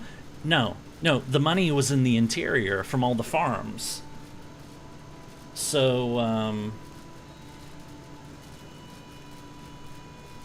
all these places that the British took, these great objectives, like New York, Philly, and Charleston, it was like, okay, you took these places, now what? What are you going to do? What are you expecting to do with this, exactly? The British would run into something similar in the War of 1812. Famously, in 1814, the British landed here and launched a surprise attack, and they took Washington, D.C., and they burned the White House down. A lot of Canadians like to bring this up. Yeah, we went and we burned the White House down. Rah! The thing about that, though, is that back then, just like during this time period, Washington, D.C. was not actually that important. Sure, it was the capital, and it was like, oh my god, they burned the capital. But in terms of, like, actually affecting the outcome of the war, it didn't mean anything. It really didn't. And so, which is actually why the British were able to pull that off, because the U.S. weren't really defending Washington, D.C., because it wasn't worth defending as a military target. When the British tried to take Baltimore, Maryland, that was defended. But I'm going to a different war now. Anyway, 1780s, 1781, the British eventually got tired of trying to deal with trying to take the countryside, and so the British Army here started to move north from, first out of South Carolina into North Carolina and into Virginia, because Virginia was like where the real wealth of the Americas was, where all the tobacco was grown. Virginia was the richest of the colonies, and so they decided to go there. It was also, Virginia hadn't seen really any of the fighting of the war so far, because all the fighting had been either up here or down here, or, some raids against the Indians over here. And for the last, 1779, 1780, 1781, the British Army had been kind of like in a a staring contest with Washington, where the British Army was camped here in New York City.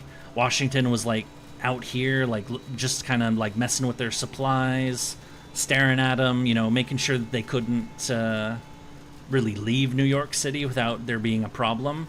A French army also landed at Newport, or in Rhode Island. So 1781, where we are now, there is a British army moving into Virginia. There's a American army. Oh man, I forgot all the colonial, the militia battles. Kings Mountain, American revolutionaries beat American loyalists. Cowpens, another one like that. And then Guilford Courthouse, which the British won a pitched battle against the new U.S. Army down here, but they lost a quarter of their army. It was another Pyrrhic victory, and that led to the British falling back to move into Virginia and to set up a port to, like, as a supply base in Virginia, which led them to Yorktown. So the British Southern Army camped at Yorktown, and the American army down here was like kind of near them.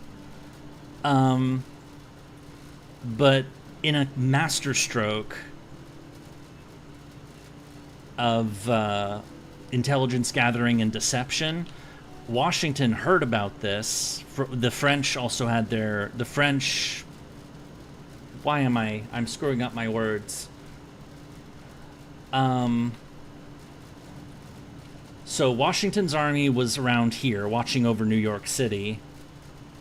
Yeah, Daniel Morgan and Nathaniel Greene were the commanders in the Carolinas, in the Southern U.S. Army, and they did very well.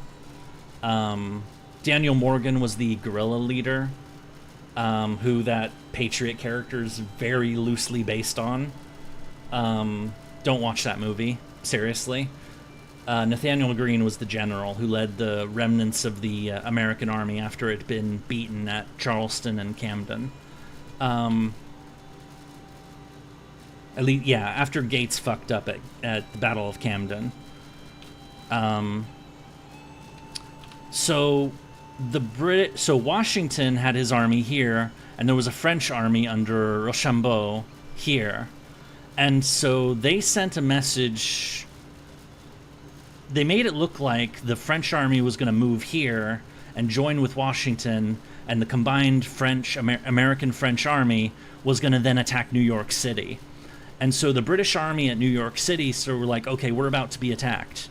We're going to fortify, we're going to prepare ourselves for, you know, a great battle at New York City. But that was the deception.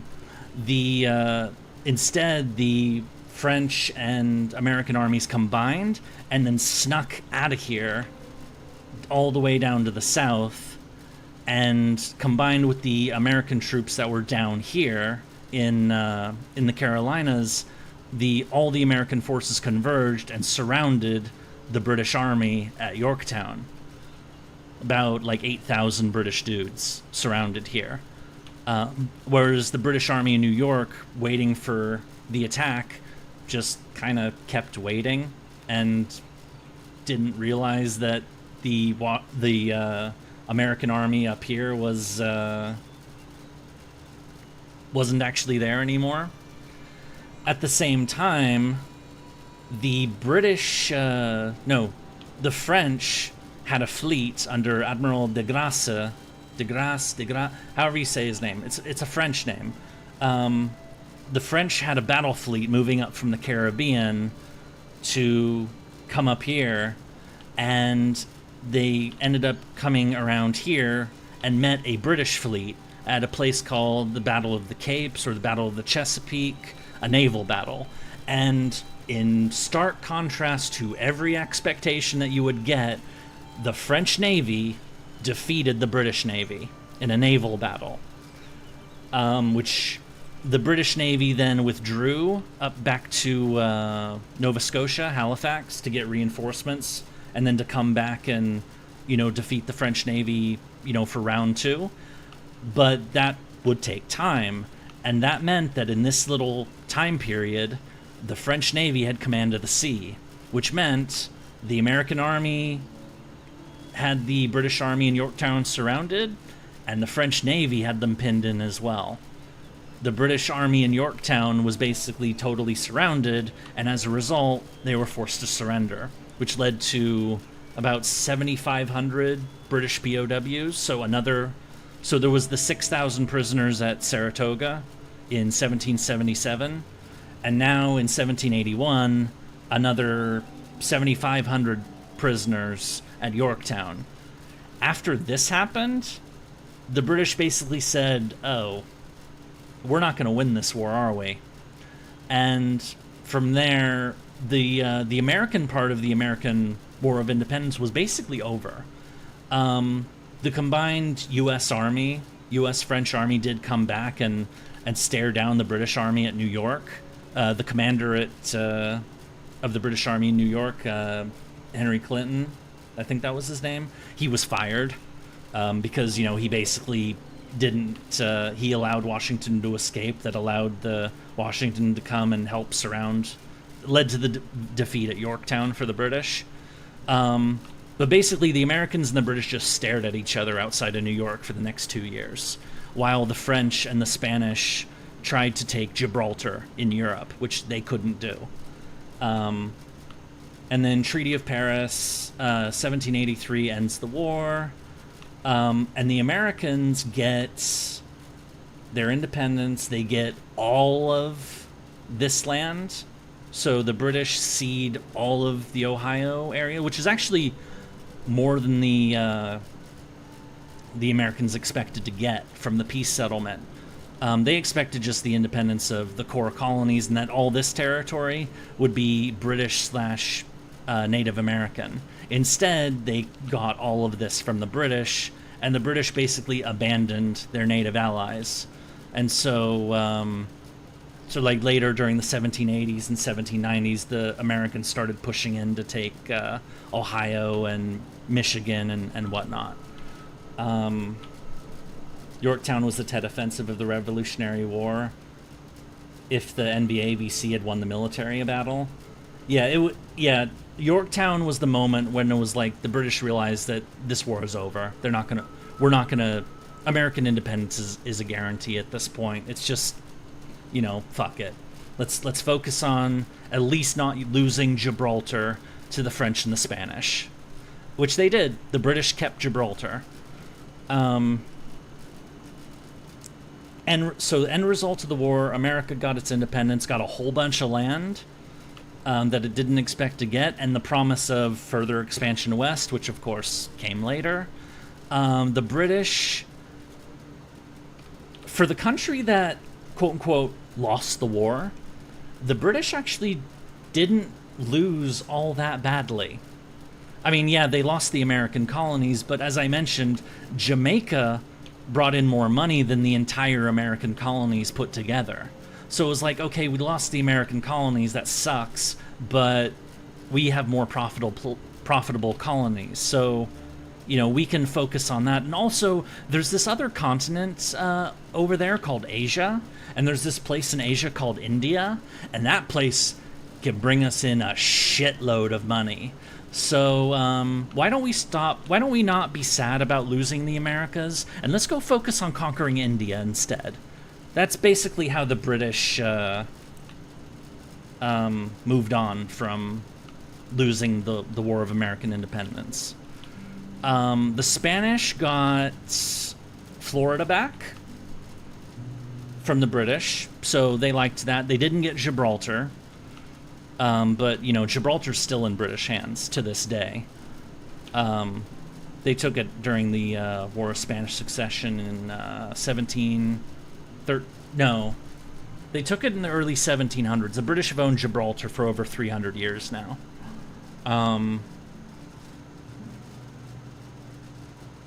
Also, funnily enough, many in Parliament were not unsympathetic to the colonist group. Yeah, the British Parliament also was divided. There were people in Britain that sympathized with the Americans' desire for independence, which sounds weird, but, as you pointed out, you know, there were American sympathizers towards the Vietnamese during the Vietnam War as well. So the Spanish were able to get Florida back, which, you know, they would later sell to the Americans. The French were able to claim that they got vengeance over the British by defeating the British in the war and, you know, temporarily taking command of the sea from the British, which allowed the victory at Yorktown. The French were able to claim that they had ensured that the American colonies had broken away from the British, and they could claim that as a victory. But the French costs of the war were enormous. But the rest of that story I'm going to keep for another day, because that leads to the French Revolution, and I have a monstrous amount of stuff I've been writing about that to prepare for a future thing. Anyway, that's my nerd out. That's the rough summary of the American Revolutionary War for you guys. I know it was very scuffed and disorganized, but I hope you guys, for those of you who didn't know stuff, I hope you learned something. I just got a knock at my door. I am gonna be right back for a moment. I hope this game doesn't crash. Yeah, I nerded out. Anyway, I will be right back. I think there is some nom-noms. Nom-nom-nom-nom-nom-nom-nom. Okay.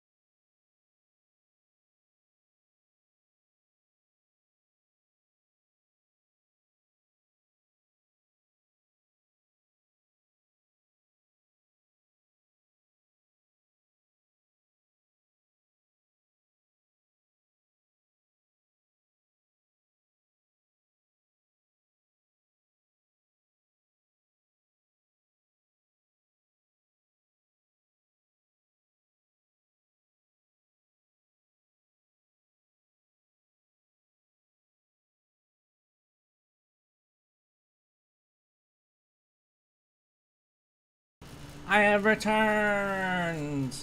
Sorry about that. Okay. I has a sandwich. Nom nom. My favorite Cleo tuber. Is that a reference to the VTuber Cleo AT?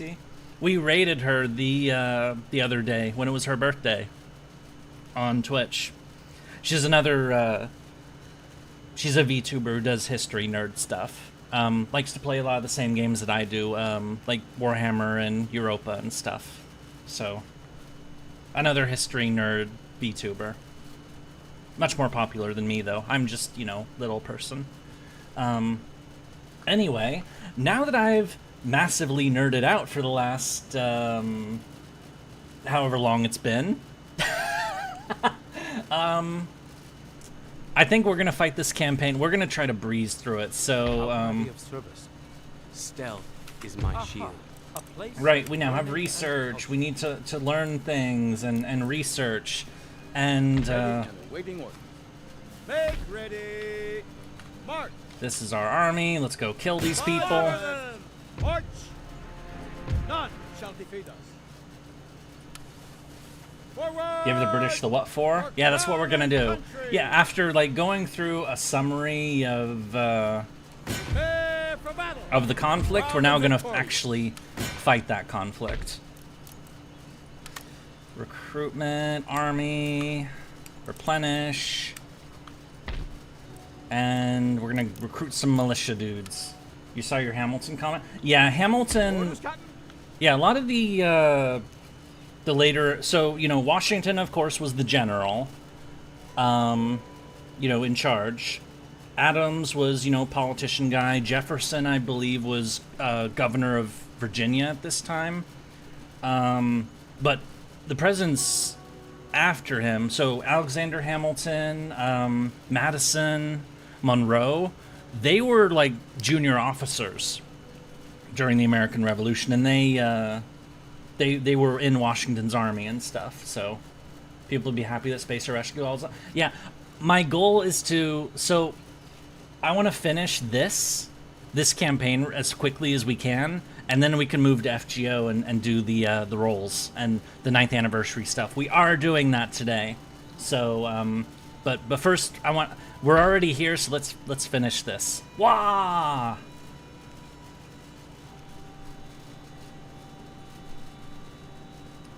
Aye, aye, sir.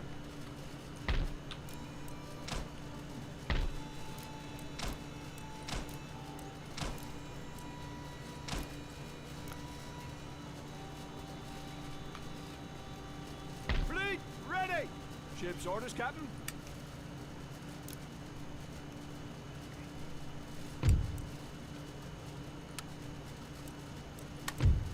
Spain, I would like you to trade with me. Yay! Madison didn't actually fight. He was a militia member, but his health prevented him from seeing action. Oh, okay. Yeah, I know Hamilton did. That Hamilton specifically was an officer under Washington.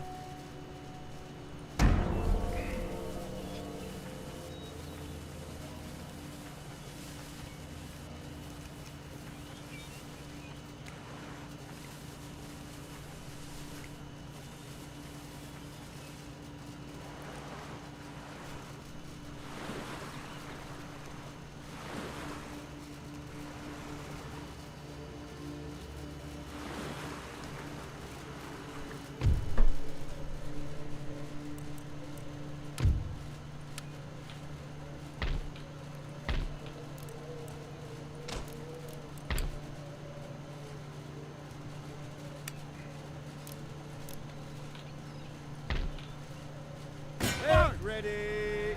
Glorious victory.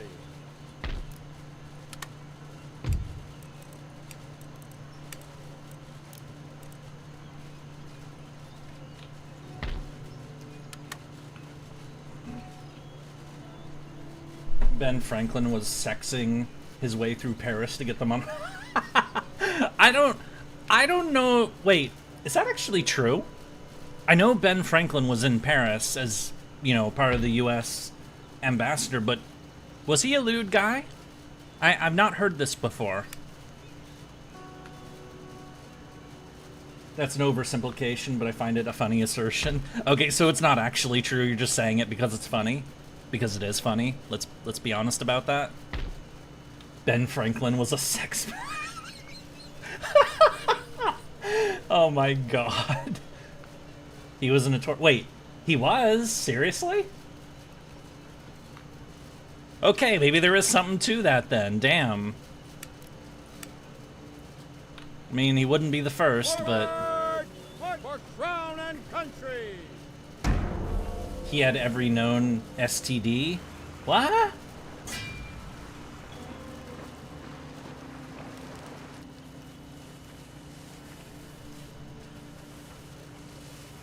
Disengage.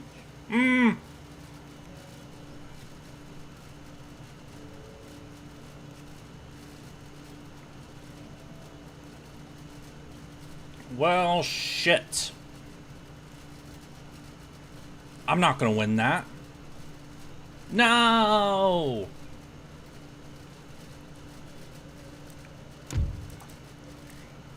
Can't. I'm gonna cheese and reload.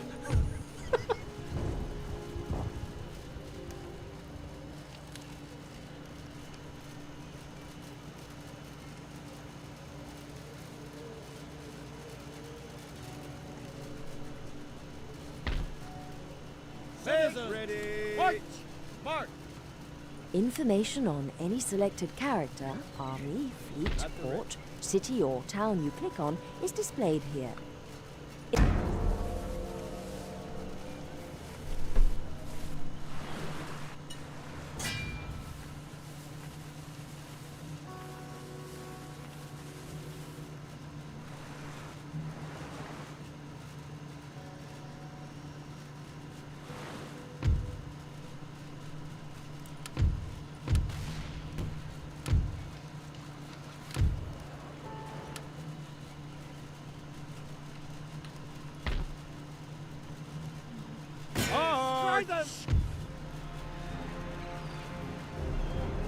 Proud and victorious.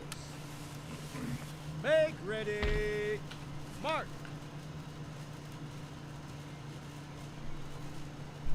Also, Morocco would be the first nation to recognize you. Yeah, that is true.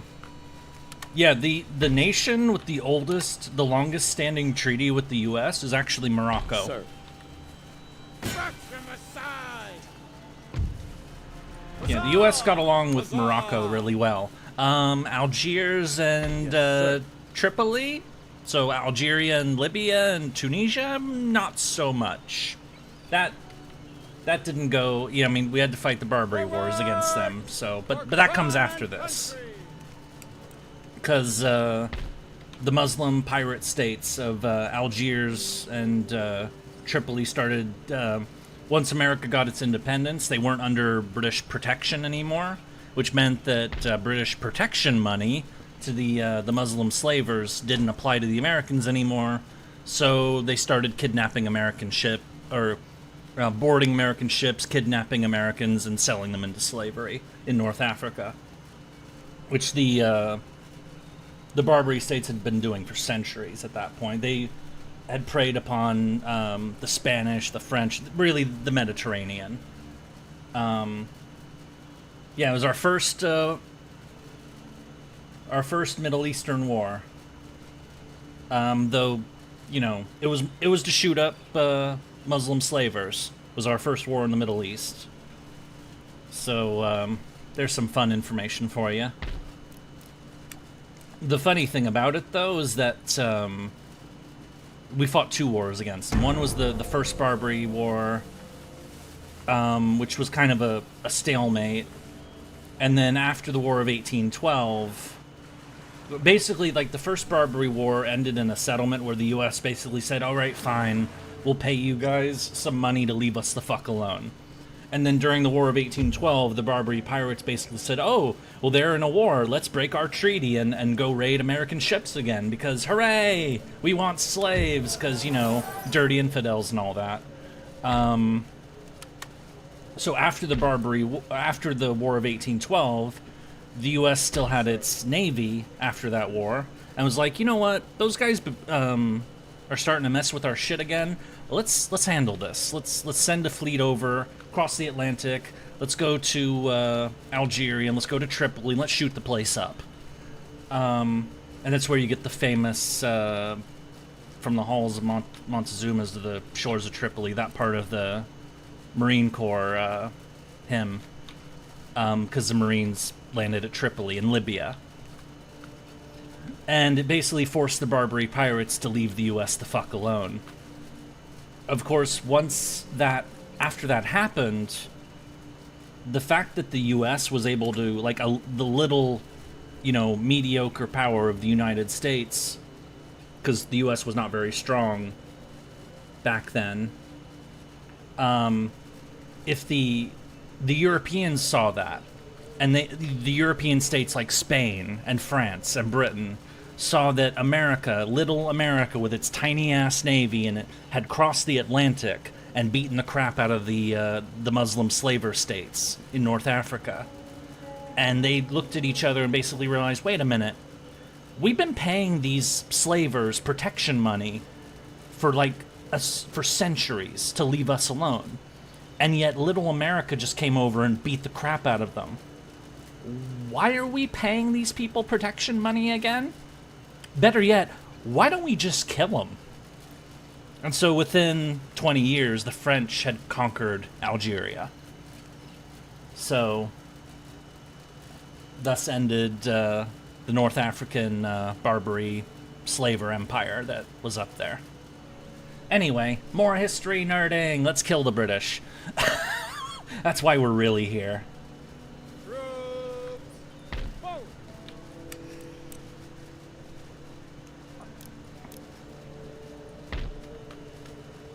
Barbary Wars were proto-war. You paint it like that, but I used the language that I did very deliberately by saying, you know, Muslim slavers, they justified their slavery by via religion, by the way. That, you know, we have the right to enslave the non-believers, is how they justified it to the Americans. As when the American diplomats showed up asking, why are you attacking us? We never did anything to you. Why are you kidnapping our people and selling them into slavery? The response the Barbary pirates gave was, because you're infidels, because you're non-believers, and we have the right to enslave people who don't follow the prophet. That's why I use that terminology. But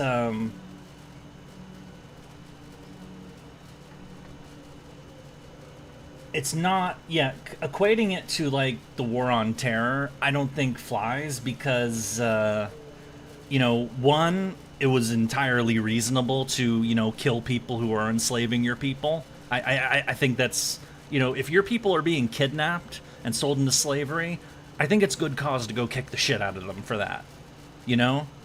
Whereas invading Iraq because they mighta, sorta, kinda... Oh wait, WMDs? That wasn't cool, so... Also, I find it baffling America was the first state to try this strategy of telling the Barbary states to piss off and shoot them.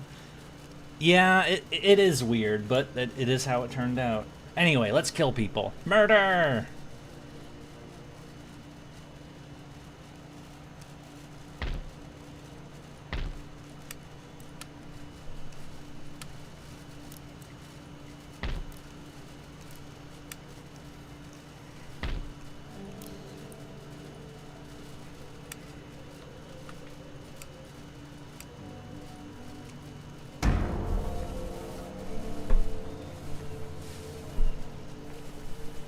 It was fair when we went to Afghanistan because 9/11, it was Iraq that was a mistake. Oh, I agree. Going to Afghanistan to find Osama bin Laden and you know, blow his head off, entirely justified. Staying in Afghanistan to try to make it a developed country, when, you know, that would have taken literally decades of fixing their culture, wherein, you know, we had no intention of doing that. That was a waste of time and money. Forward! Victory! By the left, march! We are mighty and unbowed. Forward for crown and country!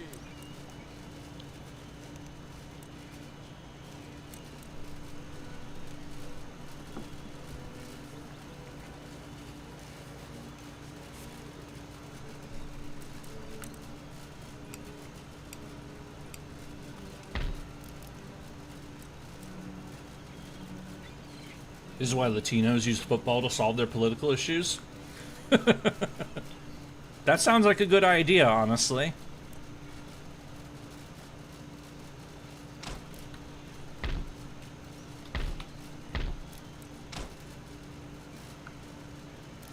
Even the nation building would have been acceptable to the rest. Yeah, but I'm saying that the nation building was a waste of time.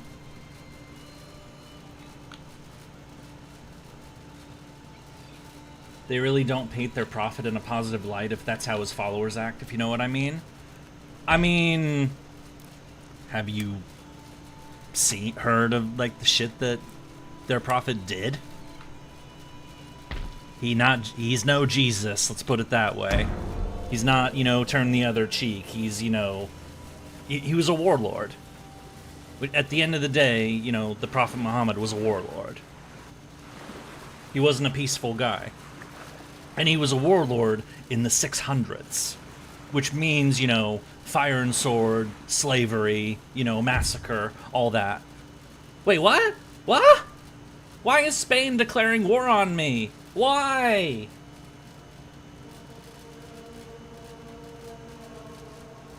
Why? Why are you doing this?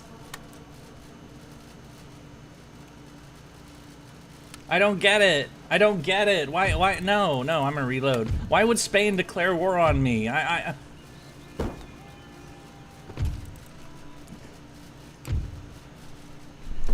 Diplomacy in Empire Total War is kind of fucked. You just get randomly war declared on sometimes. No, I don't want Spain to declare war on me. I want them to be my friend. Here. Please, be my friend. Oh, you don't want to be my friend. See, our opinion is very friendly. Why did they declare war on us? I don't get it. Also, the negotiations in this game are terrible, so... France, will you be my friend? Please? No. Yeah, you can't...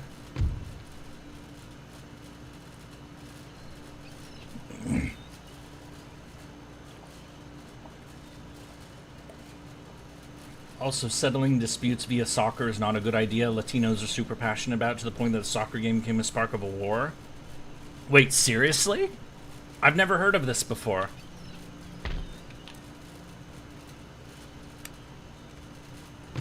Anyway, gonna try it again. Hopefully they won't declare war on us. Bannerlord is the same way. You have good relations. Then overnight they'll declare war. Yeah. The football war. I've seriously never heard of this before. Okay, Spain didn't declare war on me this time. That's good. Yay!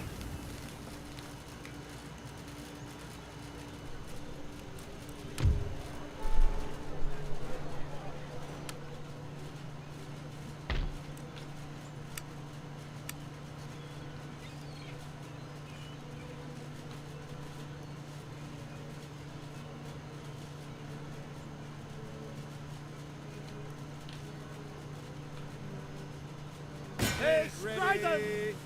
Mark.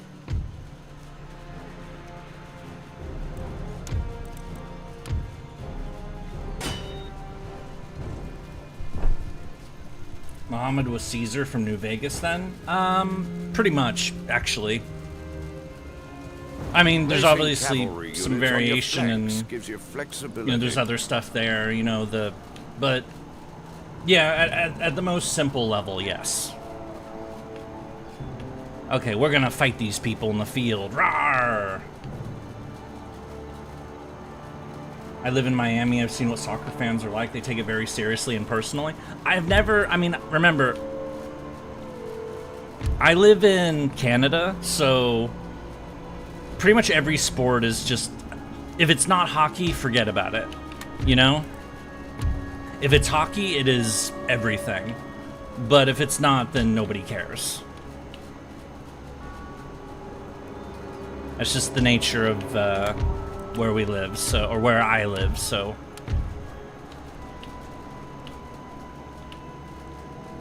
It wasn't that bad. Nah. I don't want to get into that one, the theology and, well, no, not theology.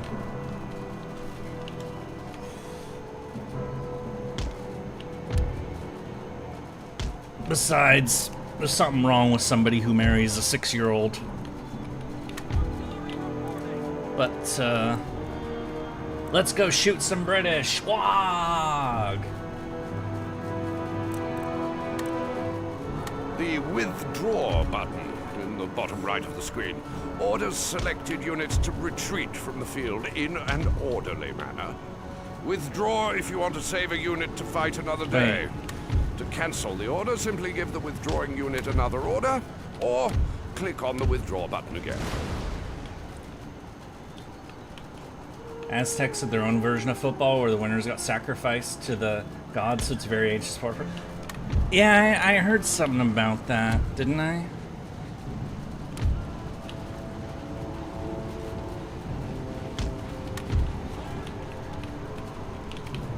Europe is one judge for that. I will give you that. The difference is that we don't worship the depraved kings of Europe.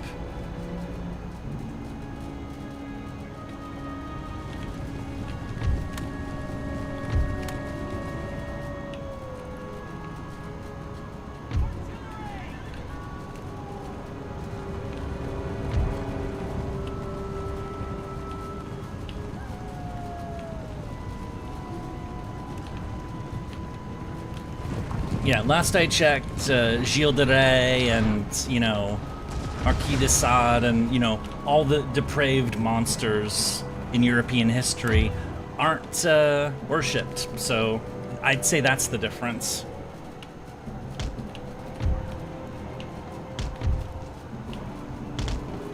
Why did they fall back all the way over there? To be fair, we worship a book where Abraham's nieces got their dad drunk and had incest with. Ah! Okay, the we part, I suppose I should clarify because, you know, I'm on the whatever. Can we should probably move away from this, honestly, because this could get really spicy really fast. I didn't mean for it to go in this direction. We were talking about the Barbary pirates, not... No, I expect you're not joking.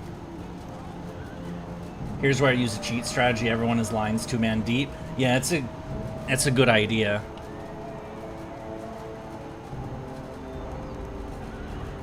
I say this as a... I am aware of that, but I'm also not a follower of Catholicism, so, you know, as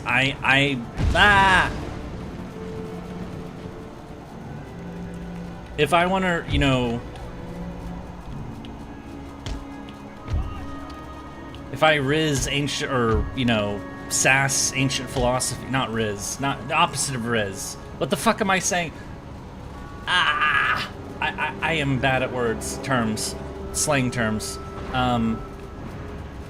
If I wish to sass, like, take jabs at ancient philosophies for the fucked up shit in them, I can do so with the bit that I don't actually subscribe to any of them myself, so, you know.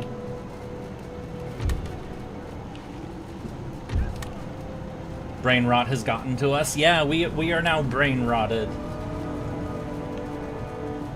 As for Empire's diplomacy, yeah. Yeah, Three Kingdoms had good diplomacy. Empire has terrible diplomacy.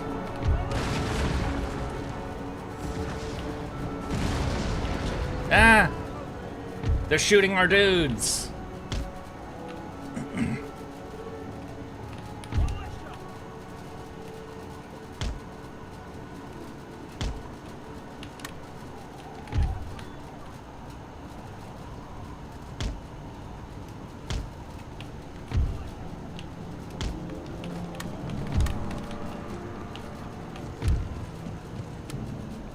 Horsies! Are they coming to play? Diplomacy was a godsend, yet every option save for hostages, yeah. Daka Daka! That's right, run, motherfuckers!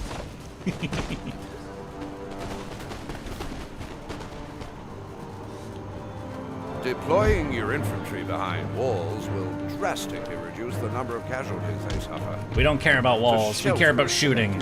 We like guns. Right-click on the wall, then drag the cursor to the side you want your men to occupy.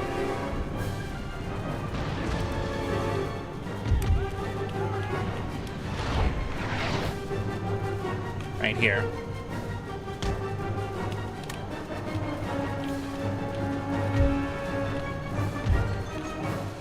Rangers. These like skirmishers. That poor cannon crew getting rolled up.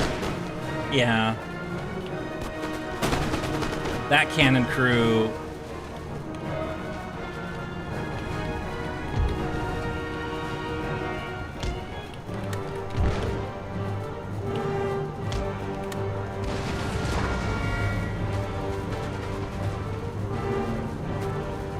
Recently learned of Catholic priest YouTuber who reacts to Warhammer and Cyberpunk stuff. That's interesting. His intro is AI though, which is cringe. Eh.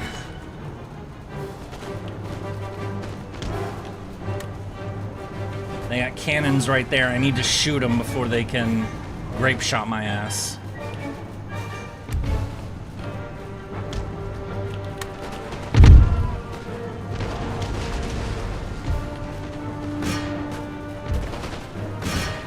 Wait, can they...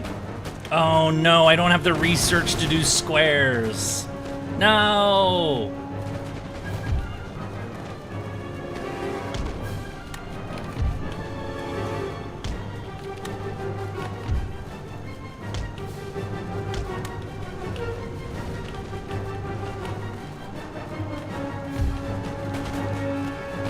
Oh no, get out of there.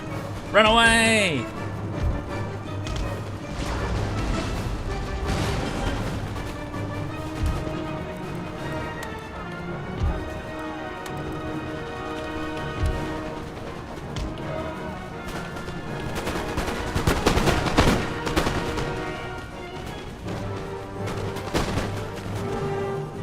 I appreciate how he's not just dismissing pop culture, using it to teach religious ideas. That's the AI's one.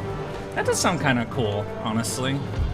What's the name of this channel that you're talking about? Oh, bugger! We're in a line right now. Who are these bastards in front of... Oh, fuck, I got shot.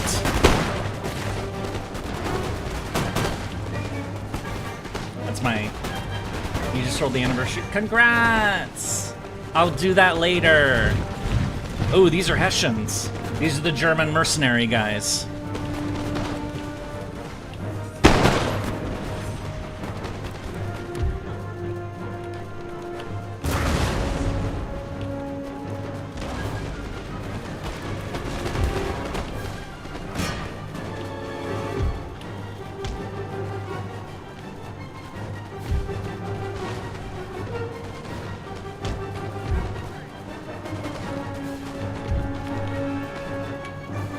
Oh shit.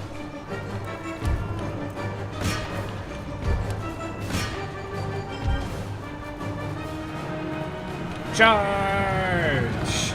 Let's hope none of the Hessians lose their head. You got anniversary to MB2. Congrats!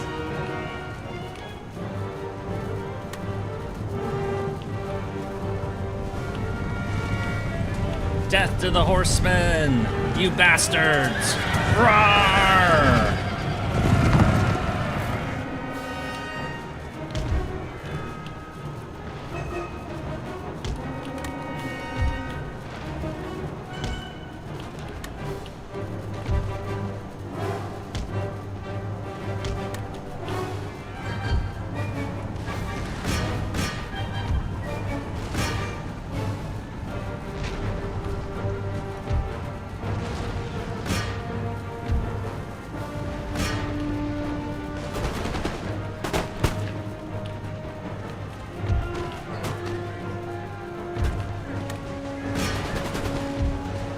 Charge! Dominican priest? Okay, I'll have to make a note of that. It might be interesting. Hello, Yurie. Hello, Zagarath. Welcome! Nice to see you again. We're currently killing the British. Rawr!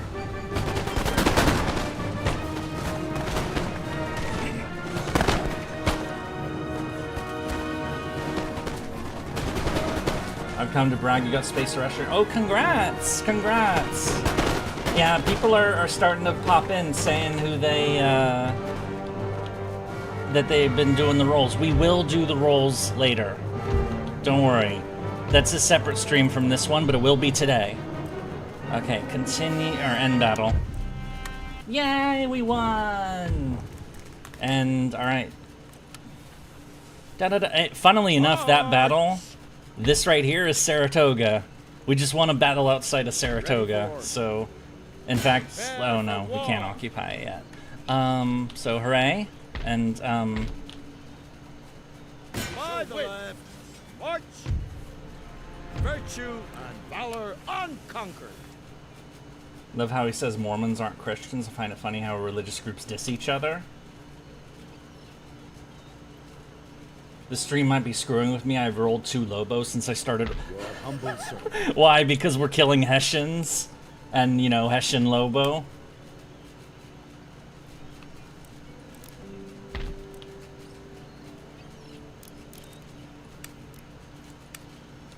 Okay, what else? What buildings do we don't have the money. We don't have the money! No! We need boats. Or, no, we need good ships. We don't need this crap. These boats suck. We want good boats. We want 6th rate. That'll do. I've forgotten about FGO is doing a Holy Grail refund. Now I have a lot of Holy Grails. Not... What? Anyway, murder, violence. We're doing violence. Let's do more of it. Ah! Violence! None shall defeat us.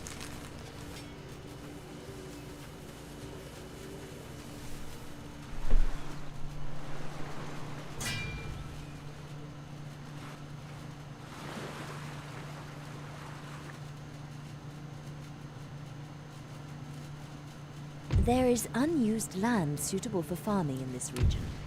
Building farms here will help the population to grow over time and produce trade income.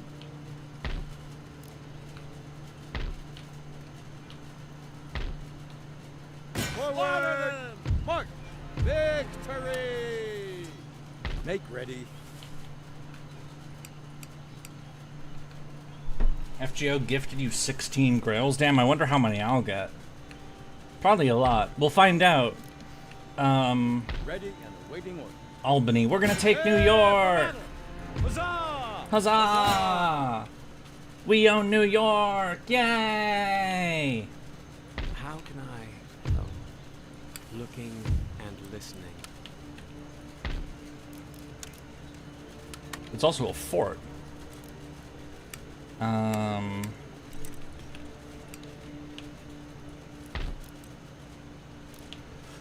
They're blockading my navy. Wait, these are brigs. Oh, we're outnumbered.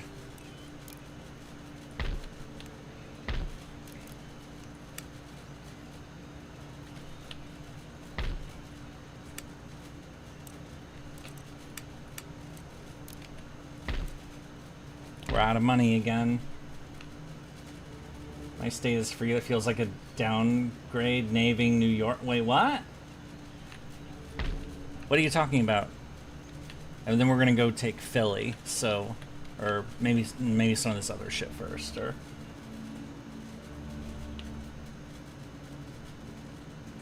he's talking about the 4 Chaos Gods. That may be neat, but for now, okay.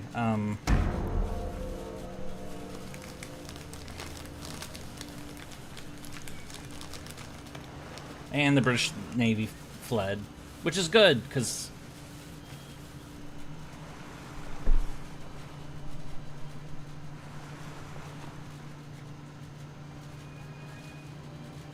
there is unused land suitable for farming in this region. Building farms here will help the population to grow over time and produce trade income. Anything else? As you wish. Forward! Riot! March! We are mighty and unbowed. Yes, sir. Ah! Easy prey. Virtue and valor unconquered. Forward! March! alright. Get rid of some minor skirmishes over there. Let's take Philly. Attack! Rats in a cave. Yay! Prepare the troops for battle. We've conquered Philly. Hooray, hooray. Or liberated, I should say, because, you know.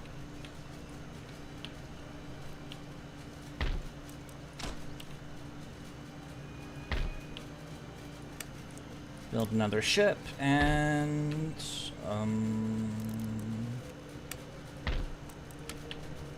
Citizens, march! Immediately. Forward! March! Okay, okay.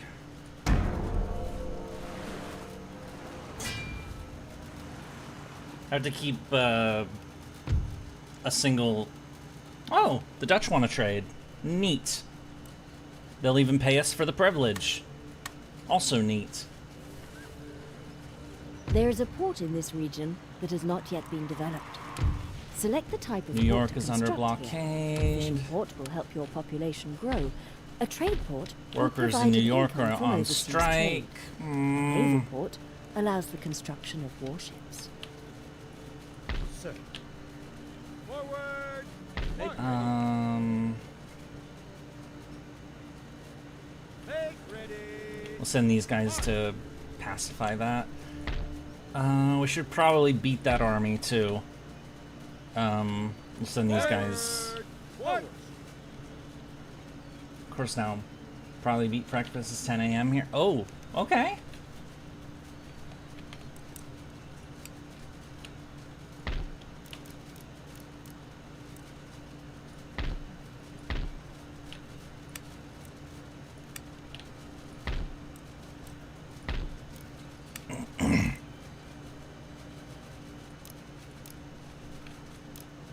We need more dudes. We need all of the dudes.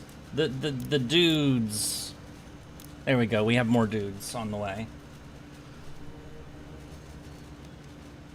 As an atheist, I watch them because it's interesting to see their viewpoint from the kind of persons you'd never expect. Yeah. Okay.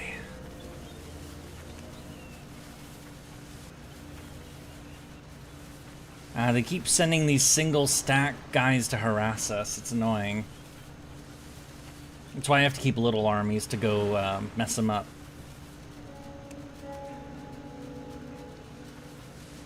There is unused land suitable for farming in this region. Stop telling me Building farms that. here will Why is help everyone the on population strike? grow over time and produce trade income. Okay, fine. I'll find the stupid farm. That apparently is... What the fuck is it? What do you mean it's unused farmland? It is being... Game, stop being stupid. Anyway, let's grow our farmland because, you know, money. Money, money, money. We like the money. Yummy money. Nom nom nom nom nom nom nom nom.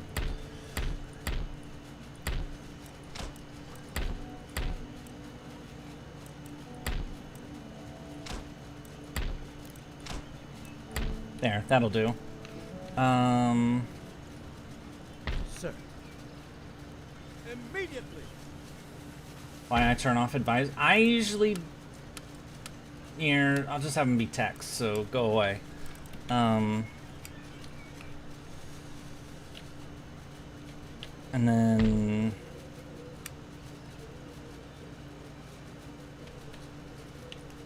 Okay.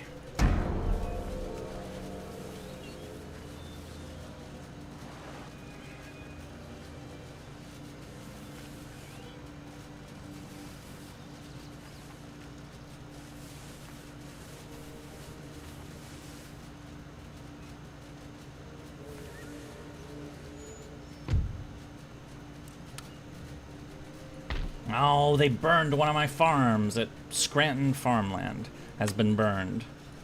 Bastards. How dare you burn my farmland? Okay, some more recruits. This army is replenished, so we're going to march them here, and then next turn we'll take that place. Waiting for your orders. Also...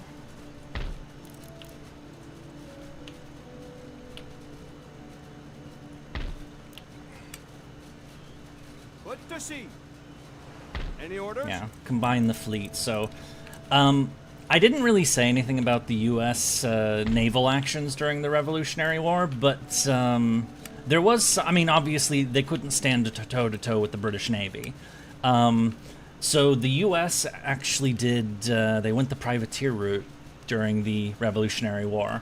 They did They did Yar piracy. YouTube is being dumb and hiding his stream. Wait, what? What do you mean it's hiding my stream? What? Hang on you're gonna make me chat. Oh, no. No,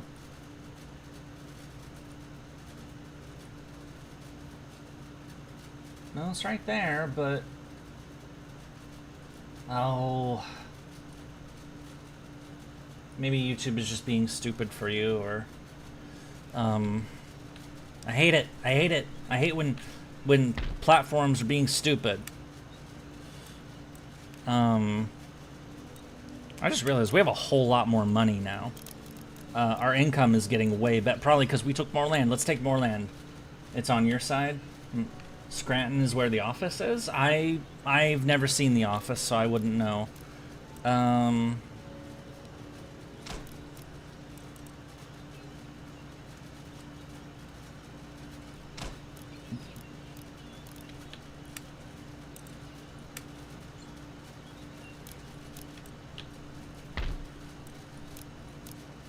No, not those guys. We want Minutemen.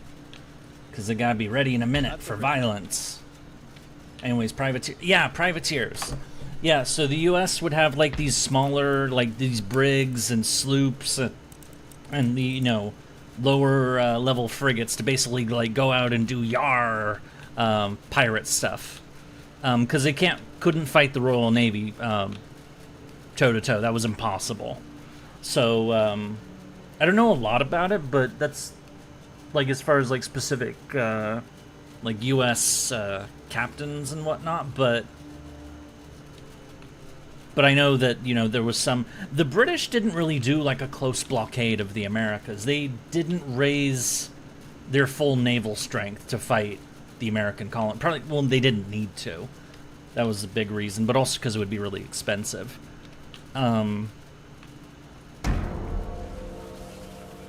So, like, the U.S. was still very able to trade with the rest of the world during those times. But, you know, there were still British ships to go after. So, yar! You want to be my friend? Okay. France wants to be my friend. We also couldn't build ships. Yeah, that was the other part. We couldn't build big ships even if we wanted to. The U.S. Navy was actually, at the end of the Revolutionary War, all those ships were either sold or given away, because the U.S. didn't really think it needed a navy anymore. Of course, it built it back later, but, you know. Yes. Battalions ready. We are triumphant. Yay! We're taking more land, and we're killing their dudes. Make ready for battle. Strength and honor.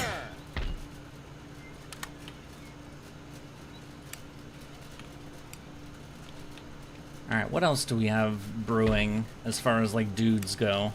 Alright, we have a bunch of militia guys. We could send some guys up here to take Acadia. Because our objective is to liberate the colonies, but then to have some more provinces too. So we're gonna conquer Canada, rawr! Because reasons, I don't know. Why not? I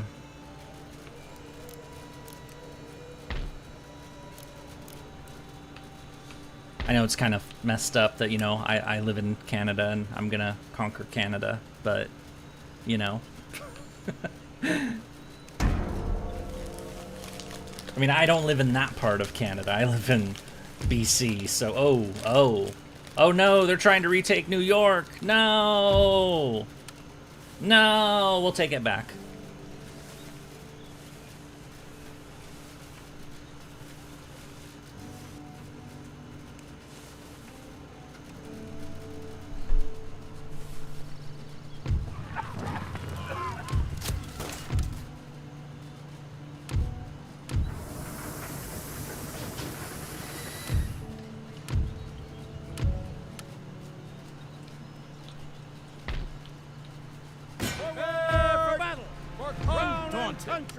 undefeated.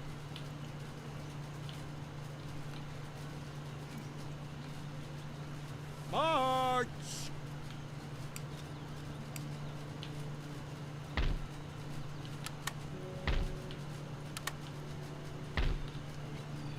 March to the slaughter! Virtue and valor unconquered! Sound the call to battle! March! There we go, we got it back. Just a minor pickup. Make ready! March! Undaunted! Undefeated! Make ready!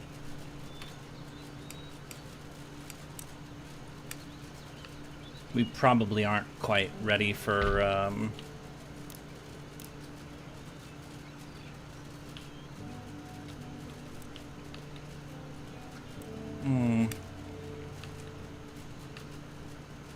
Is there any other places I need to repair, or... Ow. Oh, there's a British fleet right there. 6th rates. 3 6th rates.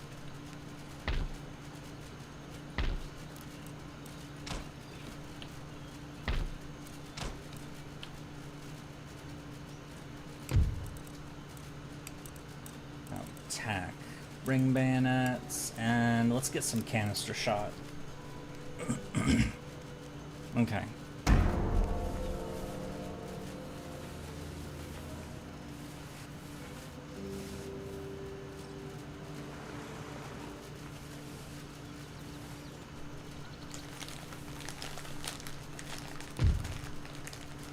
Trade with the Dutch. Wait, I thought we had trade with the Dutch. Oh, whatever.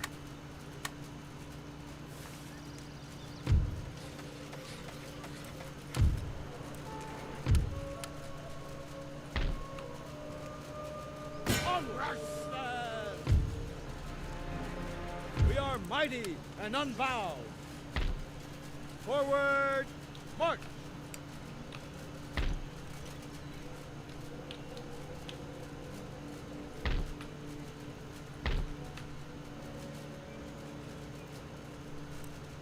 Forward, march!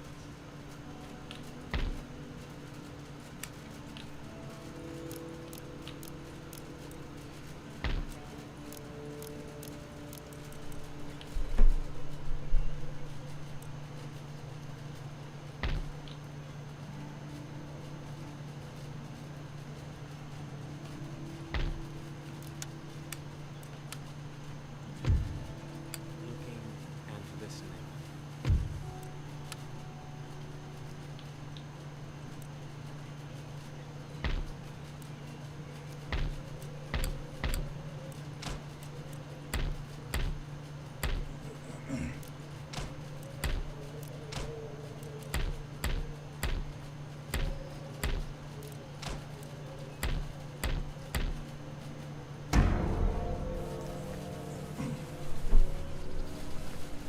Okie dokie.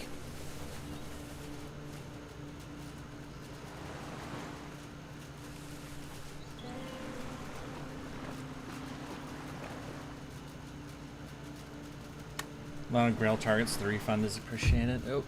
Oh. Another dude. Another agent. Though agents in this game are always kind of like just whatever. Unseen, unheard. Okay. Learning and culture. But let's go conquer Quebec. Rawr! Oh wait, that's a big army up there.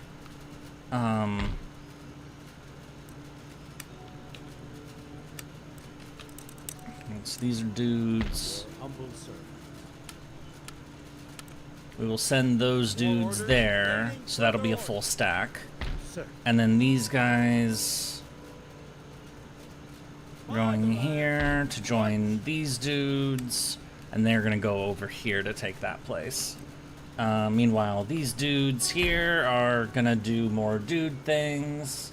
I remember the gentleman duels, I could figure out which guy is mine. Yeah, it's the old way that they did agents in these games.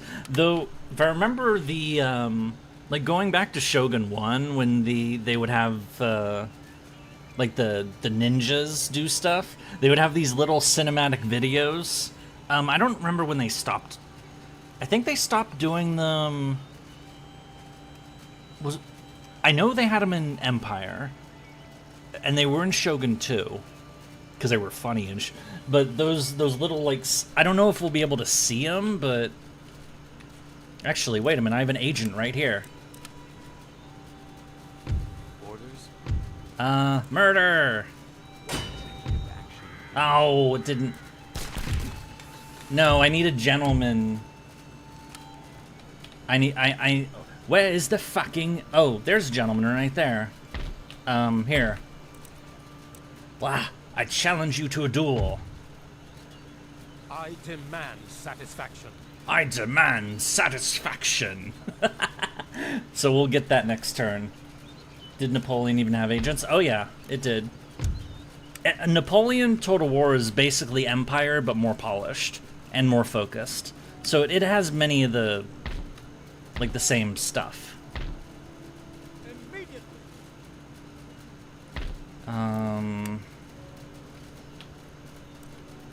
What am I doing again? Oh, right.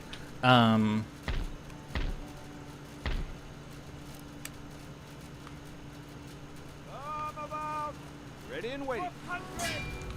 We're pinning the British in Yorktown. Mwahaha. History happens again. Or, you know, stuff. Why do I keep saying I am very unsure of my words for some reason. I am bad at words, that's why. I am terrible at words. So I say all the time because we're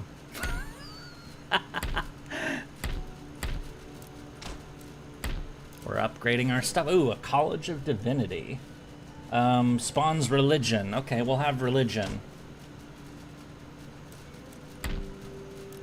And a theater. And more economics. Okay, we're good.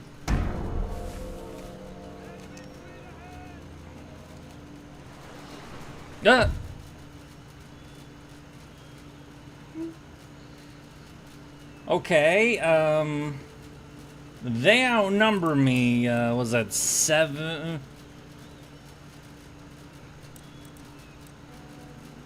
They outnumber me like 2 to 1. Why use many word when few do trick? Can I run away? I can't. No, my navy's gonna get fucked on. Rawr, let's fight. I have fewer ships, but I have some bigger ones, so...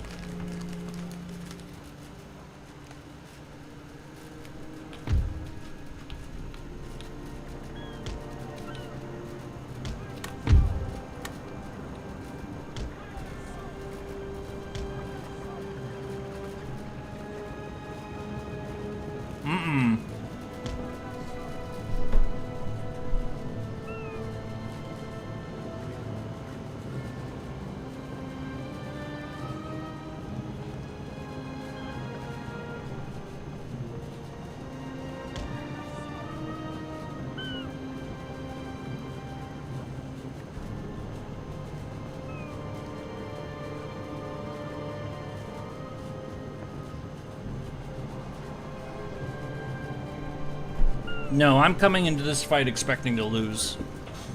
I'm doing this for, like, honor and shit, you know?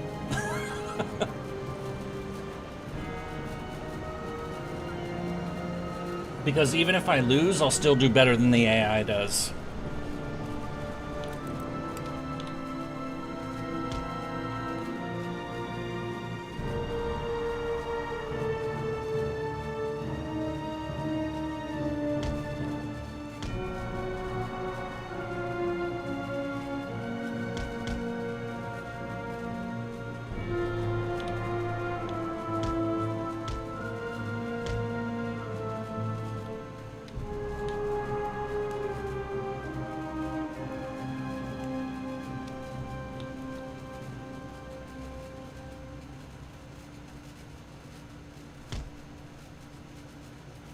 Starting to exchange. My lead ships are bigger than theirs are. But their ships are, you know, they have a lot more ships than I do, but I have a few ships that are bigger than theirs, so...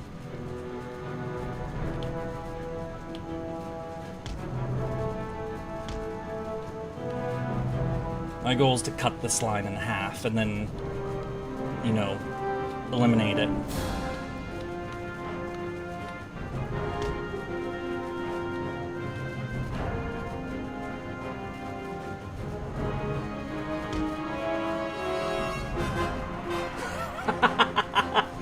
Honor! I've got 7 kingdoms to rule. 1 king, 7 kingdoms. Do you think honor keeps them in line? Do you think it's honor that's keeping the peace? It's fear. Fear and blood. Yes, I can, that's my, Robert Baratheon impression.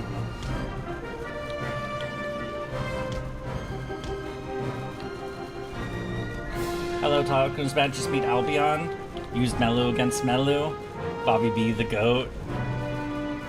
You know, since that series was finished, I feel bad for him, honestly. You know? Like all the revelations that came later. But I don't really want to talk about Game of Thrones right now.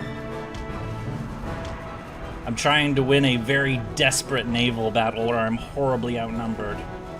And I didn't even cut them off.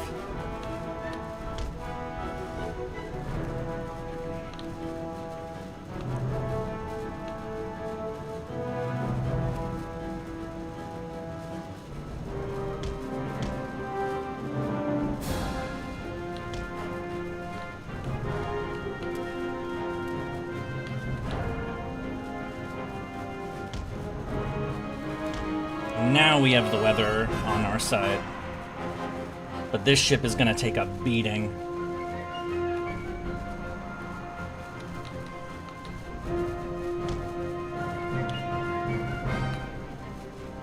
Cut through right there.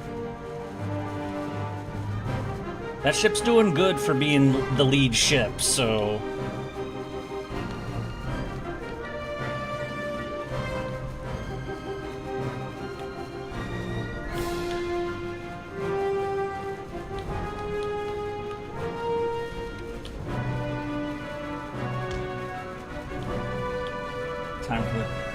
I wish CA would bring back naval stuff. I have to wonder if they plan to bring back space battles for it. Yeah, I really like these naval Did I fucking win?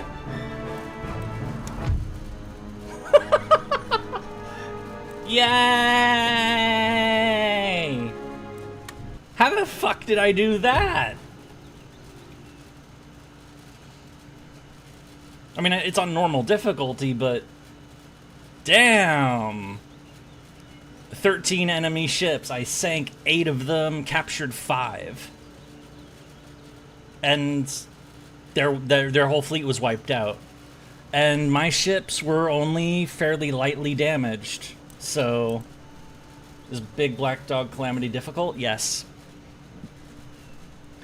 I mean, okay, so the strategy there that I was doing was to have my line... Yeah, literal, I thought you were stronger moment. I know. So the whole strategy was to move my line, you know, to meet theirs, and then cut through them so that I could isolate sections of their ships, and then have, like, multiple... You saw it happen in time, was to have, like, many of my ships firing on... To have more of my ships firing on fewer of their ships, essentially. So that I could have more of my guns focus on the enemy ships and start knocking them out bit by bit. And I just started, it just started working. Could you imagine if Shogun 2 had an Imjin War DLC? That would be awesome. You got Summer Ibuki, congrats! Congrats! Alright, so 2,700 in prize money. Yay! For the prize! Or, you know, the good prize, not the Jacob Taylor prize. We don't like that prize.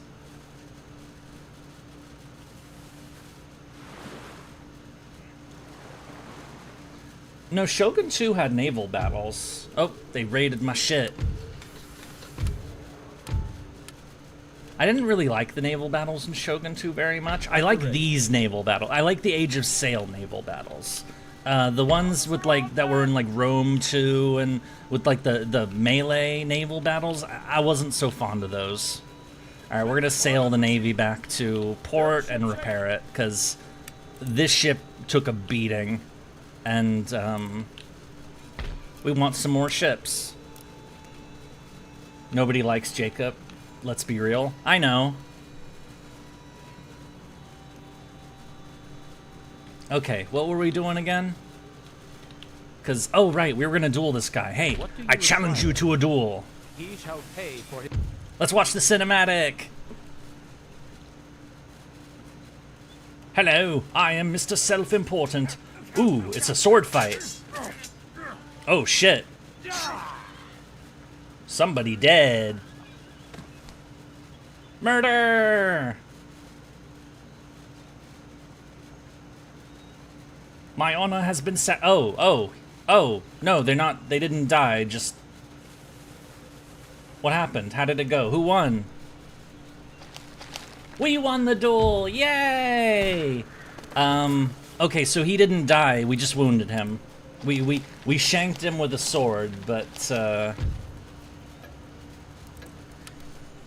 anyway, because remember, this is the good old days of when you, you know, if another gentleman insults you, you go up to them and say, "You have insulted me! I challenge you for honor!" And then you fight, and then you shoot each other, and sword fight, and yeah.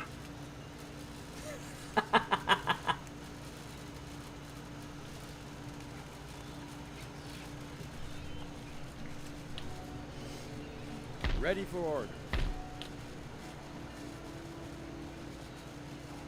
March! Ready for crown and country. Forward! Easy. March! Huzzah! Huzzah! Forward! March!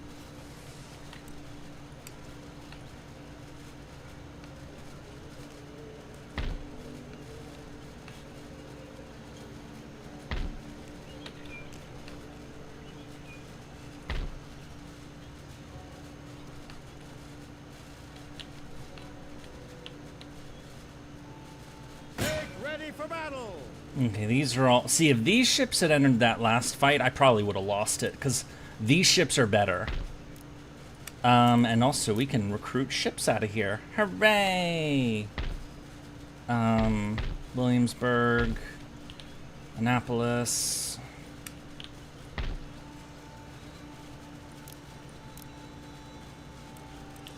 We need better guns.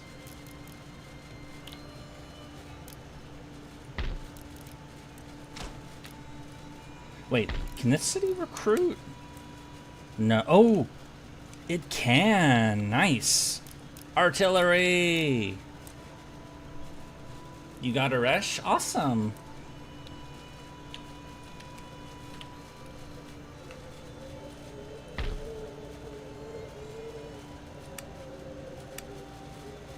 Okay, let's just send them over. We're gonna take Montreal. Battalions, ready. Forward. Ready for battle. After we, you know, raid caravans and stuff. Ready for order. Okay.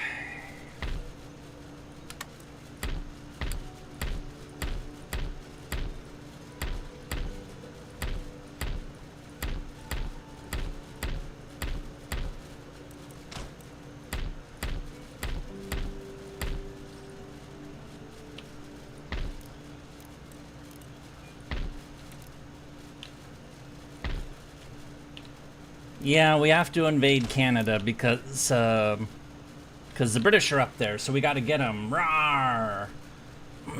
You know.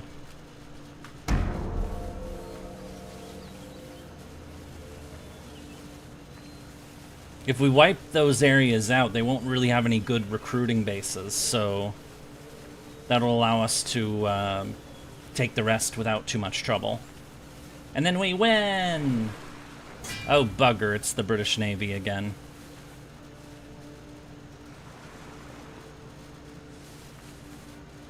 What are the Spanish and the French doing during all this? A trade port in your home region has been blockaded by an enemy fleet. I thought I turned Whilst this shit off. in place, no input. Ah.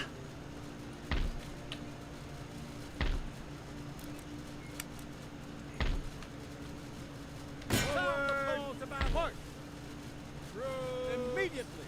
Forward! Men, forward! There, that'll help with the, 6th rates, 4 6th rates, and a brig. We have 2 6th rates and a 5th rate, and we have 2 more 6s being built. So... Yes, sir. Attack! Victory! Yay! We took Montreal!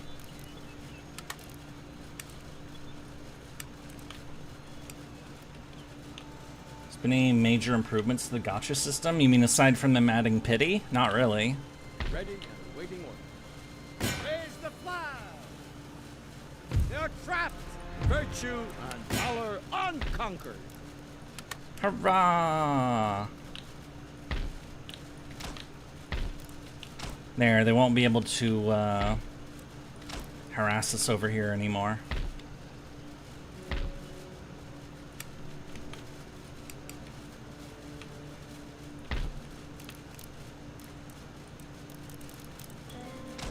Build.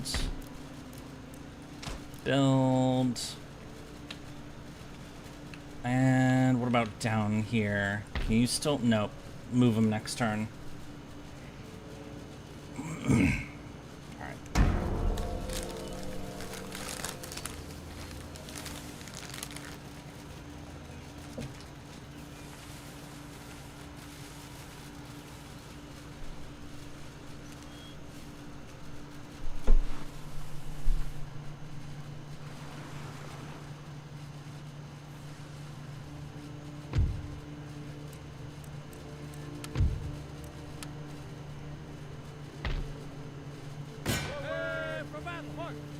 Siege them! We are mighty and unbowed! Yay! We took Charleston!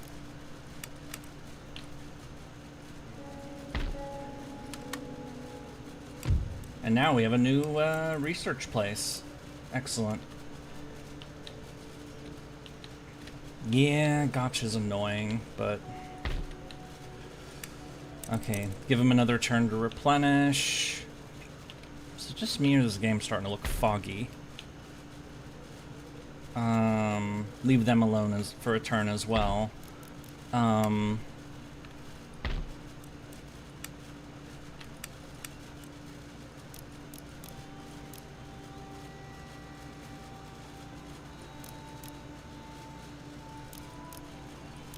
gonna build up a proper second force there. Probably gonna have to invade west to finish the scenario, but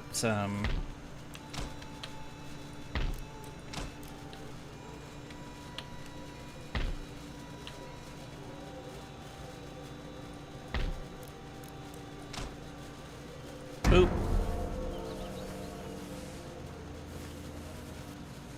They're burning my shit again. No!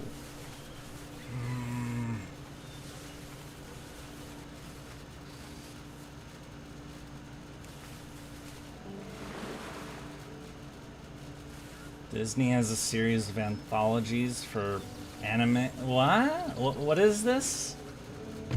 I don't. Never mind. Never mind. I'm.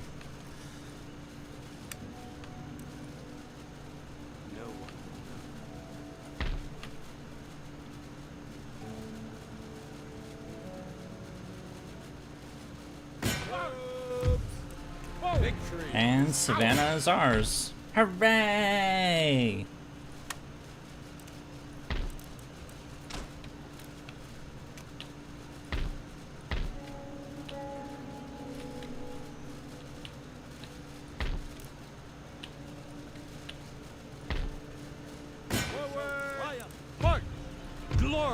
victory. March! Your humble servant. Rats in a cave. None shall defeat us. Hooray! We has Quebec.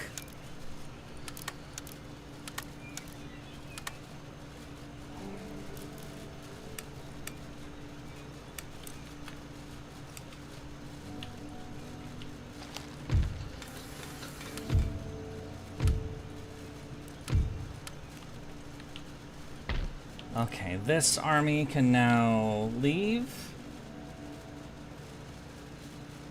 Why you're trying to explain why you're getting Disney Plus? Well, I'm not getting Disney Plus.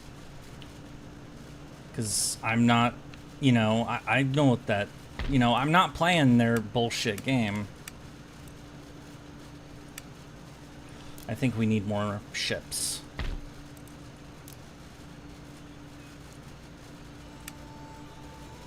Orders received and understood. Ship's orders. Forward! Waiting for. Set sail! Jump to it and look lively! Forward! March! Awaiting further orders. Forward! March! You really want to... Well, that's how they get you. Is, you know, they give you... whatever.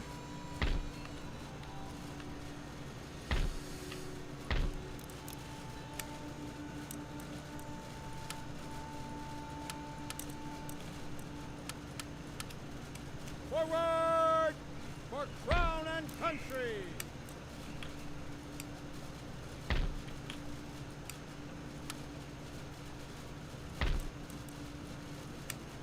Okay.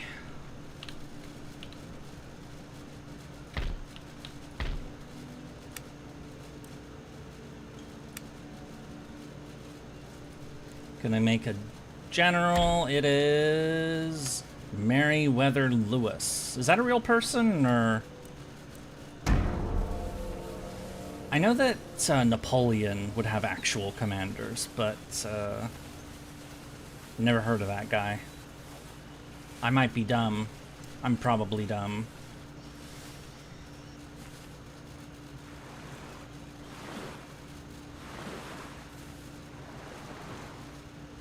Why is Spain amassing a giant army and sailing it? Isn't that Lewis Clark? I have no idea. Okay, the Inuits are declaring war on me.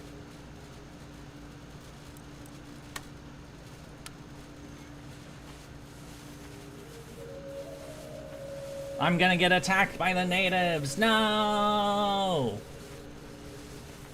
Oh, clearly we gotta go.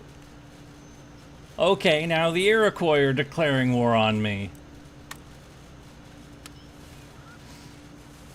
Okay. I guess the natives don't like that I took Quebec and wanna go after me now.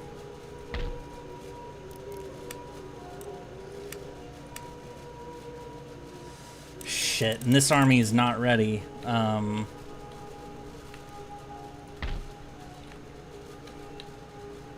It was the Lewis and Clark guy? Oh, neat.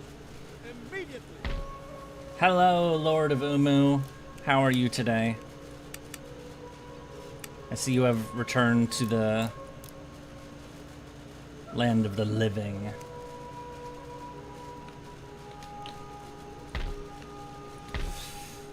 Hello, Lord of...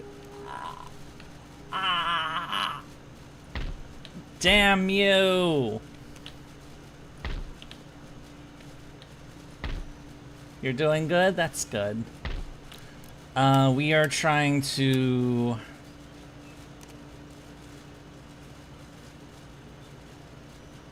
get a bunch of dudes. That's what we're doing. We're getting dudes. We're building a new army here to... and we're gonna need it, it looks like. You're setting your city on fire. What? Why, well, for me, I didn't ask you to set a city on fire. And if I did, I'd be more... I wouldn't say so on stream. Impossible, sir. Waiting for your order. Men, forward. Why are the... Not do that. These gentlemen are blocking the way. We're gonna shoot them. You have insulted me. Ooh, it's dueling time.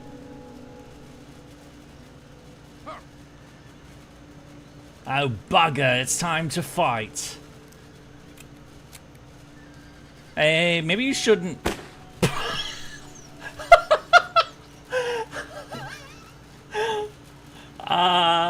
That is not how you use a gun.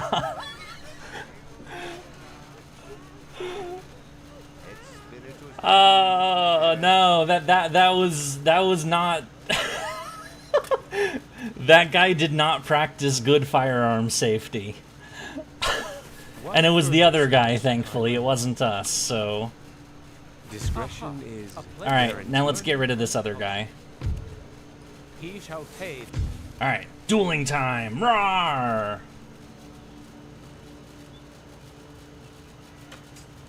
It's another sword fight.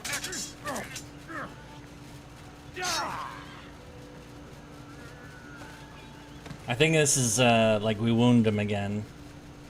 Yeah, it's like before. Alright, so yeah, we made him run away. Because these guys were blocking this bridge, which will allow us to, move these dudes to, Philadelphia. Anyway, what are we doing again? Socket bayonet, wedge formation, fire by rank. We are doing research. Yeah.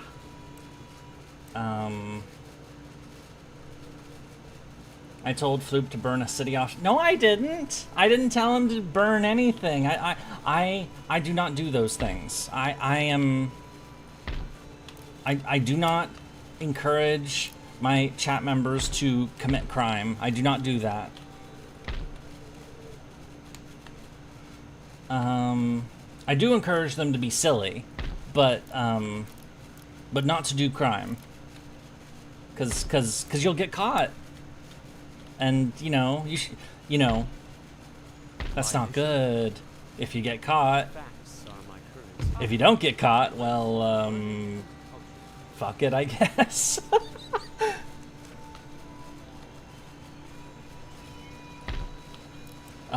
Public disclaimer announcement. Please do not do arson.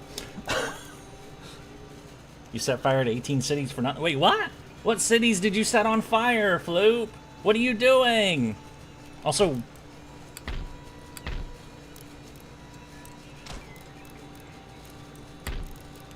we have learned tech and we are improving our military school things. All right, go. Most were in Russia? Oh, who gives a fuck about that then?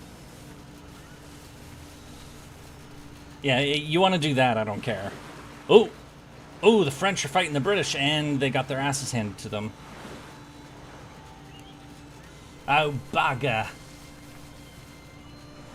The British Navy absolutely fucked over the French Navy. Meanwhile, the Iroquois are sending some dudes after me. Acadia is rioting. No! No riots! No! Immediately. Okay, that'll cool it off at least. Recruitment. We're building a new army here.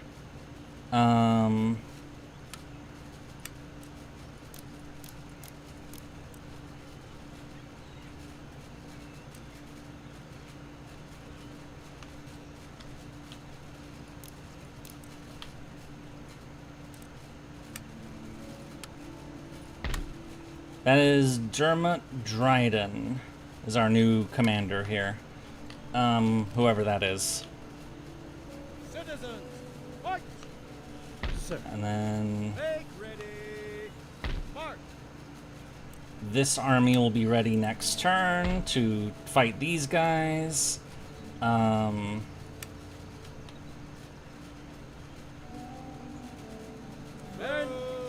forward, forward. Come about. All the way.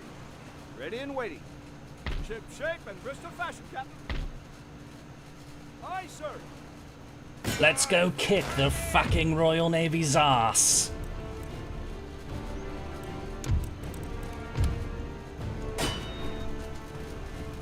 Blut und Stahl or something? Or Blood and Steel? Is that what that translates to? I think it does. Anyway, we're gonna do Navy things now, because Navy things are fun. But damn, is it foggy. Where even are they? Oh, there they are. Blood is yummy? No!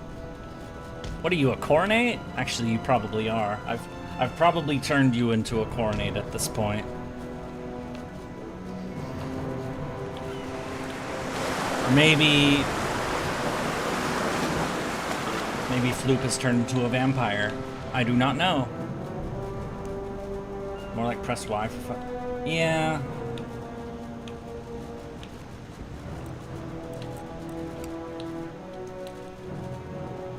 Man, I can't see shit. Okay, now I can kind of see shit. Floop is old, right? So vampire might be true. Meep. It would explain why I always want to know. That is true. That is true.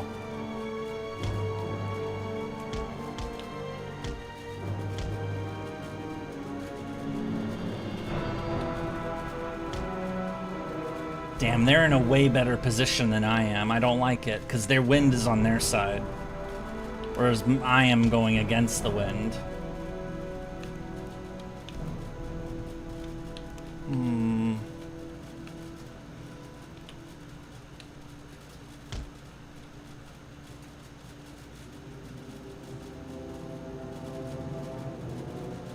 The nice thing, though, is that those sides of the ship are damaged. And because this fleet just fought a battle against the French, they're a little wounded. It's like that lead ship has less than half of its guns already.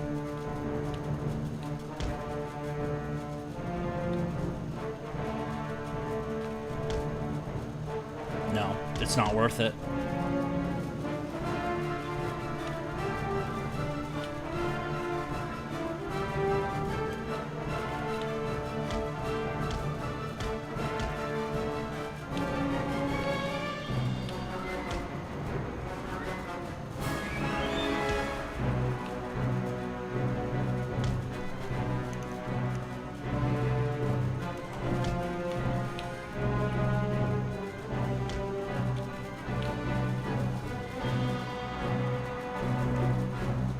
But I'm better than the AI, that's true.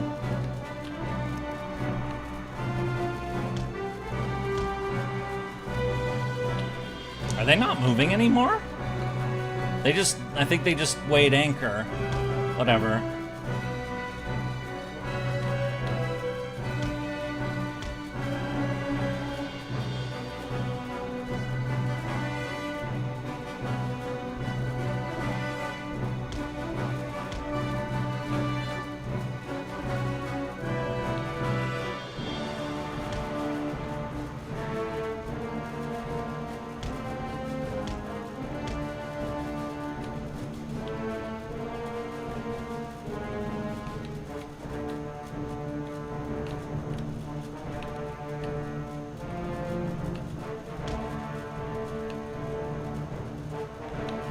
Oof.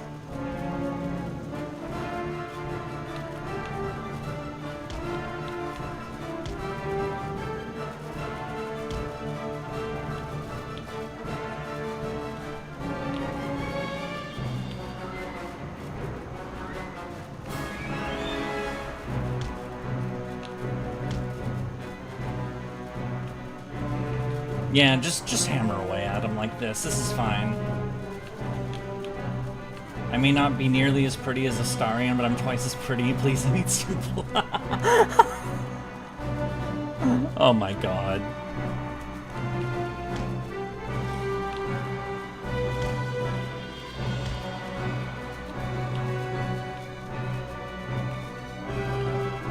Oh, they surrendered.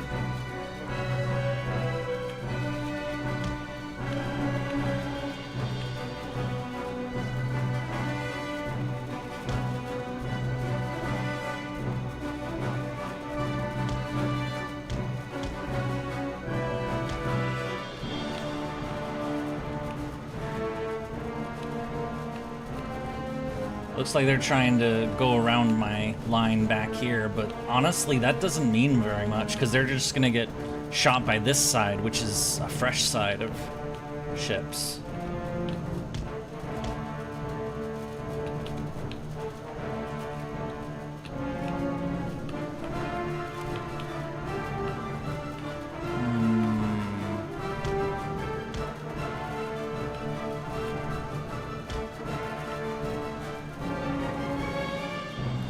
They're gonna come like this, but like that. What's wrong with that ship? Oh, ooh, oh, it's a sloop. It took a beating.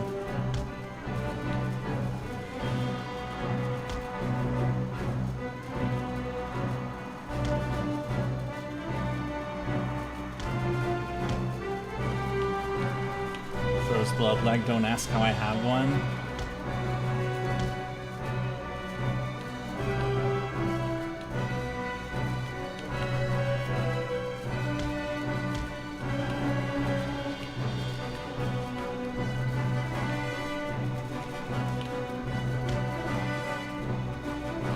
There we go, they're starting to shoot again. Oh shit, are they sinking? Oh yeah, those ships are gone. Okay. 2 ships have been sunk.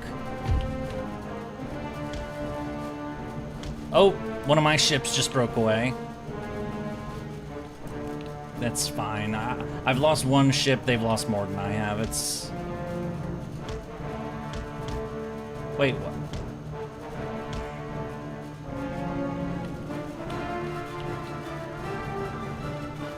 Why did I go that... Ow.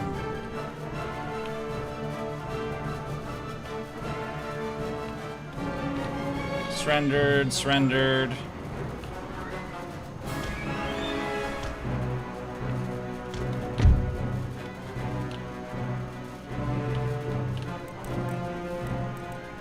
Wait. Do it! Do the thing! Oh, it surrendered. Damn it.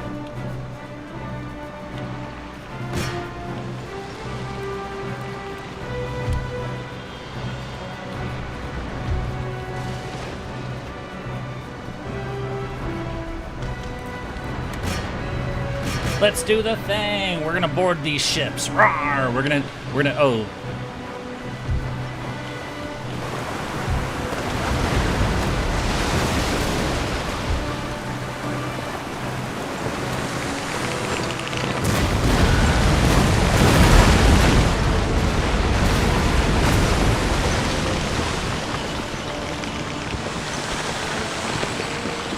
They're gonna throw the grappling hooks.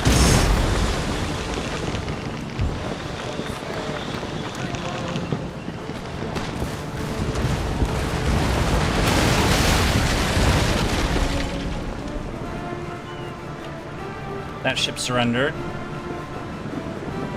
Get ready to board. We're doing boarding action.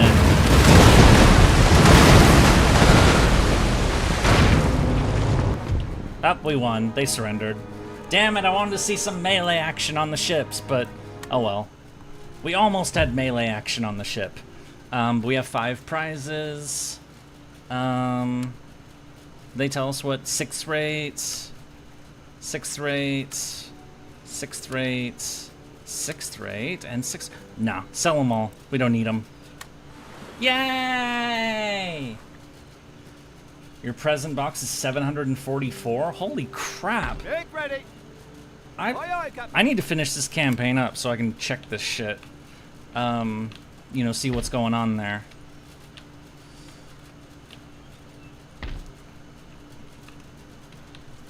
Alright, march these dudes back. They're ready to fight. New York City is open for business. Indeed it is. This army's being built.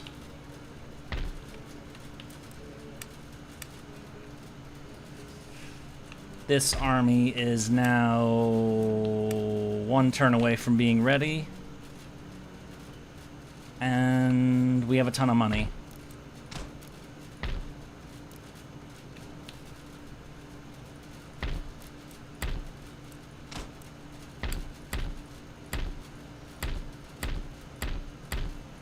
Checking for anything to upgrade. We don't have the tech for it, though, unfortunately, so...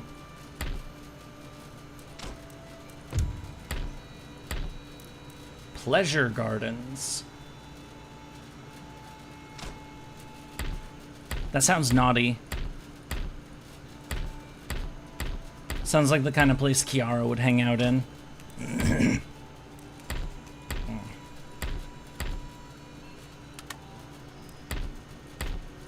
Alright.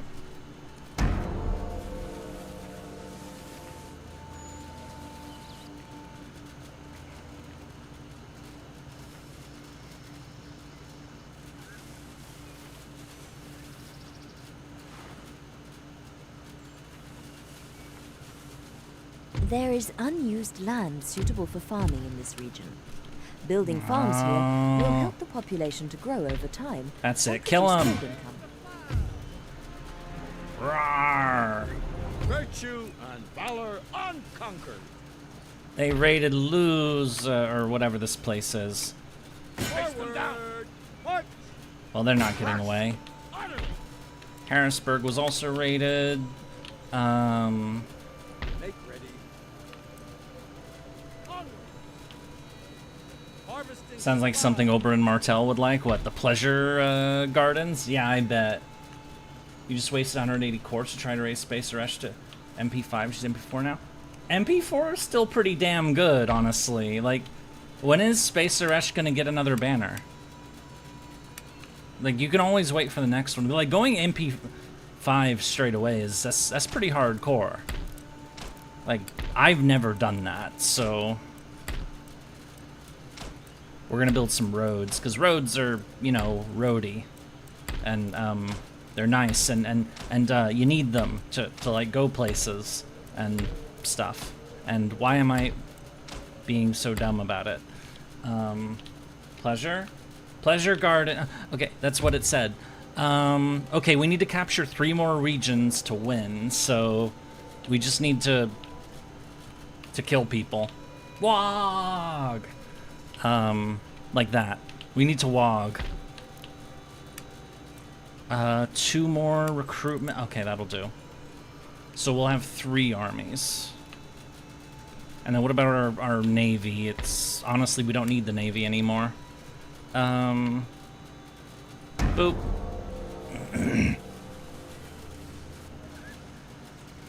The road is made of road. Ah! Spain declared war on me. Why? And France refused to join. How dare you? What? They landed in Boston. No, I didn't disband the Navy. I just, I'm not building any more ships. But now I'm at war with Spain. Why? And first Spain declares war on me, and then France breaks its alliance. Why? Why are all the Europeans being so mean to me? Alright, well, let's cheer ourselves up by killing some natives. And yes, the whiplash there was on purpose. Oh, we can't get there in time, so... Thankfully, this army is ready to go, so... Let's kill the Spanish. Florida's gonna be a state early. Wah! I lost? What do you mean I lost? Stupid auto-resolve. No! They're gonna take fucking Boston. They're gonna take Boston. And the Brits are great at Cav, too strong. Victory! Immediately. Ooh, we can get grenadiers.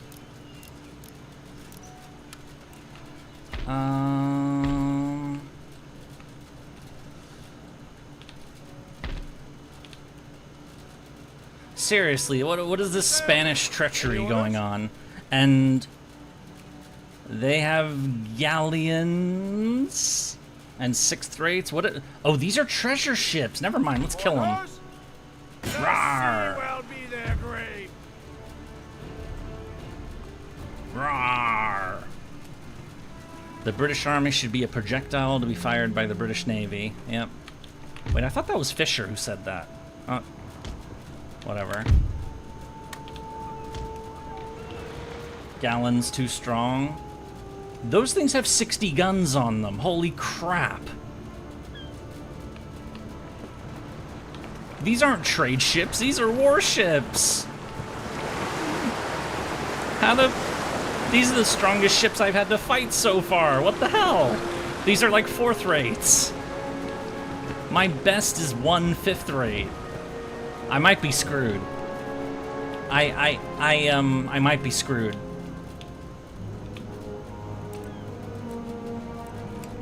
Why are the Spanish after me? This is bullshit. Spain's supposed to be our ally. Strongest early game ship.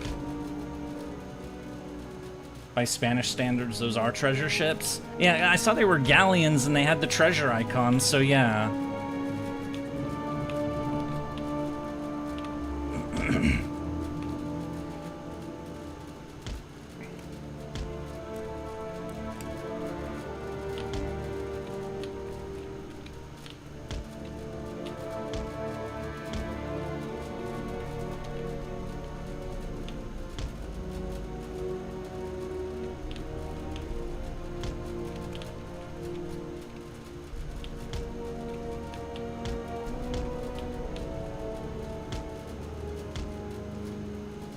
Senpai, it's my fault I stole their cookies and blame. No, you stole their cookies? You didn't even give me any of the cookies you stole. Why? Okay, we're gonna dock the back of their line. If anyone asks, the American Navy only lost to the Spanish and not the British.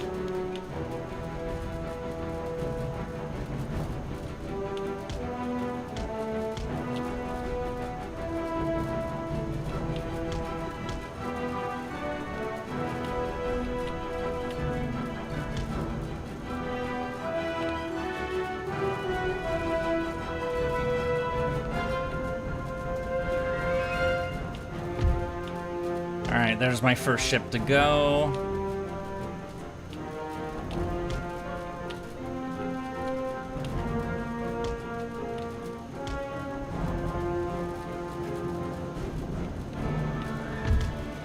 Second ship to go. They're getting beat up, so...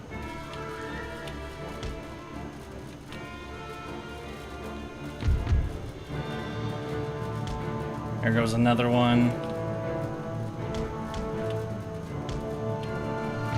Ooh, fuck! There goes one of mine. They just blew it up. No!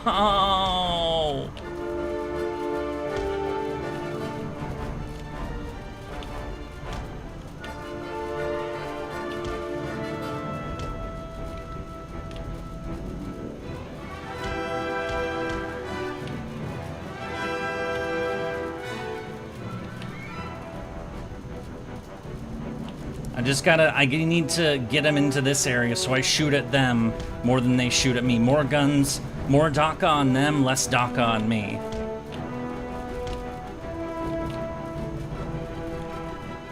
If I can keep them like in this like trap, I can win this.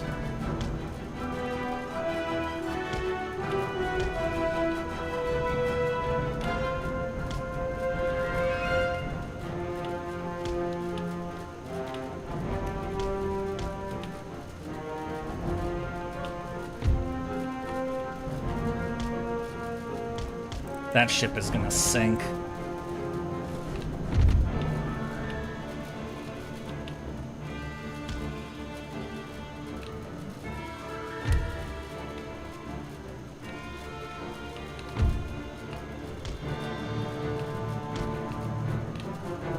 That ship is half dead. That ship is... Damn these galleons. You're sending cookie care packages as apologies? Oh, that ship's on fire. Burn!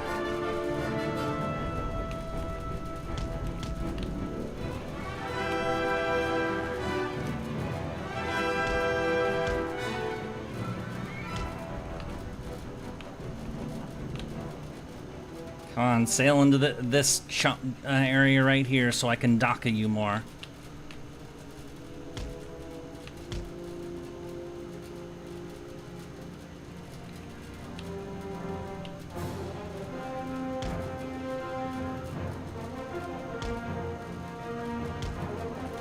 I'm not dead yet. I can win this. Are the flashing icons surrendered ships? Yes, they are. That ship's running away. Yeah, flashing is either surrendered or they're running away.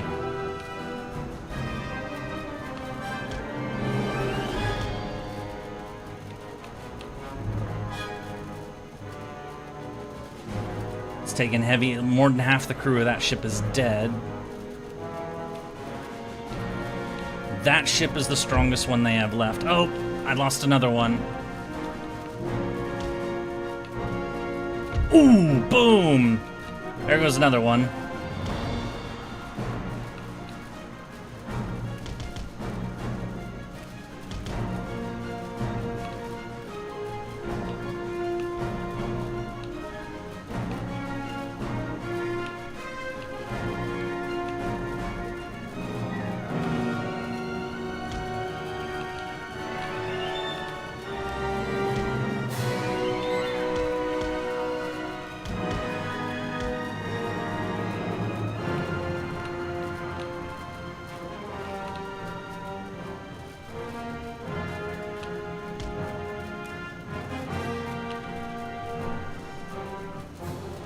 They're out of formation.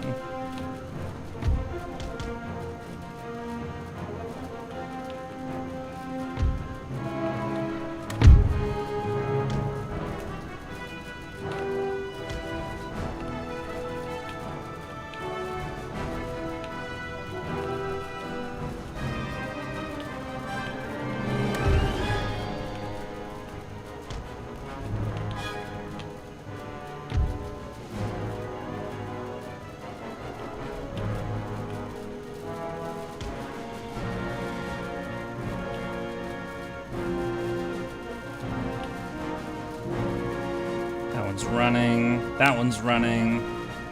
That one's still in it.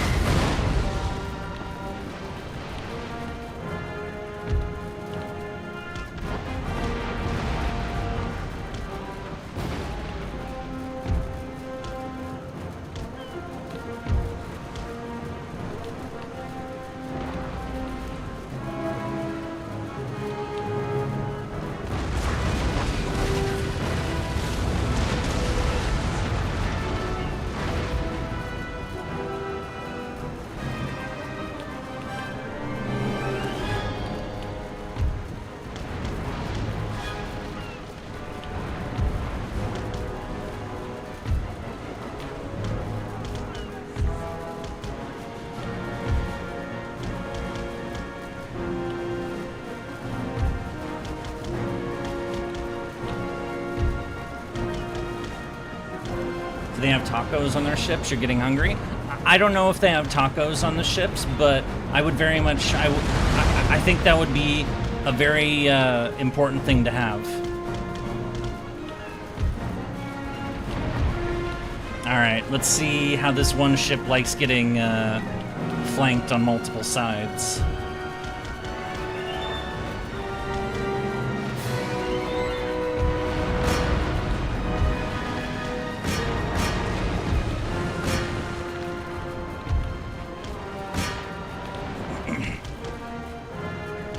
Just nom. We won!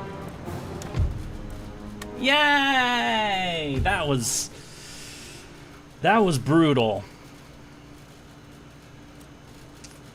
Okay, we lost 4 ships, but we we captured one of theirs, but we killed the rest. So, and we captured a galleon. Let's add it to our fleet.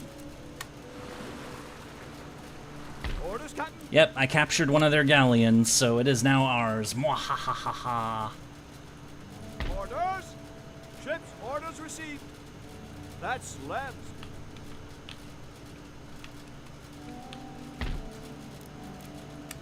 Unfortunately, Boston is gonna get fucking captured, so...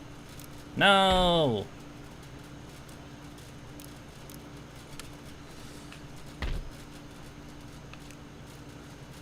Just Nom Senpai. If we both Nom Senpai, there'd be no Senpai. Oh. Floop, you are a vampire, aren't you? You're always talking about nomming and biting and stuff. You're a vampire. You were hinting at it. You're definitely a vampire. I have a vampire in my chat. How do I handle that? I don't know how I handle that. Yes.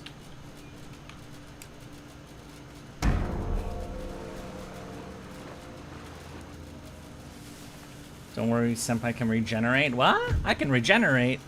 Oh, you want to be my Fuck you.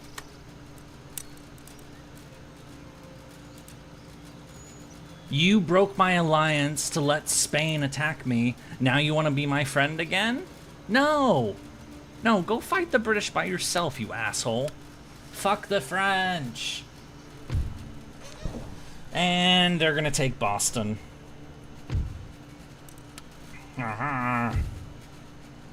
And they're gonna wipe out that army too. Damn it! They stomach. I'll get it back. I just, you know, perfidious Frenchmen. Yeah, the French and the Spanish both. They screwed me. They attacked me. Why did they? There's a port in this region that has not yet been developed. Select the type of port to construct here. My new capital is Philadelphia. Will help your population grow. A trade port will provide an income from overseas trade. A naval port allows the construction of warships. Why is this stupid, Also, why is it saying this is an undeveloped port? It's not an undeveloped port, it's a port. It's ready, it's...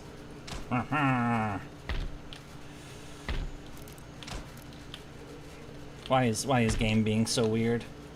I do not understand.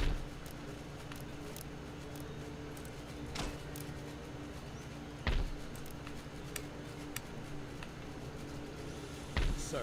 So, meanwhile, Washington is gonna have to fight the Indians.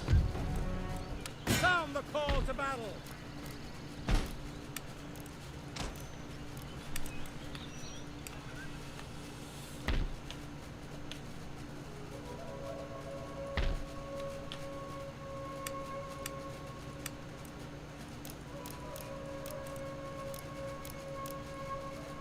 I'm gonna build even more armies, because hello, Fate has fallen. Nice to see you.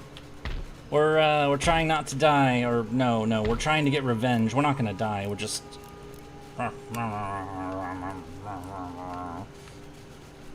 Why did the Spanish have to attack me?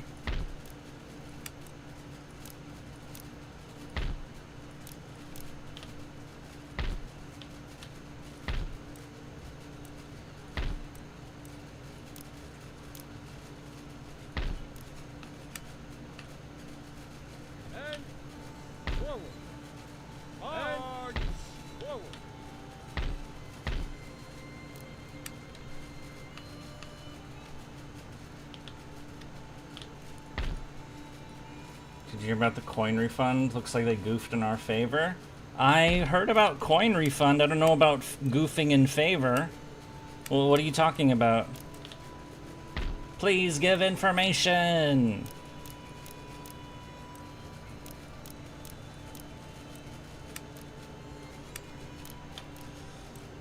I haven't gone into FGO yet because we're gonna do that after I finish this campaign, which we are almost done with. It's just, This is taking slightly longer than I would have liked.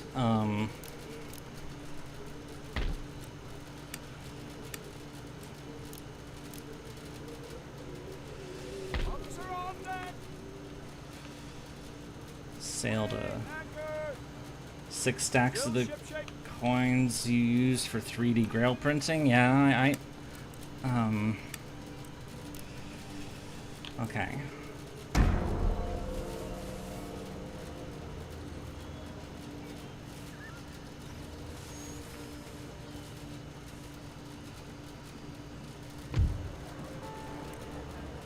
They're on strike in the Carolinas. Let's take Boston back. Mark, strength and honor. Yay, got Boston back. Bastards. How dare they sack Boston.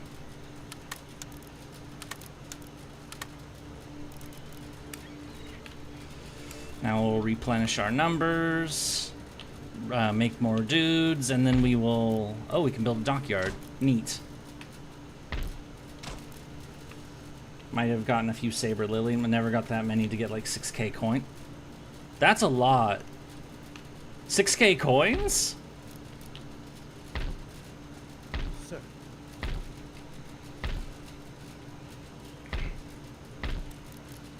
What's the army here? Yes.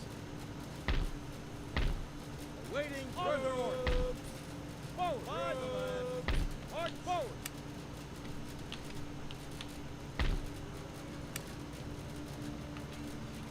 Forward. March. March. Immediately. March. Right.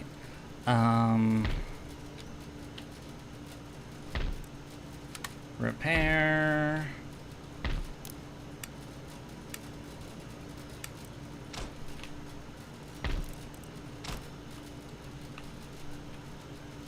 And forward.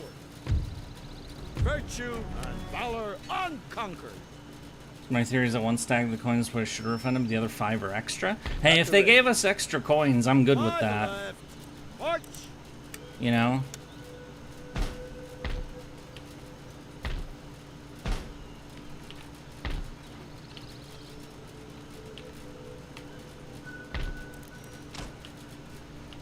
Come on, how much more? We need 2 more provinces captured.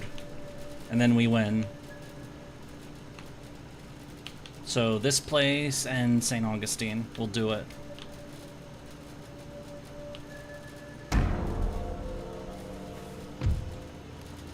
Oh, you want an alliance again? Go to hell. We don't like the French anymore. You won't help us against the Spanish.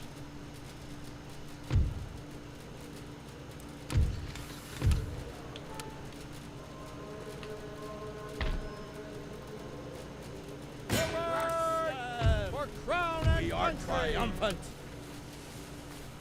March. Sir. Battalions ready. Strength and Excellent. We took Detroit.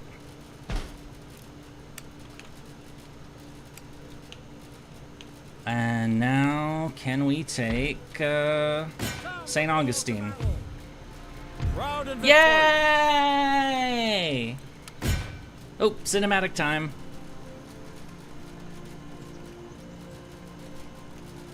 And so it was our great nation was born. From the ashes of the Fireworks! Revolutionary War rose a nation that upholds the ideals of liberty, Time to burn Detroit. Nothing has changed. For as the wind blows across America, from the that's rolling awful. hills to the glistening seas, it will have passed over naught but free men. Except for the slaves in the South, but we'll get back to that in like 75 years. Free Americans have thrown off their chains, driven out their free tyrannical British oppressors. At last, America's land of the free, as well as the home of the brave. The remaining British troops leave American shores by the shipload. American independence has been fully, reluctantly accepted in London. Yay! Without your efforts, none of this would have been possible. America would remain in the hands of the British. Careful planning and well-timed aggressions brought Americans to a new dawn. The dark light of British is at an end. A bright dawn of United America lies ahead. Next goal: put a first raid in Lake Erie. Now that's just overkill. Ah! Oh, it kicked me back to the main menu. Okay. I mean, we won, so yay. Yay! So technically there's another campaign here, which is to play the US after independence and, you know, like, get stuff. Wait, they actually did do that? Are you serious?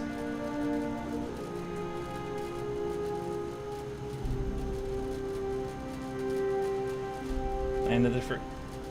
It's... I mean, it's better than other places, that's for fucking sure, but... Yeah, it's... America is a country that is a work in progress. I mean, as kind of like a wrap-up to this, it's, you know... As like a reflection of, like, you know, a country that is now 250 years old. You know, it's always been a work in progress as a country, and it still is. If anything, I'd say it's regressing a bit right now, which is... But that needs to be cleaned up. But, you know, it's a country that can still improve and get better. It doesn't have to be, you know... Things might seem kind of fucked up right now, but, you know, as a country that was founded to be, you know, to get closer to an ideal, to, like, you know, I'd say perfection is impossible, but, you know, the closer you can get to it, the better. So, hopefully, America tries to get closer to that rather than whatever the fuck is going on. Anyway, words. We said words. But we finished the campaigns. Yay! We knew it wasn't going to be perfect. Why they allowed us ways to change it. Yeah, exactly. Yeah, I'm going to close the game now. Yay! Okay, so what do I do now? This is what I do. So, yeah, FGO. So this is what's gonna happen. I am going to take, like... Hang on, I'm gonna go boot up... I'm gonna do something. Schedule stream... I'm gonna use... Where's the Alice stream? I wanna use... No, I wanna use...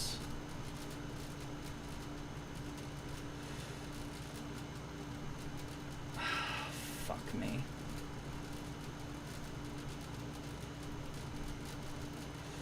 Just give me a few minutes. It's FR.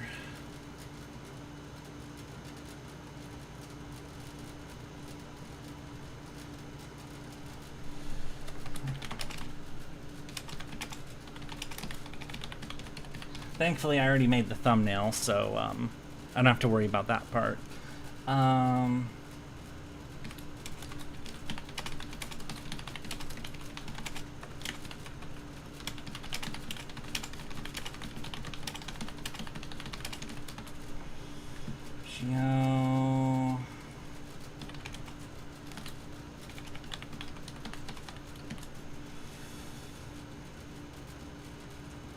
Change thumbnail to the one I made for this. There it is. Something grand order.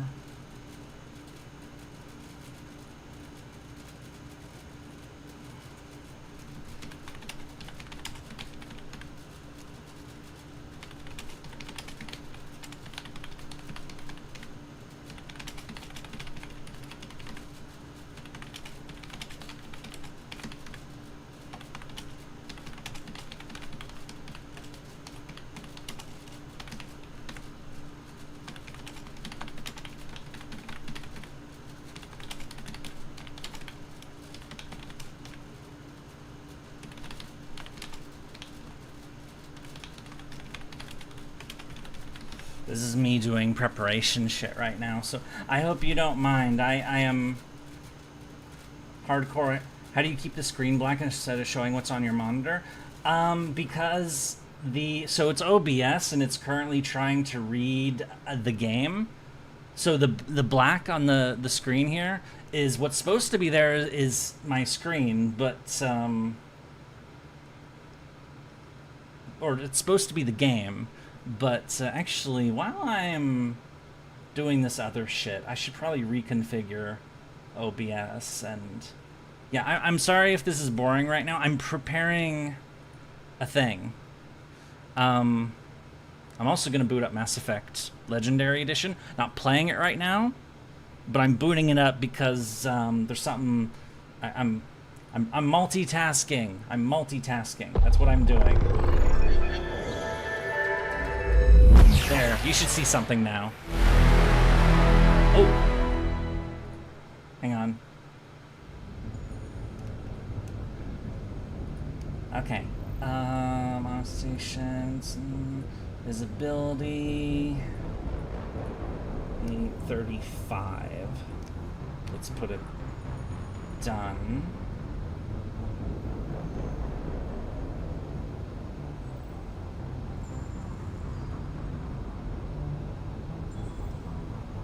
I'll go backwards. And then I'm doing stuff in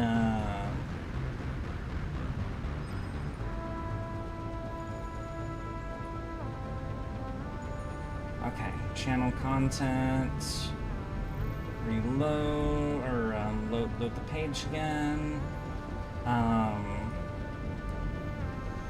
Where's the redirect? I need to redirect.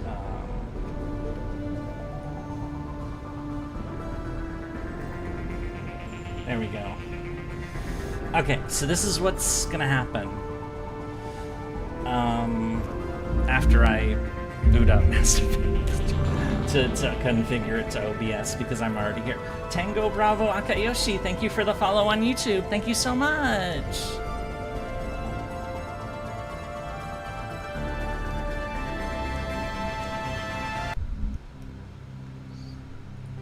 Okay, let me effects of massing. Where is it? There it is.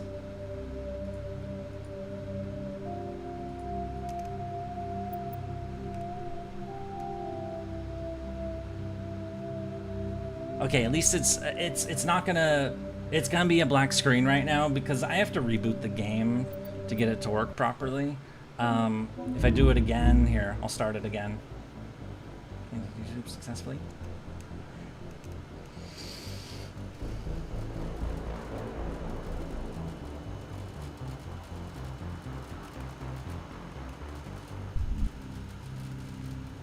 Is it gonna show up now?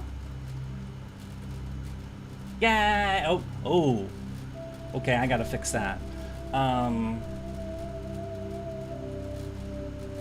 Give me a moment. Hand holding. What? Why would there? There we go. Yay! Okay, we are not playing Mass Effect. I'm doing this to prepare it for tomorrow, to make sure that OBS picks up the game tomorrow.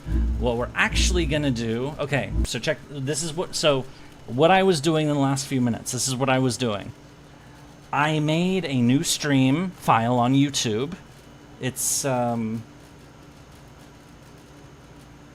the FGO 9th anniversary stream, so I am going to end this stream on YouTube. For Twitch people, just chill because nothing's changed. But when this stream ends on YouTube, it should redirect the people on YouTube to the new stream for FGO 9th anniversary, okay? And that's what we're gonna do. It's gonna start at 8:35. That's 4 minutes from now. So if you guys need to like take a break, this is a good time to. I'm gonna go to the bathroom and stuff. But anyway, so we're gonna close out this stream. I hope you enjoyed our little foray into Empire Total War. We will be getting into, as I said, 9th anniversary in just a few minutes. I hope to see you all there. See you in a few. Yay!